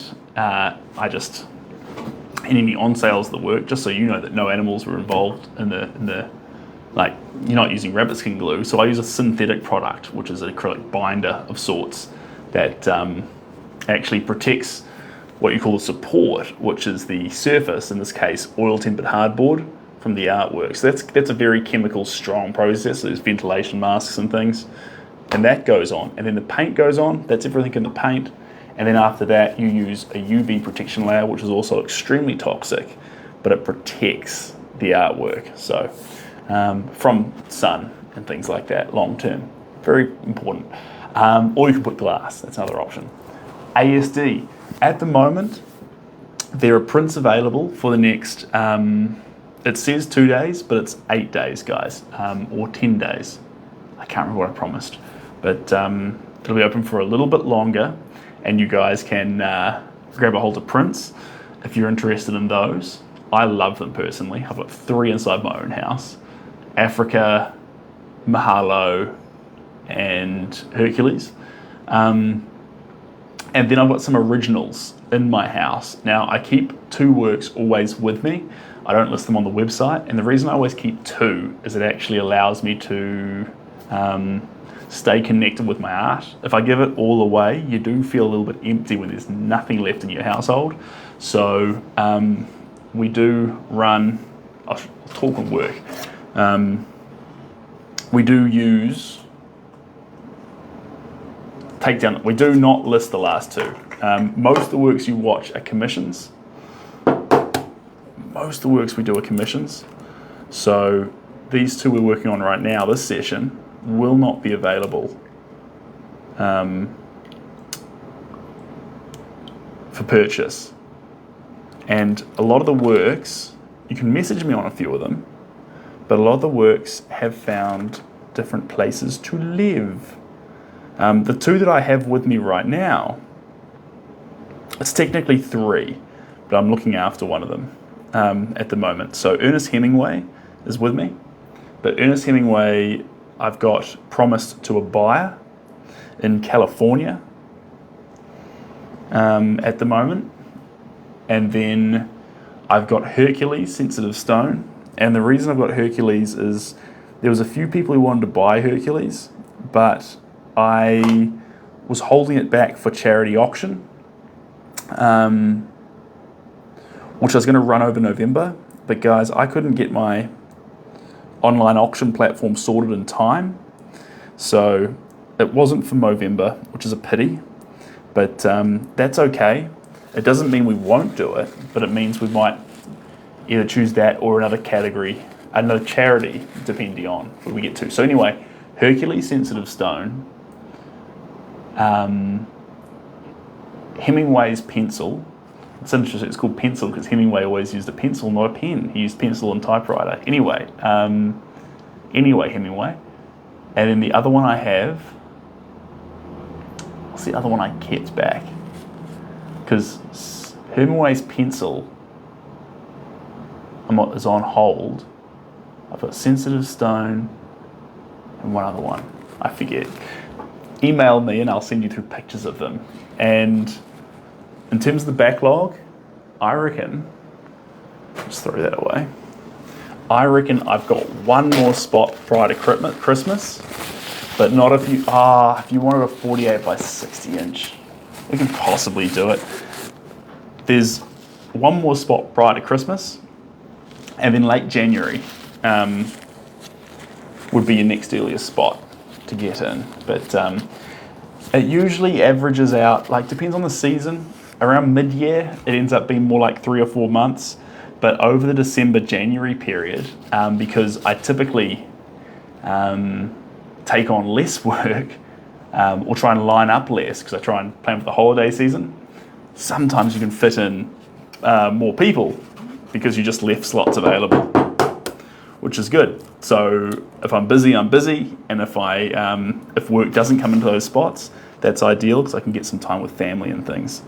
So I try not to fill up too early in the year. That was a very messy job with that egg. That was not Seb Gower. Oh, we got it. There we go. I thought that was going to go in there, but it didn't. Sebastian, well done. Okay. You seem to be a little tired. Oh, we've been streaming for about 4 hours, but I appreciate this right now to actually stop for a second and get to sit here and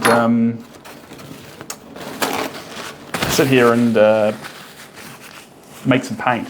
Otherwise, when you're looking at colours non-stop, it's like playing a computer game for too long where you start to see non-stop colours in your vision and it distracts you from actually matching colours right. And so it's really important if you are painting, at least 30-minute break every 2 hours just to make sure you can actually recalibrate your eyes. Even if you can mentally handle it, your eyes to recalibrate the spot. And attacks, you are more than welcome. Yeah, in terms of making art, I try and keep it as honest and authentic as possible. Just having a little look-see here for the next colour. What's it gonna be? What's it gonna be? I'm just gonna scoop out a little bit here with this egg. Get you out of there. There we go. Gotcha. We're going to combine this into 2. There we go. A little bit into there. But that's the important thing, guys. Like a lot of the time, and when I'm selling commissions a lot of the time, it's equivalent to needing to go touch grass. I haven't heard the saying, but I think a lot of the time, especially for me, a lot of my clients are either first-time art buyers or sometimes they haven't purchased art from New Zealand or they haven't dealt with a New Zealander, and all that collectors and they're interested, but typically, just like any business, and I know we don't like to call art that, but you've got to provide a lot of confidence and understanding, and you get better work from an electrician, a plumber, or a builder when you feel a connection to them, when you understand where they're coming from and who they are. And in that same way, as an artist, you've got that responsibility to people purchasing your art. We had someone in the chat a few days ago who was saying, I give my art to a gallery and I've never met one of my clients before. And I can't imagine that. I've never sold a piece of artwork to someone. Prints, yes, which I don't like that so much. I send a letter with the prints, but I don't get to talk to them. I don't get to e-meet them like, digitally talk to them. And I can't imagine selling out without actually connecting with the person first. Not too much so, but actually speaking with them enough to actually understand who they are, what they're after as a person. And not just from the sense of getting them the product or the artwork that they're after, but in the sense of me, Anika, no, we're making paint. But in the sense of actually me trusting them to take the piece, because you do expose yourself and become quite vulnerable as an artist. You get something that's precious to you, or you really pour your heart and soul out into it, or at least that's what the client's expecting for you to do. Otherwise, they wouldn't purchase your work. They're expecting that you're going to put a bit of yourself in that work. And if you're going to do that and go on that emotional journey, which can be quite mentally draining, or it is, to know that that's going to go to a place with someone who sees in it what you see, then that's a special thing. Wolfgang, we're doing small batches at a time. So, and that should be 2 more colours. We'll get 1 more colour. I've got 1 egg left, so we may as well just use the last egg. I don't see much purpose in keeping 1 egg uncracked, right? Thanks, Rick Quill, I appreciate that. But also, what's really important about that is fostering that connection and honesty with a client. Because the client needs to feel comfortable sharing with you their feelings. And I don't just mean if there's something which they're not entirely happy about, whether it be the frame or shipping time or something like that, but more importantly, their positive feelings. If your painting has its intended effect, they're going to feel connection, they're going to feel love, vulnerability, all these things. If you haven't taken the time to formulate, prior to making the painting, a connection with the client, what are they going to do with those feelings? They're just going to look at the picture and maybe the artist felt the same way. Wouldn't it be cool if you had the artist on speed dial just to say, hey, I'm looking at the painting. That pink, a month ago I didn't notice it, but now that's what I feel like the inception of love in this painting is coming from. And I'd be like, yes, go watch the replay. I actually said that live. That is 100% what I was after. And then you get that affirmation or confirmation on your feelings. And like, you can't, it's hard to have feelings in isolation without having them acknowledged. As a collector of art, it's nice to get that from the artist. So anyway, some artists are different. Some artists who just give it straight to the gallery. Again, I'm not saying it's the wrong way to do it. I'm saying you do you, but I need that. Who are you? Why do you want it? Where is it going? Who are you as a person? What about it speaks to you? Yes, we are chunky. And I want to start painting, but I haven't quite figured out what I want to paint yet. Any advice? I do have some advice, Guy. So what you want to do is just start painting. Anything. The heater in your room, the table, your friend, your cousin, anyone, start painting it. And the reason I say that is because if you just start, the moment you start, you'll realize not that you love what you've done, but you'll realize what you actually want to be doing. So when you think about that, the best thing you can do if you don't know, make a decision you can go back on. And it's just that same philosophy of when you flip a coin and it's in the air, and then you suddenly know which one you want. Start painting anything. Start painting your paint palette. Start painting your paintbrush or anything around you. Doesn't matter. Start painting it. And when you start that, suddenly, you'll know. Whoop. Verify to continue. Whoop. I've never had that before. It just asked me to verify myself. Someone must have reported the stream. Being like, I'm not sure if he's real, he's just talking. Well, I am real, that's why I'm making such a mess right now. Now let's get this over there. Put that there. Now, here's our little jars. We have everything. I'm just going to do a little bit of a clean up here because they made a little bit of a mess. A little bit of a mess.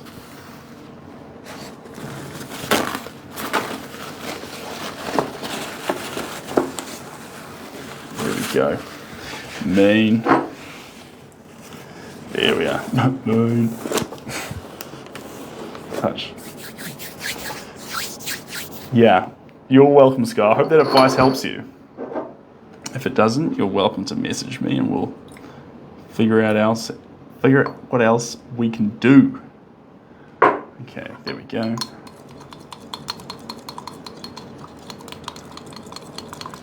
Okay, we've got 3 mixes here. I've got to use this pen since the other one fell in the paint. There we go. Perfect. So we've got sienna. We've got sienna, that's a great start. We got my sienna. It's funny. It always looks like there's orange in my paintings, but there isn't often orange. This is actually marigold yellow, but I always feel like when we add these colors in, that potent, punchy orange color, it has an impact on the painting that's not always positive. I'm gonna hold on to it for now. One day I'll look at a painting and be like, I know what this needs, orange, but it's not today. Will the egg yolk cause slight cracking? Interesting question. Egg yolk can crack over time. It has been known to crack over time. What's really important, and hey, Putazi. What's really important is that when you make your egg tempura, you do it on a support. When I say support, I mean a surface that's rigid. If the surface is canvas and can move, it's gonna crack. So if you're used to canvas, I need you to not be used to it while you're using egg tempura. And then if the support's solid and the surface is prepared correctly and your egg mix is good, a lot of catches here, and then it's looked after correctly, you're 100% fine. It will work for you. Now, but a lot of ifs there, isn't there? So that's a factor.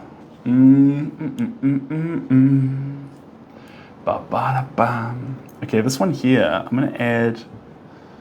We're gonna splice a little bit of the, yeah, let's go like this.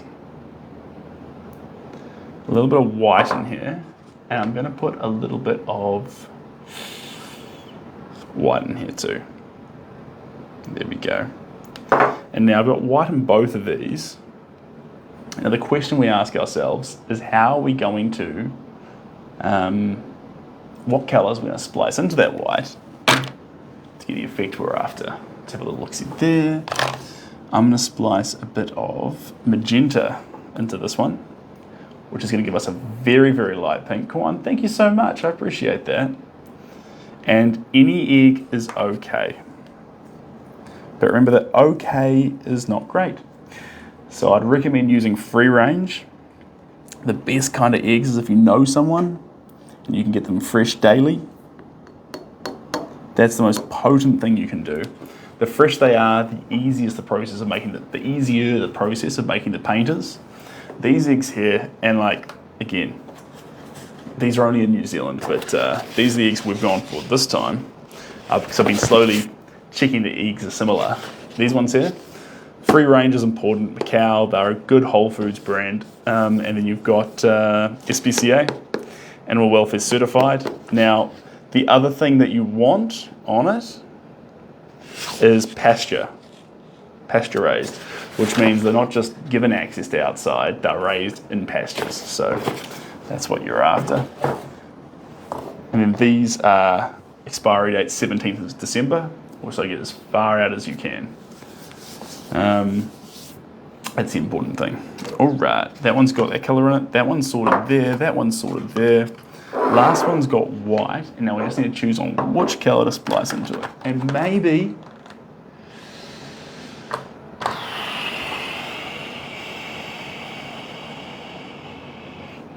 let's add the marigold yellow. Let's use a little bit of this color. Just a touch. There we go. Beautiful. And that's all the paints that we need. Will that close me now? What's it catching on? Oh, there we go. Put that over there. All those eggs are done. Do I have another spoon, is the question. I don't think I do. So we'll need to make this one work.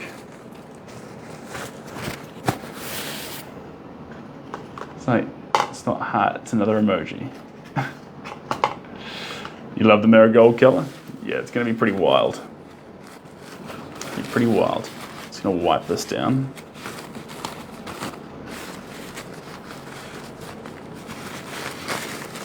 There we go. Let's get the paint off of it.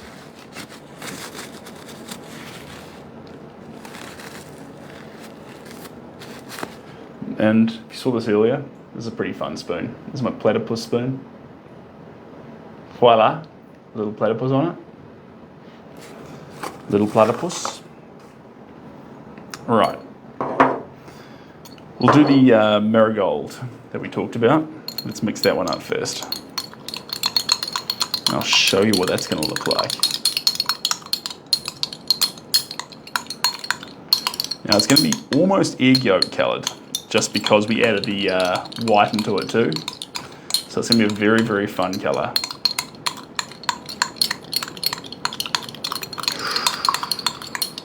Ooh, yeah.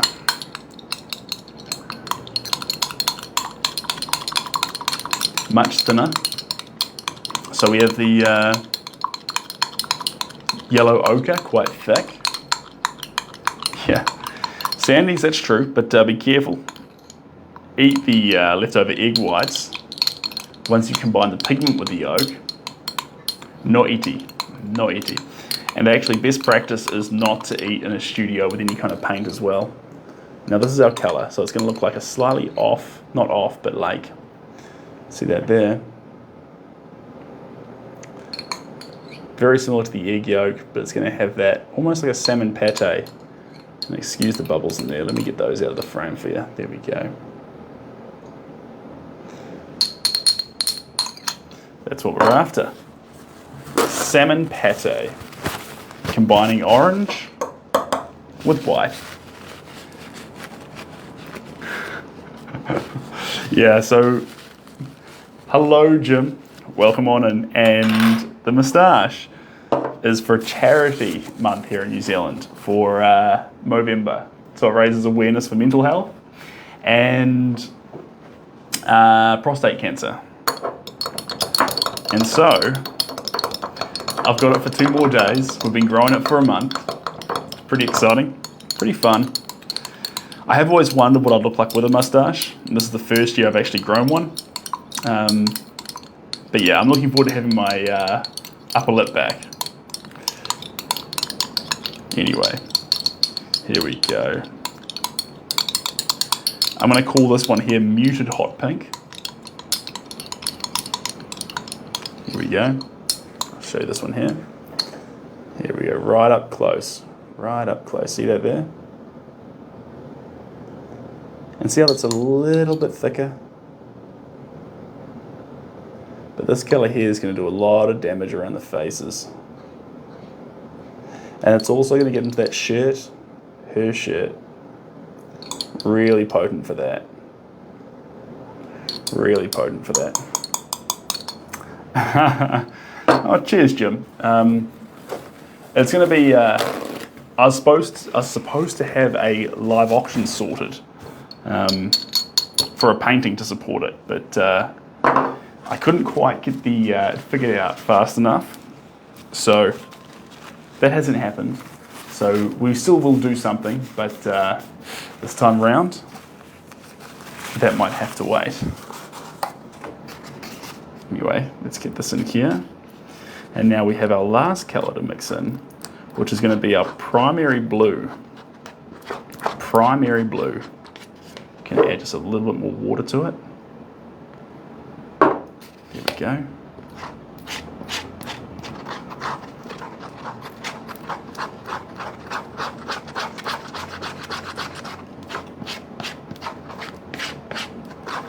There we go.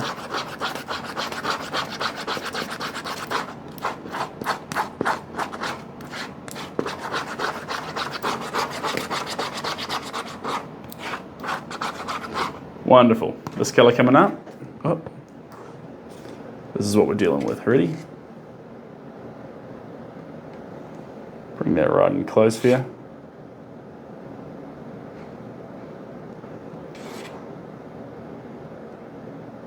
So this is our final. And it's not exactly primary blue, it's more of a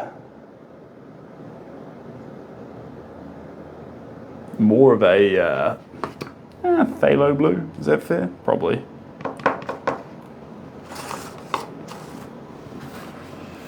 Alright. Got what we needed there. Alrighty tidy. So there's our colours. We've got our pink, we've got our salmon pate, we've got our red ochre, and we've got our slightly off primary blue. It's more of a phthalo blue. I'm going to put these across here. Closer to where we plan on working. There we go. Beautiful. All right. Time to get started. I'm excited. All right, let's spin you back around, team.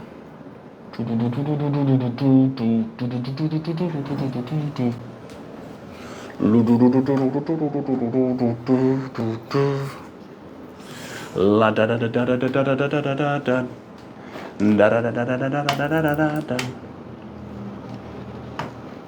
There we go. All right, and then I need to move this out to here, and let's move you guys back a bit to there. And spin you just a little bit there. That's where I'll have you. Perfect. All right, team. All right, team, go team. Okay. Gonna wipe down this brush here a little bit. There we go. Brush.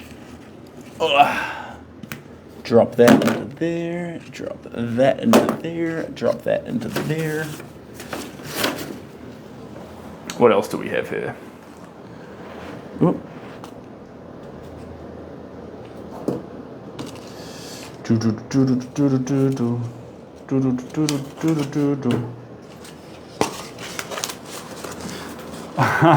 Thanks, guys. Appreciate that. It's pretty fun painting. It's coming together too. It's coming together. We're going to grab our brush here, mix it in with this blue, and then we're just going to get straight into it.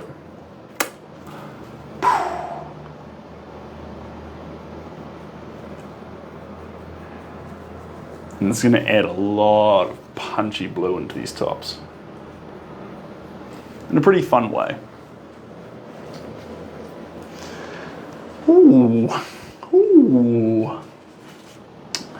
I I've typically said anything between 5 and 20 hours and 5 and 20 layers. But since I've been using egg tempera, we've been doing about 5 to 10 layers just because we can do more than one layer since the paint dries so fast. So that's unique. That's a unique ability that we didn't have before. And I've been plotting a project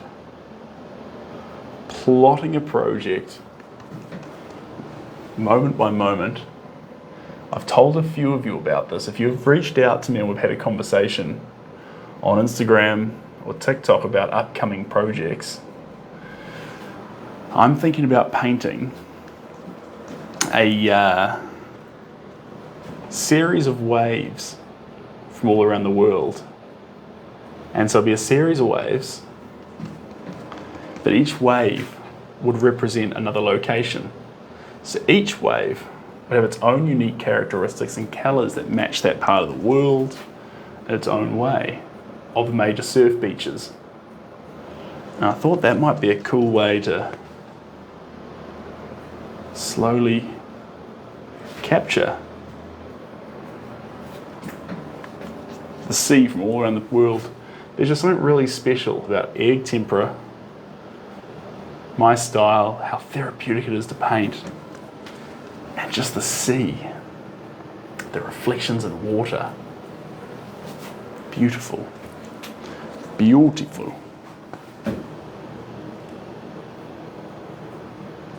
There we go.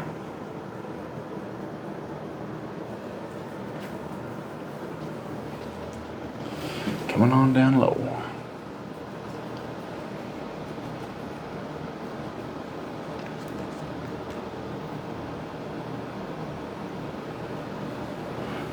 Down low. There we go. Splashing it around, coming up a little bit. And around here. Beautiful. You can start to see that blue really screaming out of this painting. A painting. A painting. There we go. Where's that accent from? A painting. Who would call it a painting? Not in a condescending way, but which language around the world would use painting? There we are. Oh, ho, ho, Tofino. Tofino will definitely be painted. Yeah, RJ. So now we're using the paint that we've made.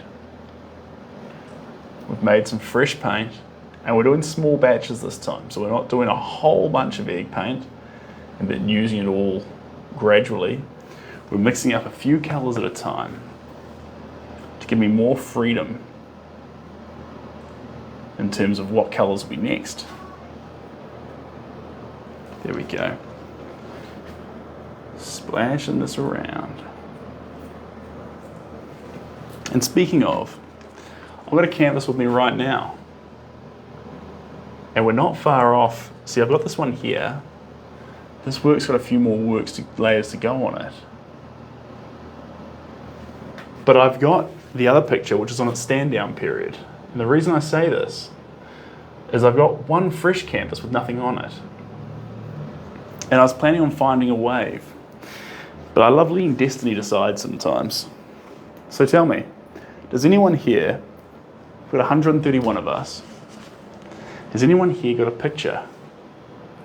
It needs to be vertical in orientation of a wave. A person on it, just movement in water. And if you do, can you send it through to me? Because we might start painting it today, if you're interested.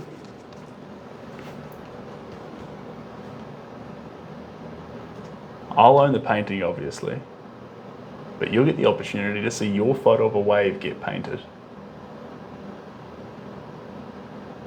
If you like the sound of that, and you've got a good wave,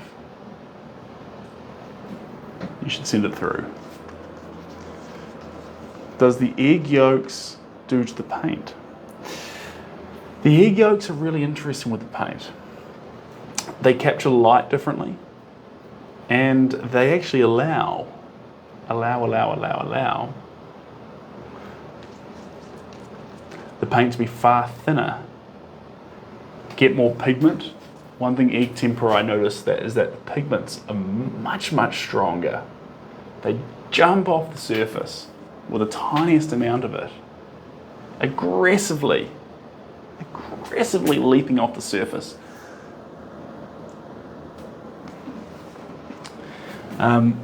But it also dries incredibly fast.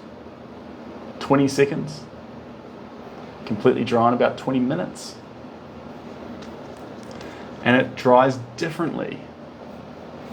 First off, it dries by evaporating, but then long term it dries through a process of coagulation, locking the pigments into a layer of frozen egg.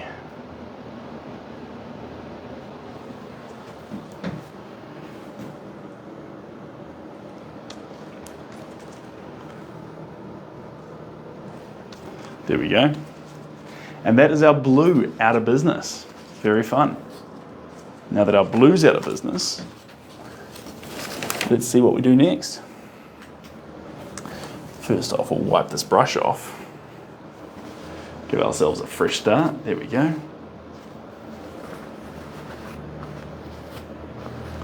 Perfect.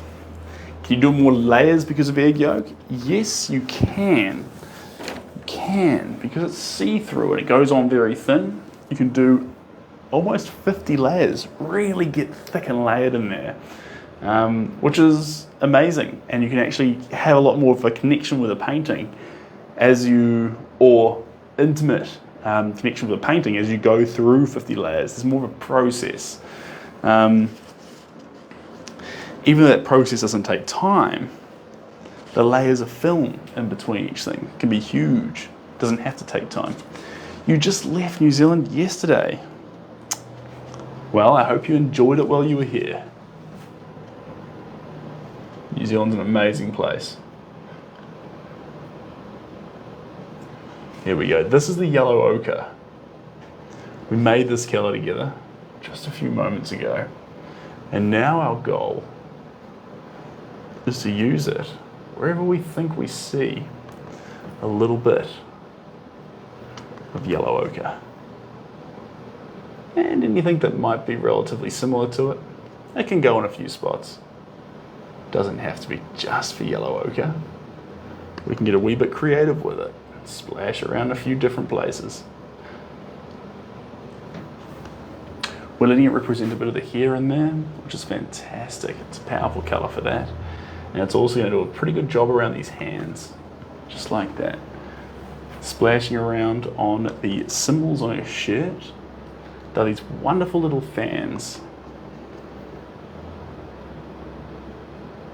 All in different positions. I'm just trying to get these little flicks going in here. And then over here, there we go. Beautiful, powerful colour popping off. Wonderful. That's what we're after. Matt, we've been going for a little while, and hello Rudy, how are we doing? You're watching the hobby right now. We are making art. Or a mess, depends on whose definition you're going off. Art's subjective. One man's art is another man's absolute mess, and that's okay. There we go. Beautiful.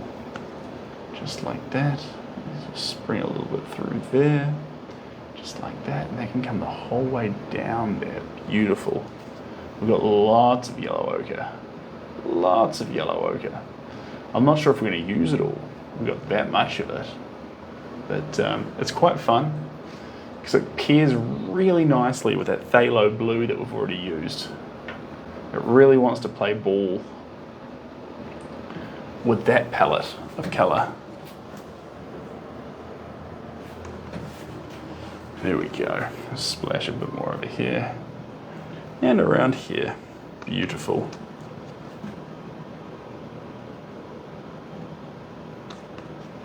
Nice. And down in here.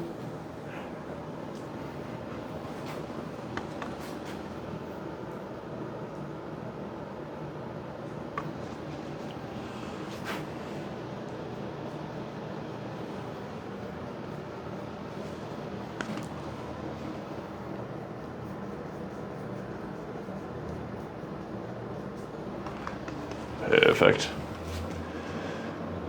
I used to paint when I was younger.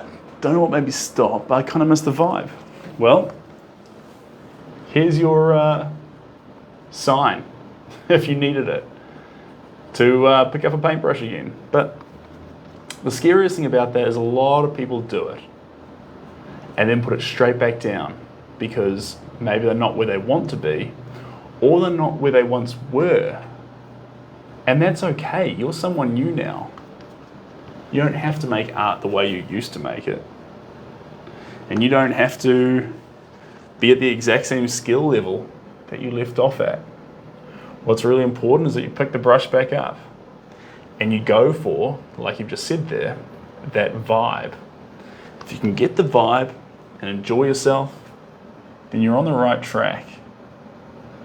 So don't pick up the paintbrush only to get annoyed with yourself and put it back down. Pick it up to chase a vibe. And then hopefully you catch it and your hobby gets momentum. That would be cool. Here we go.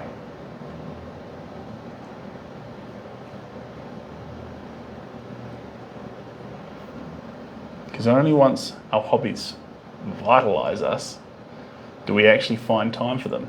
Our weeks are already busy, guys. We don't have time for another hobby on top of everything else that we're doing. But, if the hobby is something that charges us up, relaxes us, is therapeutic in some way, we find time for it. We find time. So, I really encourage you, in whichever way you do it, please, please, please, please, please, find a way to make that hobby part of what charges you up. Not something that drains you. If you find yourself forcing yourself to get in front of the canvas, you can do that if you need to. Make sure once you are in front of it, don't make it a big long session of beating yourself up because it's not what it should look like. Make it a long session of actually achieving something fun. It's like you never watch Netflix and think you have to come away with 10 new things. I've learned all these lessons. I answered this test now. No, you just watch Netflix and you relax. Okay, find a way to make painting relaxing or vitalizing or something in its own right for you. If you figure out a way to do that, your craft's going to be okay. You're going to be okay. And if it does vitalize you, truly vitalize you, not just that fake kind of, oh yeah, no, I love it. Truly vitalize you, trust me, you'll find that time. You will definitely. Definitely going to try and start again when my vacay starts. All right, Matt, I like that. We need to get you a portable kit then. I don't know where you get one from. Everything I use isn't all that portable, but it'd be pretty cool to get you something portable so you can actually go to places, set up, and then all you'd need is like a sink to wash the brushes in or something, and then you'd be away. I don't know where you get one. You'd have to go on Amazon or something. But, what might be cool too is using good quality paints is really fun. And if you're outdoors, grab some acrylics, but don't bother grabbing all the colors. If you don't like a color, don't buy it. You're not going to even want to use it anyway if you don't like it. But if you like the color, you'll see it everywhere. And you'll have a really, really good time with it. Here we go. We're going to pause there on yellow ochre. I think we've had our fun. Maybe a little bit more on the chin. There we go. But we'll pause there. Putting that down there. Fun, fun, fun, fun, fun. And now we've got...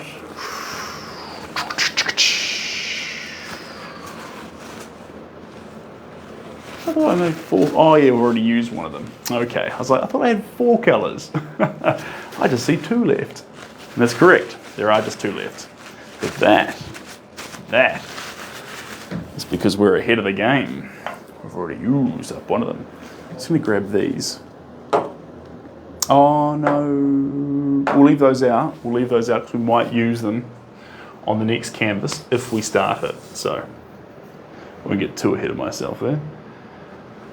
Okay, let's grab the smaller brush to do these highlights. And let's start with salmon pink. Salmon pink. I'm being pulled towards pink. Lovely. Are those people you know, or it's just your imagination? They are not people I know personally, but what we're out to capture in this photo is their love and connection. So in terms of, for me, these are this is a client whose family I've come to thoroughly enjoy painting. Beautiful family, beautiful family. And now we've got the privilege of painting his parents. So first off, that's really cool. I always love it when collectors order second pieces. That means a lot to me because what it means is they've received it and like instead of saying, oh, I love it, do you though? But when they order second pieces and third pieces, I'm like, okay, cool. We are both seeing the same thing in this artwork. We're both getting the same feelings. And that gives me enormous confidence, not just in the first one, but in the fact that they're going to a home that deeply loves them. And that feels really good. It makes you want to put more into them. So, I mean, everyone's different, but I find it means a lot to me. Yeah. But that's part of that knowing where it's going, you know. I love to know where the art's going and what people feel and see in it. So that's why we set off with objectives. In this case here, our objective to capture a bit of love and connection. That's what we're after. That's what we want. No, this is New Zealand. And Ziki, this is a full-time thing. This is a full-time thing. It doesn't need to be a full-time thing though. It's funny we say full-time artist or part-time hobby, which is the appropriate language, but remember, you don't need to make money to be an artist. You can make money to make art. That's okay. And we sort of fall into the trap of going, oh, if no one's going to buy my art, I shouldn't make it. That is the worst trap to be in, and it's the most untrue thing in the entire world. It's like saying, if no one's going to listen to me sing, I shouldn't sing. If that was the case, would anyone ever sing in the car ever again? The answer would be no. But we do sing in the car, and no one hears us in the car. In fact, when we sing so loud and proud that we're embarrassed when someone actually hears us sing. We stop singing. We're shy. So there's a point in singing, even if no one can hear you. Now, with that being the case, art's very similar to that. There's a point in making art, even if you're not planning on selling it or making a full-time career out of it. There's a point to it. And now when you do it, hopefully you can feel what that point might be. But you might not feel it the first time you sing, and you might not feel it the first time you paint. And that's okay. It's okay not to feel it. But you should definitely try it. Painting's fun. I paint everything. I paint everything. So if you want to get landscapes, if you want to get castles, if you want to get portraits, if you want to get abstracts, and that's not because I'm like, hey, I'll do anything. It's more of a, I like to do everything. I find if I do too many portraits, I start applying the same nose or ears or face or style to each face. And instead of actually dispersing and becoming more creative through a range of portraits, what happens? I actually amalgamate them into the same craft and they lose their individuality. And so by doing a whole range of subject matter, and spreading yourself across a wide variety of things, landscape, portrait, genre pieces, abstracts, giant pieces, small pieces. By doing that, you expand your repertoire and bring something unique to each individual case. Now, my preference is always large-scale portraiture. That's my favorite. Give me a large face, about twice the size of this, and just the face, no background, full face. That's my favorite. But I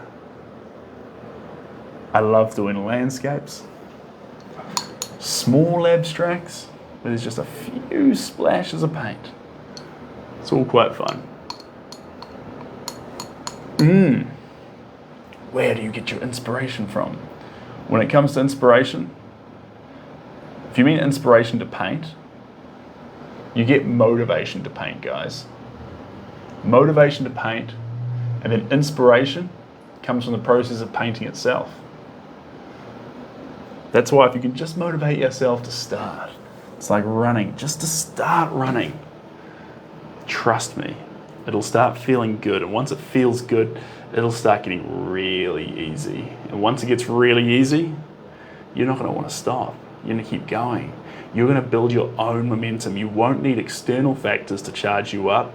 You, by naturally doing the thing which originally you had to motivate yourself to start, will suddenly become the very thing.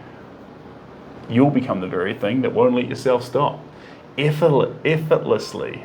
You wonder how some people can do so much painting? It's about to become a reality that actually you'll be that thing that other people look at and be like, how do you do that much of it? You go, I just love it. Start and let the process become your motivating factor. The thing that empowers you. Find it sacred. Lose yourself in it. Get wild. Alright, a little bit in the sky here. In a sky full of love, I see you.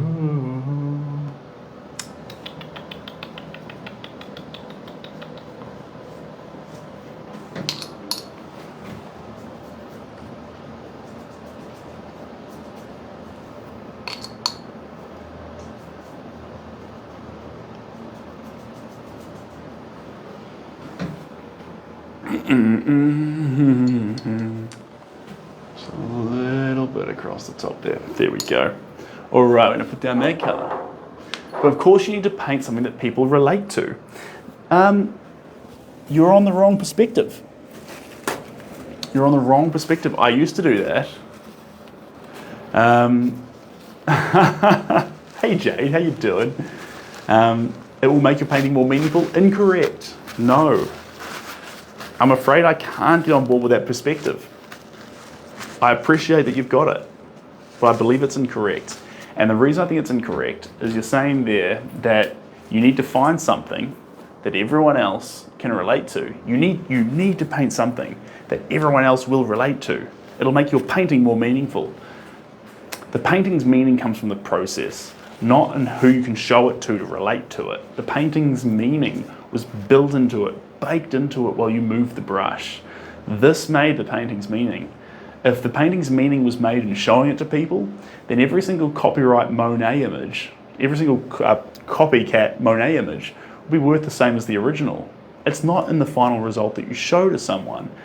It's in the journey that particular one's been on. And then on top of that, if you're so caught up on making something that other people want to see, people don't want to see something that you've carefully garnered and shown to them People want you to be vulnerable, you to be exposed, and you to make something real and authentic.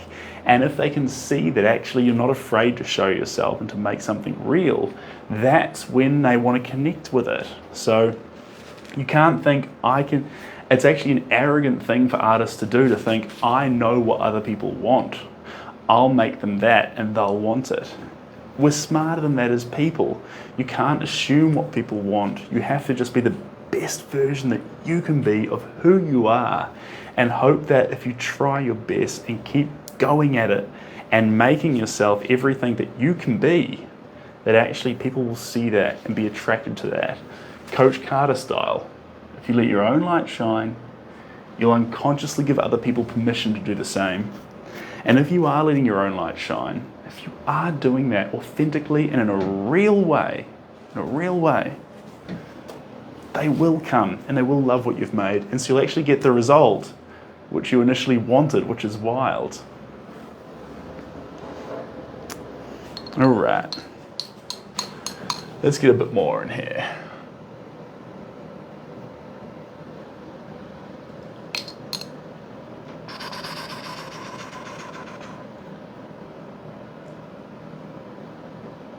There we are. Throw this around a little bit. Throw this around. Let's get a bit more up here.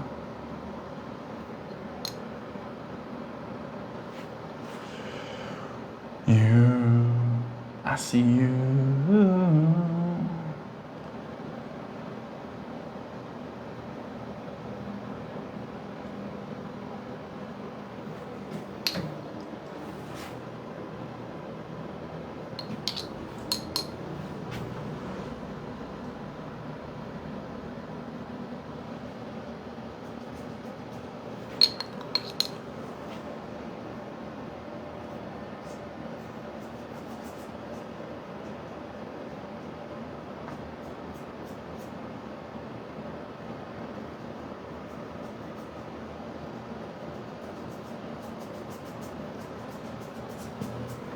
There we go.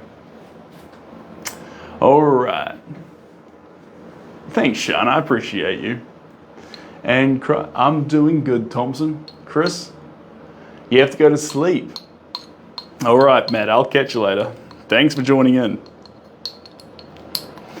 I'm not far off actually giving myself a little break too. So you picked a good time.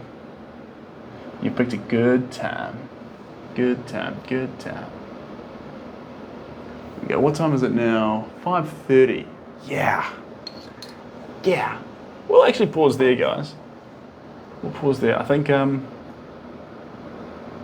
like where it's sitting. Your artist is going to take a little break and a little relax, and then we'll keep cracking on tomorrow. We'll end on that powerful inspo speech.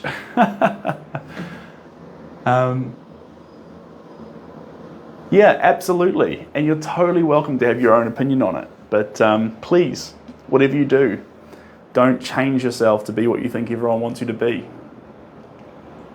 All I can tell you is that's a road for displeasure and pain. And please just be you. Anyway, you're an absolute bunch of champions, guys. I'll catch you later. I am going to hit the hay, not hit the hay, pack up here and get everything set up. So if you need anything, there's commissions via the link in the bio. There's one more spot before Christmas, I think, depending on the size and the job we're doing. And then there's spots opening up late January. And then also prints are available. They're there for the next 10 days. And there's still a few more on the way. The reason I extended it by 10 days, as it still says 2, by 10 days is because I need to get those last few up there so you guys have a chance for them. And apart from that, wishing you all the best from the NZ studio. Jay Smith, you're an absolute legend. Appreciate all your help. And Sophia, we'll catch you later. Bye, guys. Oh, sorry, Sandys. Prints are available via the link in the bio. Everything's there for you. And they ship anywhere in the world. You can get them framed or unframed, and they'll last for a clean 500 years. Okay, guys. Catch ya.